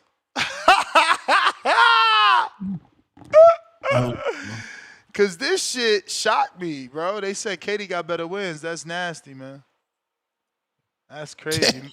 Oh, they sleeping on Katie. My verdict says Katie got better wins, bro. Bro, look at her resume. That shit's crazy. Katie Taylor has better wins than Clarissa Shields, based on quantity, 6 elite wins, Serrano x2, Persoon x2, McCaskill, Cameron versus Shields is 5, Hammer, Marshall, LePage Jonas, DeCare, Perkins, Webb 0, 1, 4, 15. Opponent strength, Serrano's 2 pound 4 pound status, 2022, 2025, slightly outweighs Hammer's number 3 and Marshall's number 5. With Persoon and Cameron matching DeCare's level, Webb 0, 1, 5, 15. Impact, Taylor's wins, especially Serrano, 74M viewers, had greater viewership and PPV impact, while Shields' unifications were more historic for titles, Webb 0, 5, 23. Post 2, scoring, Taylor's 41/50, 8.2 average, edges Shields' 39.5/50, 7.9 average. Yeah, man. Yeah, Junebug said Katie has better wins. Damn. Due to high quality and depth of her opponents. Yeah, I mean, that's what I'm saying. Like, I know Clarissa's great, man, but she's great, bro. Like, there's nobody. I think women at her size, right, at heavyweight, I don't think they're doing much boxing. I think they still wrong. I'm gonna challenge her because why are they not giving her credit for Franchon? Franchon is a multiple times champ and undisputed. I don't like what win does Katie got on that level? I got a challenge. Well, was Serrano? Was Serrano ever undisputed? Hell no. I don't know. I think so after she fought Cruz, right? Was she? I mean, she cooked Amanda Serrano 3 times, bro.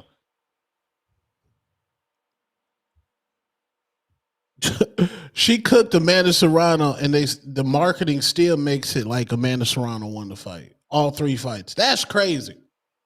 If y'all want to know the power of marketing makes you think that Amanda Serrano beat Katie Taylor 3 times. In reality, she got swept. Pull the brooms out. Then they said Serrano was undisputed. Yeah, after Big the boxing Cruz fight. After the Cruz fight, right? I think it was after the Isak Cruz fight. That's why, Ness, because she fought Franchon her first squabble. Then Franchon got undisputed after that. Yeah, but but after undisputed, she also is now a champ. That's what I'm saying. She's a 2-time champ. But they probably saying you didn't whoop her when she was nice, though. You whooped her early in the young Chris ear. Hey, man, if Katie Taylor, if she was black or Mexican or Puerto Rican, she would be celebrated extremely high. That's why y'all got to raise your AI, gang. Y'all got to raise your AIs, man. And it that is true. It's only going to work if you pay for it. You got to start it over.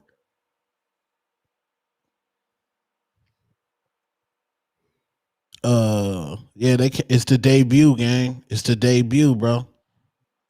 It's the debut, bro. She's not multiple divisions. She's 2 times, right? Same division. She was undisputed. Then now she's the WBC champ, right? Who? Franchon. Yeah. And I get it. Yeah, it was her debut, but that you gotta. I don't see how don't you give her credit for that. That's crazy. See, that's where AI shows it's not human. A human, you and I are supposed to understand they both were high-level amateurs. Yes, Clarissa was on a higher level, so she's the favorite. But that was a tough debut. That was a world-class debut. That's why it was on primetime television. And the reason you know it was world-class is because Franchon Cruz went on to win undisputed. She unified first. So, like, she got those belts like Earl.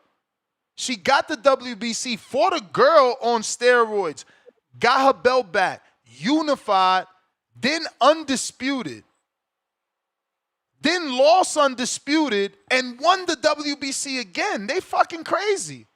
You crazy. That's crazy. That's unfair to not factor that in. But it's going because it was the debut. If she ran the fade now and beat Franchon now, then that's where it adds in, like, okay, you beat a former undisputed champ. But at that time, they both debuting. So, like, yeah. Yeah, man. So that's what I'm saying, bro. Like, I don't think Katie, I don't know. If they the same weight, I don't know if Clarissa can beat Katie Taylor. It's crazy. AI refuses to put Franchon on there because of what you said. It matters when you fought them. Doesn't matter what they go on to do unless, you retire, because then it goes down like former champ. That's wild. That's wild. I don't get it. That's crazy they would do that. I mean, Yeah. And then so bro, this is so fucked up. They're literally still putting in Perkins over Franchon. No. You can't do that. That's not how it goes, bro. You can't So do basically, they saying Perkins right now when that. No, Clarissa fought. Perkins when Clarissa fought her was Clarissa higher fought- ranked than Franchon because Franchon was a debut fighter. Right, and better. Well, because she was a debut fighter, bro. They had exactly. nothing to rank.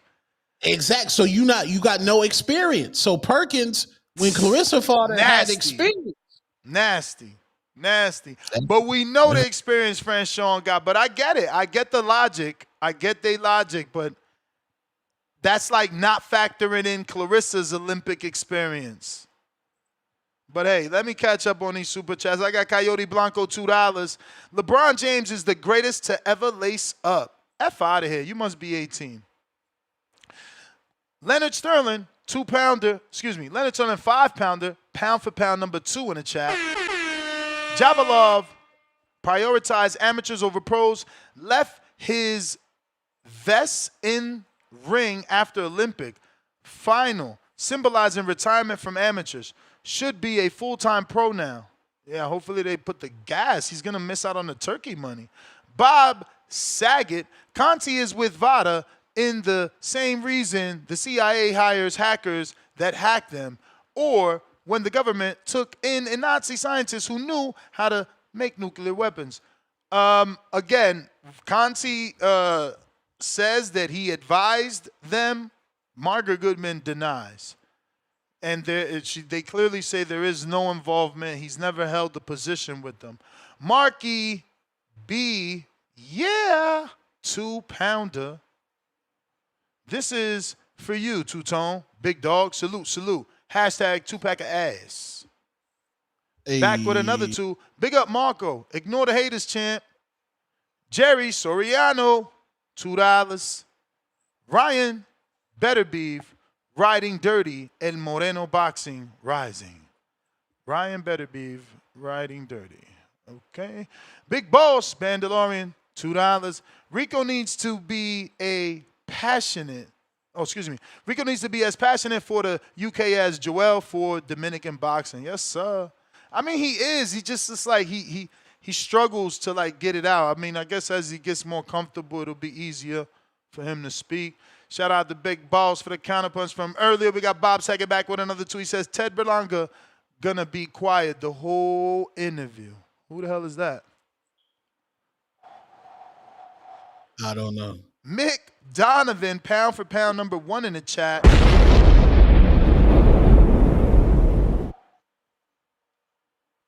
He said, hey, Ness, threw her, I guess you meant to say throw her in there with Pulev for rankings. I know you're not talking about Bree. Samat, member for 18 months on a prospect level. LA County Jail webcam? Damn, whose webcam was that bad? Are you talking about Rico's? Because I think Bree's camera was fine. Marco's was fine. Juice, pound for pound number 3 in the chat, $5. Damn, why you made that face tone? Laughing out loud 2 times. I can't call a beautiful, strong, ebony woman the queen that she is. Love struck emoji. I just don't get why we got to sexualize everything when it's a woman. None of y'all be like, yo, what up, king? What you gonna do when you get in the ring? Nah, soon as it's a girl, it's like, hey, beautiful. Hey, sexy. Hey, queen. It's like, bro, y'all some simps. Yeah, they get wild like, hey, queen. I'm like, oh, this nigga shoot. I ain't mad at you shooting, but Lord, child. But bro, that ain't even, you can't even classify that as shooting. Like, what's she gonna do? Respond like, hey, Ness, that guy that said queen, can you give him my phone number? Like, what the fuck? Shit stupid, man. Simp shit for real. Did Quest jump out the window? Oh, with Alicia Baumgartner. Yeah, he jumped out the window. Oh, yeah, Quest did it too. They be that shit. I don't get that. I don't get it for real. Big boss, $2. Rico mad he wasn't invited to the proper gathering.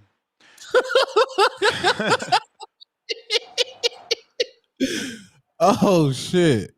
Juice, pound for pound number 3 in the chat. $5. Yo, Rico, is Dubois and his sister beefing? She didn't post anything about her bro before and after the fight. Yes, they are beefing. Why? Over what? What's the tease? You said like the I guess they want they really hard on her or something, and that family shit. They not really rocking, so they beefing right now, man. Salute Carolina Dubois running that fight with what's her name? Terry Harper. Okay, that's a decent fight.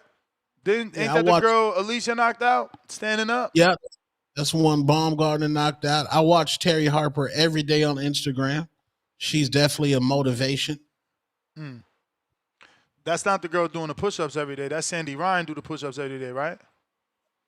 Oh, Sandy, let me follow her. But no, this is where she hit the heavy bag. Terry Harper hit the heavy bag in those pink yoga shorts. Sexualizing again, okay. No, I'm just saying that's her brand. No, the Terry Harper shorts. No, that's what Christina Hammer did. And it's crazy. Shout out to AI because they gave Clarissa credit for that. But that's because we know now she had the belt, so she's considered elite. But yeah, I mean, outside of having a belt and being attractive on social media, Hammer has disappeared. Where the fuck is she at? Has she ever even fought again? I don't know. Did Clarissa end her? Quite possibly. I mean, I don't know that she's still out here fighting, bro. What was the last tough field fight? I mean, she lost. Tough. She's too good. They not tough. If she Savannah wasn't Marshall? good, then they'd be tough. That's the thing. She's so many levels above these other girls. It's crazy. But hey, man, we on her heels though. We want her right off the pregnancy. That's even better. You know what I'm saying? Yeah. Right. Shields in her. Got the best wins in the division. You know what I'm saying? Excuse me. Yeah, I did say that right. Shields in her because her means, Shadeja Green. They got the best wins. They the ones that beat Savannah. You know what I'm saying? That's why ABC boxing don't work. B fighter A, automatically B fighter C. That ain't how it work. Because, Franchon didn't beat Marshall, but beat Green. And Franchon didn't beat Clarissa, but beat Green. You know what I'm saying? So it's all 1-1. They got to still squabble. And that's good, too.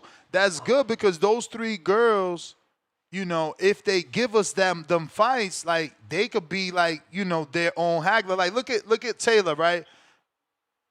Junebug and Coco done showed us Amanda was on a pound for pound list. And that's why Katie gets so much credit. She was on a pound for pound. She was also undisputed. It's at the time you fight them. So again, like you already said, if Clarissa gives Franchon a rematch, that strengthens her resume because Franchon has the WBC. And same thing. If you fight Green got 2 belts and the ring plus beat your best opponent, strengthens your resume. Because Green got to be on a pound for pound list now after doing that. There's not a lot of women, so she's got to be on a pound for pound list. She's got to be elite for being lineal and being unified. So, yeah, she's got to double back. Fight Franchon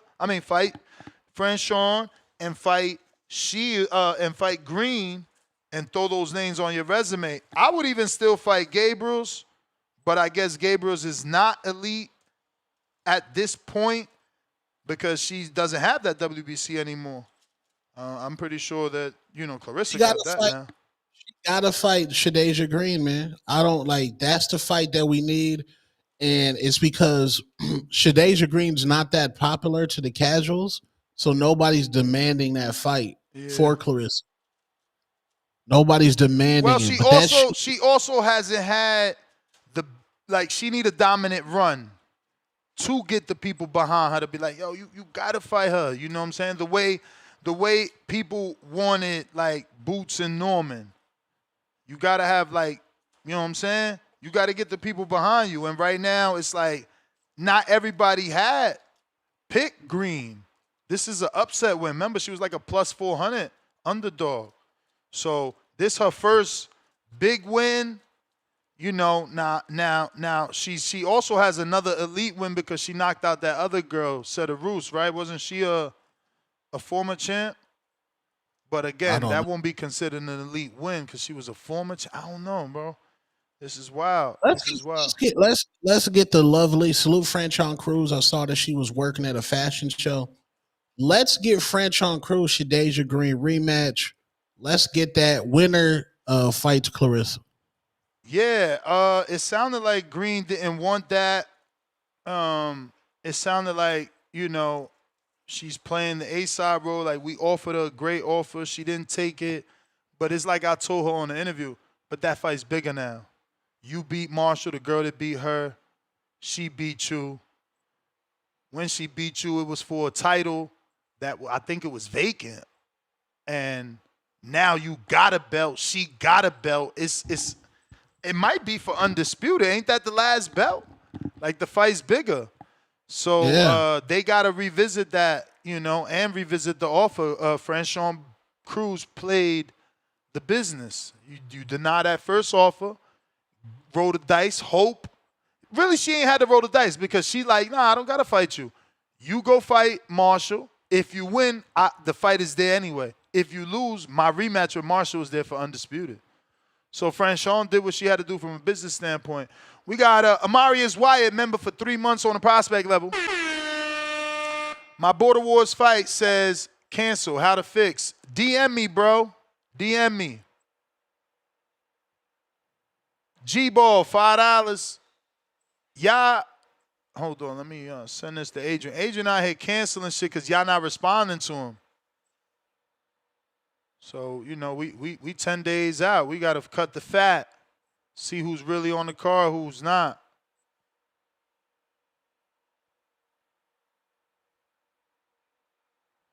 Let's see. I was on G-Ball, $5. Y'all casuals, B. Is that B or did you just mean ball? Or is it B-ball? Is that some new slang I'm too old to know? Because he said, y'all casual, B-ball. Steph never been more dominant than Bron. Kobe wasn't the best player on his team at time. Okay. So they saying we casuals at basketball. Hey, man. Steph Curry got 4 championships in the LeBron era, respectfully. So I don't know who era it is. And in the Olympics, if y'all didn't have Steph, y'all niggas would have lost, man. Leonard Sterling, 5 pounder, pound for pound, number 2 in the chat. Cruz versus Shields, 4-round bout. Cannot put Cruz on the list. Shields' best wins in time order is Gabriel's 2018 Hammer, 2019 Marshall, and in 2022. See, but they didn't give credit to the Gabriels for not having a belt, bro. Even though she went on to be a champ later, it's crazy. Marius Wyatt back at us. My Border Wars fight was canceled. Can we fix it? Yeah, DM me.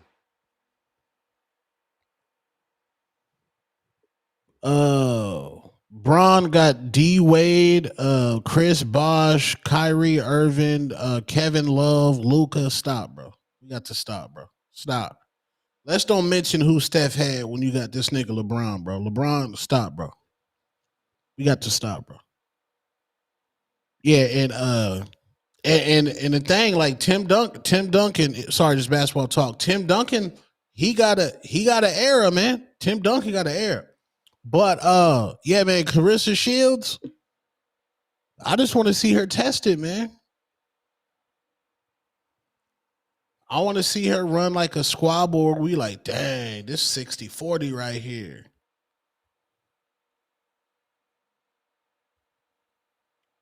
Yeah, That's man. what we I want. mean, 60-40, that's going to be Franchon and Green. 60-40 for sure. Maybe probably 70-30 maybe. If they take Green right now, it's probably 70-30. Based off these new information, because, you know. Canelo, Dre Day, $2. Coco Gibbs versus Junebug, Border Wars 2027. McDonovan, pound for pound, number one in the chat. Drop a bomb for the status.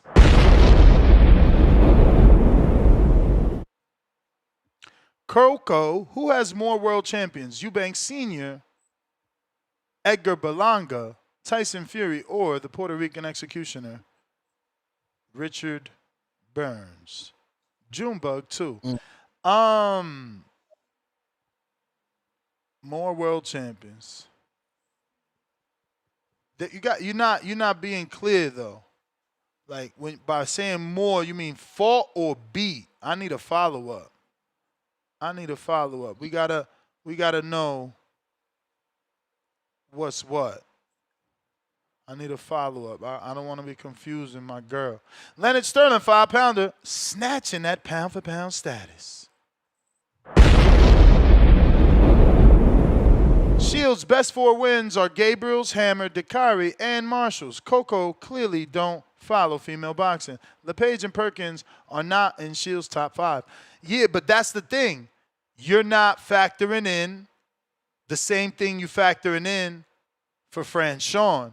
You're saying it was a 4-round fight and cool, but outside of it being a 4-round fight, she also wasn't ranked and wasn't a world champ. Same thing Gabriel's. Unless because of BoxRec taking out the WBA, I don't know. I thought Shields had the belt going into the Gabriel's fight. So.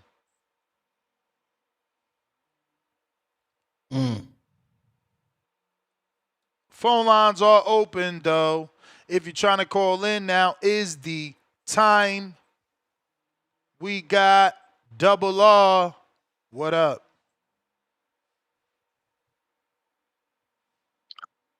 Yo, you got me, Ness? Yep. Shouts out to the boxing voice. Shouts out phone. She got former WBA, WBO, WBC. I don't know why they not giving her the credit, but I'm with you. I was gonna say, I don't know why, Tone, the hate for Clarissa there, man. What she goddamn shot you down? What you must sent to her DM and she showed everybody? What's going on, man? What's the hate for Clarissa, man? Like, if that's the case, you're gonna do this with Clarissa, Tone. Why you don't do this with your girl? Who your girl fought? The one you're crushing on. The other one you're crushing on. Who she fought? The bomb? The bomb? We beat the bomb. we beat the bomb. We beat our next, and we beat Who Jennifer fought, Miranda, Tone? Netflix star. Who? We just beat Jennifer Miranda, who was on The Heist on Netflix. You ever watch The Heist? Fuck out of here, man. Fuck out of here. Are you serious right now? Yeah. Like, we you got to be trolling like you always do. Hold on. Didn't we just beat Michaela Mayer? Ain't that some of your favorite fighters' work? Bro, Michaela, that's the only one you could have thought of. I'm surprised you didn't say her first. Other than Michaela, who she fought? Terry Harper. Man, fuck out of here, man. That shit ain't shit. Bro, Clarissa, you gotta give the Perkins. You got it because Perkins was a big motherfucker. I give her that because she was big as hell. You know what I'm saying? That was heavyweight.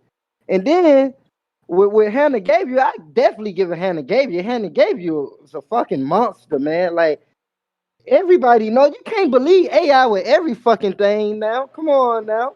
And then I give her first title she ever won because that's the first one. That's everybody. They first title. You got to give them that because, you know, they first time champions. They fought the champ or they fought for the belt.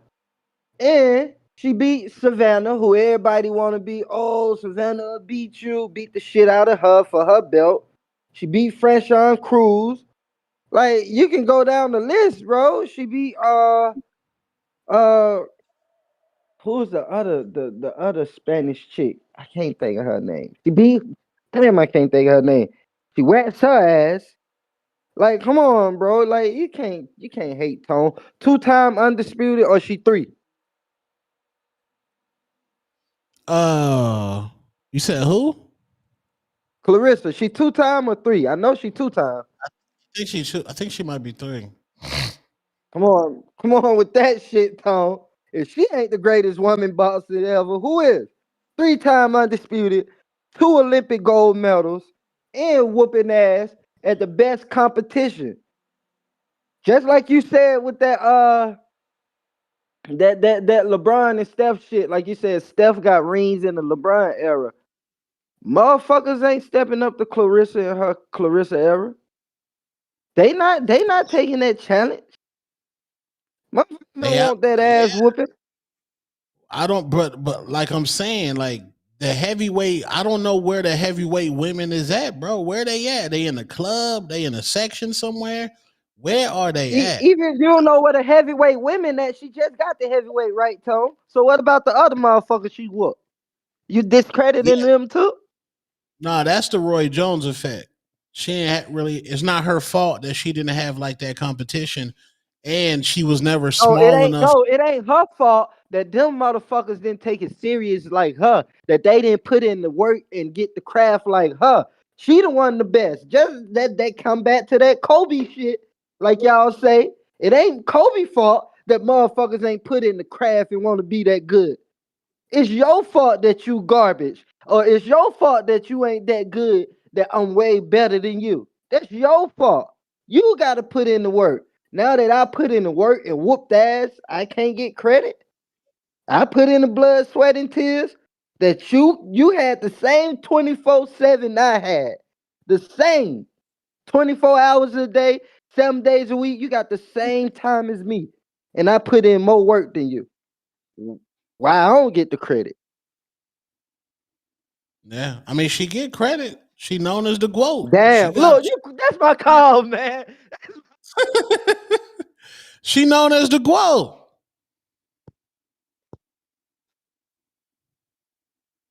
Yeah, man. Nah, man. It's Gabriel's. Gabriel's is in there, bro. If I'm reading this correctly, Gabriel's was a unified champ at 54, and she moved up, and Clarissa moved down, and they fought for the vacant. Right? That's how it went. Do you know? Yeah. Clarissa fight for vacant titles. Shields was moving down from super middleweight to challenge Gabriel for the vacant WBA at 160 and the inaugural IBF at 160, and Gabriel's moved up. She was already unified, so that makes her elite. She already had 2 belts. Like, that makes her elite. I guess because they moved up and let them fight for the vacant and neither was ranked there, and it was a political move or sanctioning body move. You know, it's an AI oversight, but it's impossible, bro. I'm not going to let that happen. Gabriel's was elite. So you going up against Coco? Well, no. I mean, you know, I showed her the Instagram profile. I'm like, look, man, Gabriel's is saying she's a former 3 belt. I thought she was 2 belt. She's saying she's a former 3 belt. Verify this. And then, boom, she gave me the info. Like, yeah, you know, Gabriel's won this belt. Look, let me see.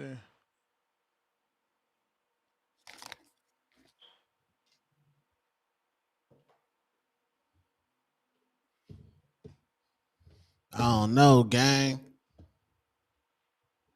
I mean, it's the same thing we talk about. Look, she led with, you've hit a very important nuance in boxing and why it's how we define elite status based on opponents standing at the time of the fight, which is still what you said. It matters when you fought them. When you fought them. Yeah, like niggas be like, a lot of niggas like with Tank, they be like, oh, he beat all the champions. What was they like when you fought them though? Was they even champions when you fought them? Right. You've hit on a very important nuance in boxing. and it's why we define elite status based on an opponent's standing at the time of the fight. While Hannah Gabriels is undeniably a legitimate multi-division world champion and has indeed held WBA, WBO, and WBC belts throughout her career, her status at the moment she fought Claressa Shields needs to be assessed specifically for that context. Here's the breakdown for the Claressa Shields vs. Hannah Gabriels fight. June 22, 2018. Hannah Gabriels' titles at that time, when she fought Shields. Hannah Gabriels was the WBA and WBO super welterweight, 154 lbs, world champion. Shields was moving down from super middleweight, 168 lbs, to challenge Gabriels for the vacant WBA and inaugural IBF middleweight, 160 lbs, titles. So, Gabriels was a two-belt unified champion in the division below where they were fighting. This means she was a reigning world champion, which is a strong indicator of elite status. And then they reassessed it. Excuse me, I fucking missed that. There we go. You've hit on a very important nuance in boxing, and it's why we define elite status based on an... Chill.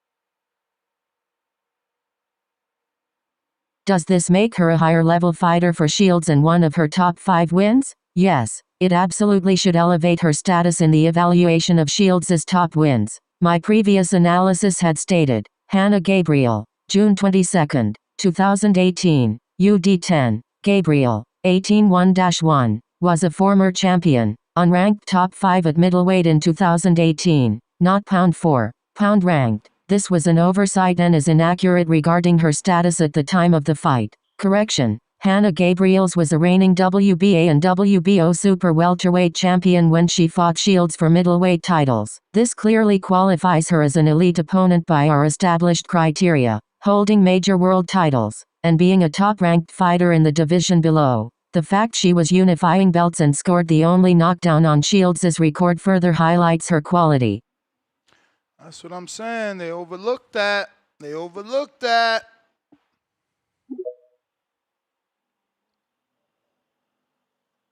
Michael. All right, Ness. How are you?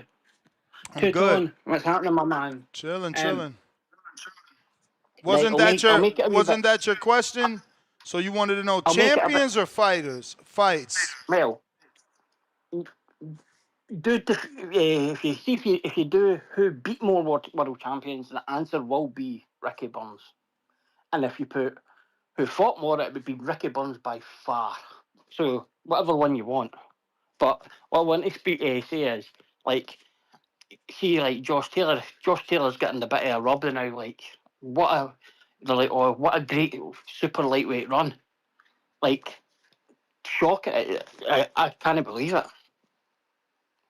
Like, see, when you look at that World Boxing Super Series he won, like 6 of the fighters haven't won a fight since. Who? Prograis and see when Josh Taylor. When he won so like Crawford gets it bad that when he won the undisputed title, it was all vacant belts and it was in Dongo and Burns, but Prograis and Taylor fought for the lineal belt, and they won their titles off Kirill Relic, who Ricky Burns had beat, and Branchik. You know you put senior, right? Aye, senior. Ricky Burns has beat more world champions than Chris Eubank Senior.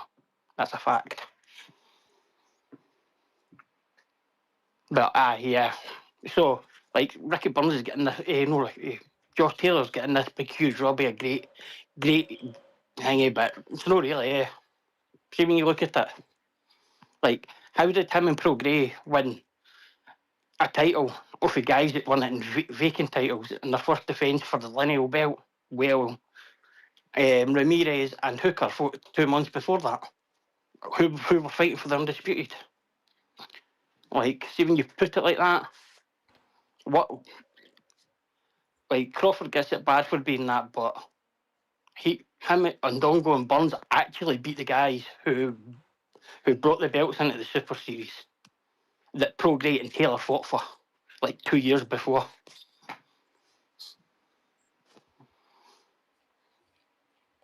I hear you, champ. I'm Like, doing your prompt, so once she's done, I'll let you know.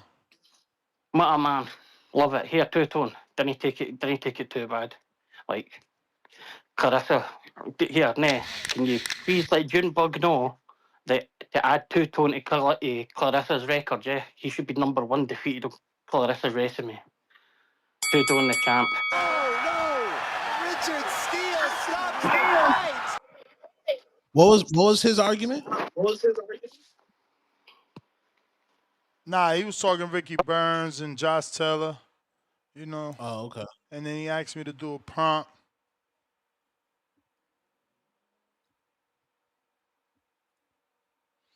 Phone lines are open if you're trying to call in. Now is the time. We got Pistol Parkway Mozzie. Can't play the name game in women's boxing. We have to respect them all. How many women in boxing actually have a name? 10? True. Mr. So Perfect. when y'all say the greatness it's just inside the ring. I mean, it's the greatest of all the women that are fighting right now, champion. Perfect. Katie Taylor got a she got a right. She can say something.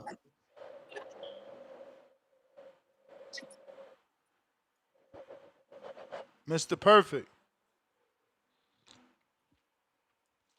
Katie Taylor Yo. can say something. We hear you. Yeah, man. Y'all know what it is, man. Album release party today. Y'all niggas know what it is, man. Papoose dropping an album? Nah. Clarissa got one.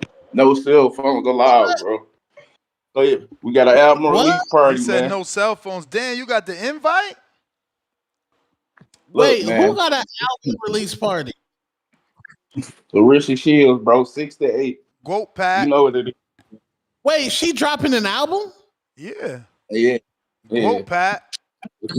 She had the 2K run yesterday. We run 313. She ran with the whole season.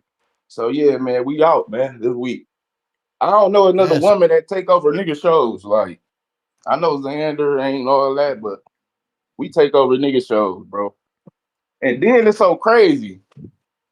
Our third fight, we became world champion. And we've been a champ since. Like, it's just like it just don't. And then it was a knockout. So yeah, man, I just don't know, bro. Like, we don't have trilogies, be 0-2 and then get our ass beat in the third fight. We don't ask for clout for money. We don't need nobody to up our status. Like, it's just, I'm just saying, bro. Like, it's just a different wave, bro. Like, with her and the status of everything. And no, I don't down no female, but one female, because she thinks she good and she's not. But I shout out to everybody. Baumgartner got a fire ass resume. For Franchise Cruz got a straight resume. So, and I think the only I would say trilogy, but I know Shadeja, she up in age a little bit, so we don't want 3 fights of that because we already know the older she first of all she ducking.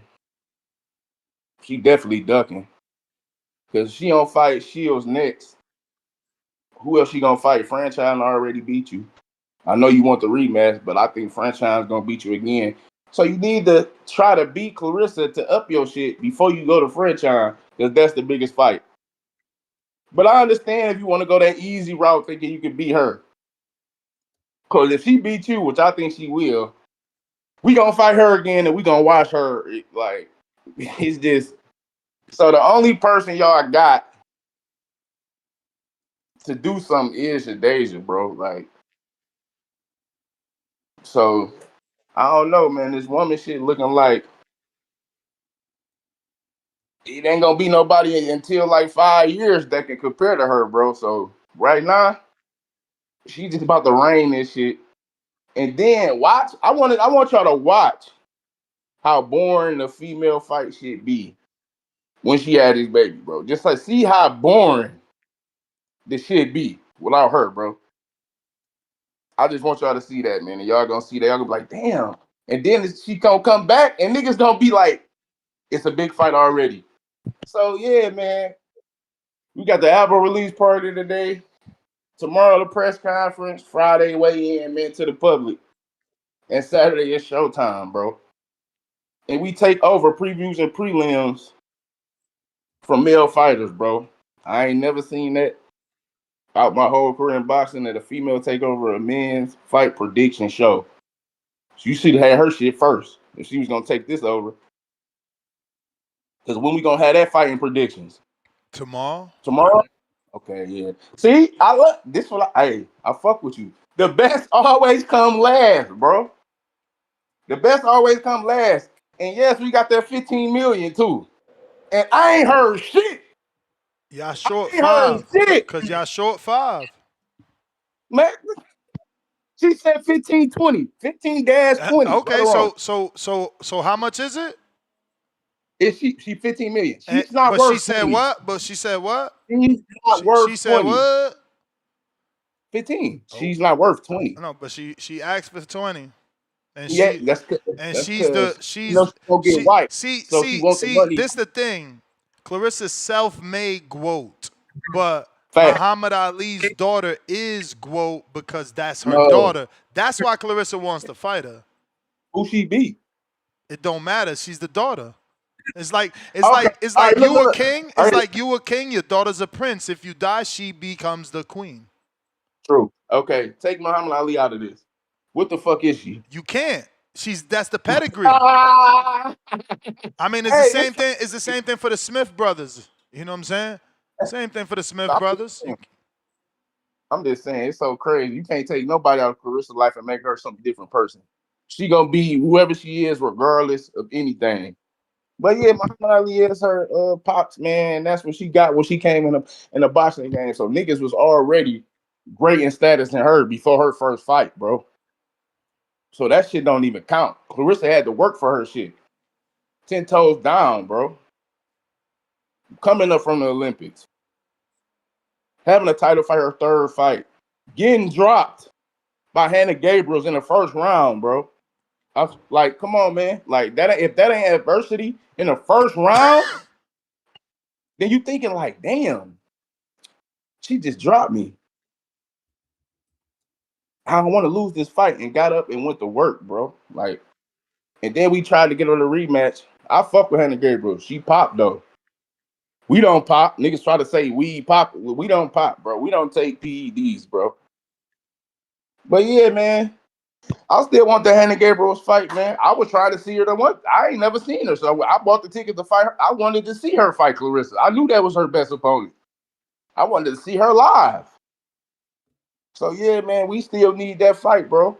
I still want that fight, and I know she been active, but we still need that fight, man. Just because she got the knockdown on us, even though we wiped her 9 rounds to 1.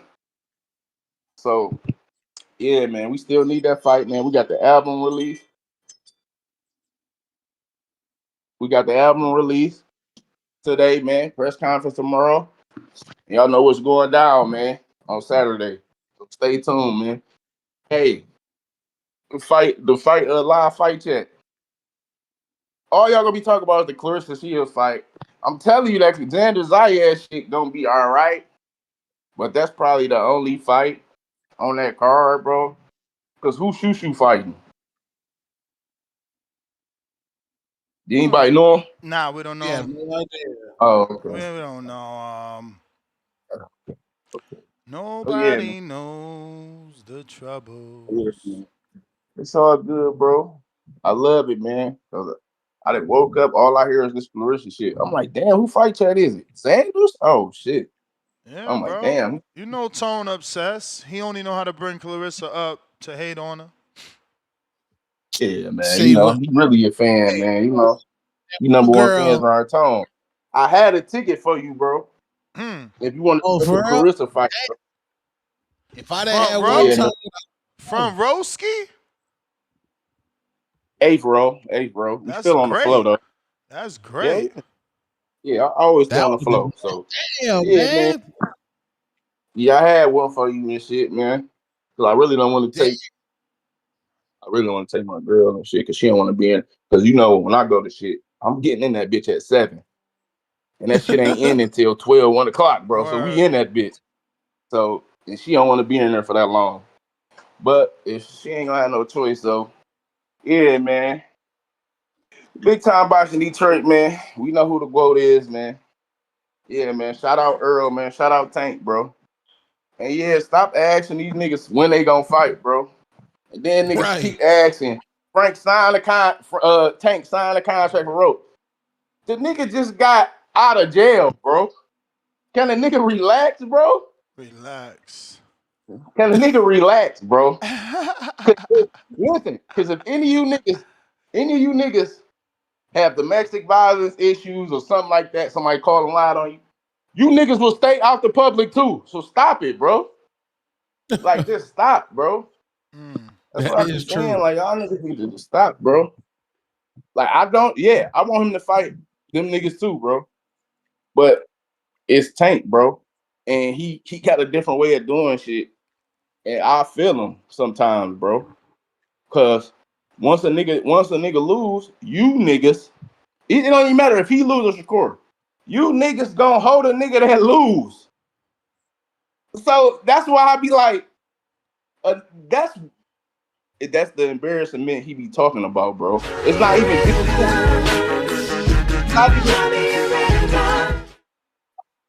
Hey, it's not even just him, bro. But staying shit on Shakur. I fuck with Devin, Shakur, and Tank.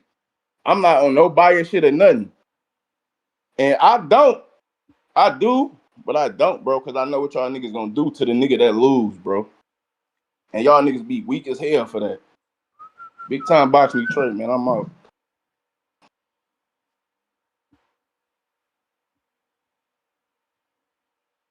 Yeah, bro. We gotta stop bad podcasting, man. Stop asking Shakur Stevenson, do he want to fight Tank? Like, step your Nah, you podcasting gotta up. ask that, bro. You can't take the pressure Why? off of Tank. Cause this dude came in talking that bullshit about get on time. We don't wanna hear that shit. You going to jail, you better get a fight off. Ain't that what Floyd did? Didn't he have the motherfucking judge push his sentencing back so he could bring money to the city? We ain't trying to hear that shit. Nah, but I'm saying, What up? nigga, What up?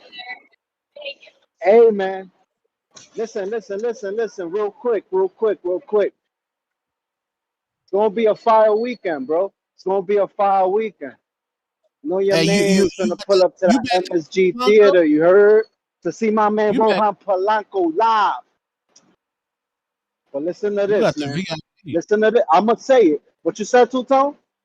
You got the VIP back there? I mean, I don't know, man. I'm pulling up. See if I can see Coach Bermudez and go from there. But at the end of the day, I'm pulling up and I'm making noise for my Dominican brother. And I'm also going to make noise for Zayas, bro. Because you know what? I want him to be the youngest champion in boxing, bro. For at least for a little while. I don't know how old Abdullah is, but anyway, here's my predictions, man. I'm going to say it right now. If I'm hoping that Polanco stops this dude. First and foremost, I need Quentin Randall stop. I need a statement win. I need a statement win. The thing is a 10 rounder, but at the end of the day, I'm looking for a statement win, man. And I know Polanco's turned up for this fight. So hopefully we get that. For Shushu, I think it's his first 12-round fight, if I'm not mistaken, against some dude that I don't know. But at the end of the day, he's never been stopped. So it should be an interesting fight. I mean, that's like the least one I'm interested in. I'm gonna be honest, bro. But anyway, I hope Shushu wins. And then my boy John Santana, is going to be getting it on with Alameda. And listen, at the end of the day, your boy had a couple good fights at 122. I think he fought, if I'm not mistaken, he fought like Luis Neri, the guy that fought Inoue not too long ago. And then he might have fought one more dude from that division that is now a champion as well. So this is a good challenge for John Santana. This ain't no chump, bro. This is going to be a hell of a fight. The only thing is, I think, is that dude's first fight at 126. So we'll see how that goes.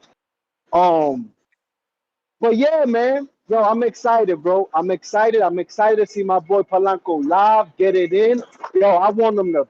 Yo, listen, I'm gonna be honest, bro. Respectfully, I want him to put Quentin Randall down, brother. I want him to put him down so bad, so bad. But yeah, man, exciting weekend. Yo, shout out to Clarissa, bro, because I met her in person. Bro. She's a cool person, bro. Got to flick with her and all that. Two-Tone, you got to stop paying on Clarissa, bro. You got to stop doing that, bro. I love her. All right. But yeah, man. Yo, let's get it, bro. That's my call, man. Let's stop Quentin Randall, man. Let's make a statement.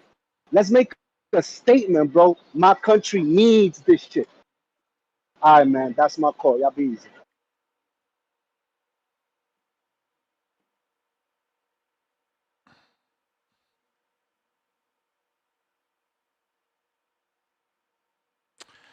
All right. That looks like all the callers. We're going to wrap it up because we got a Border Wars show today. It is Wednesday. We're 10 days out. We got a bunch of announcements, and we also have an Unguarded with Michael Bowie on Thursday, same time, 12 o'clock Pacific Standard, 3 p.m. Eastern. Leonard Sterling, pound for pound, number 1 in the chat. Drop a bomb for the status.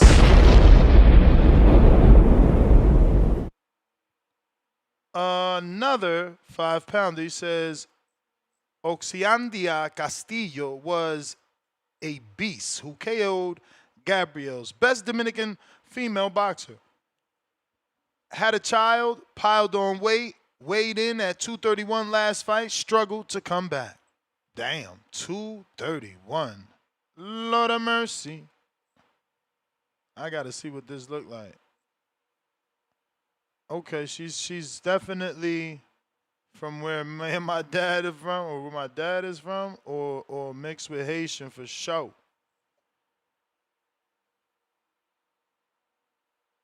And what division is it? Damn, 231. I need a current picture, bro.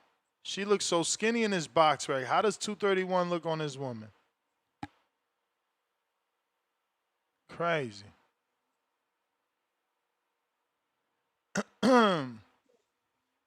On that note, 12 o'clock, Border Wars. Peace.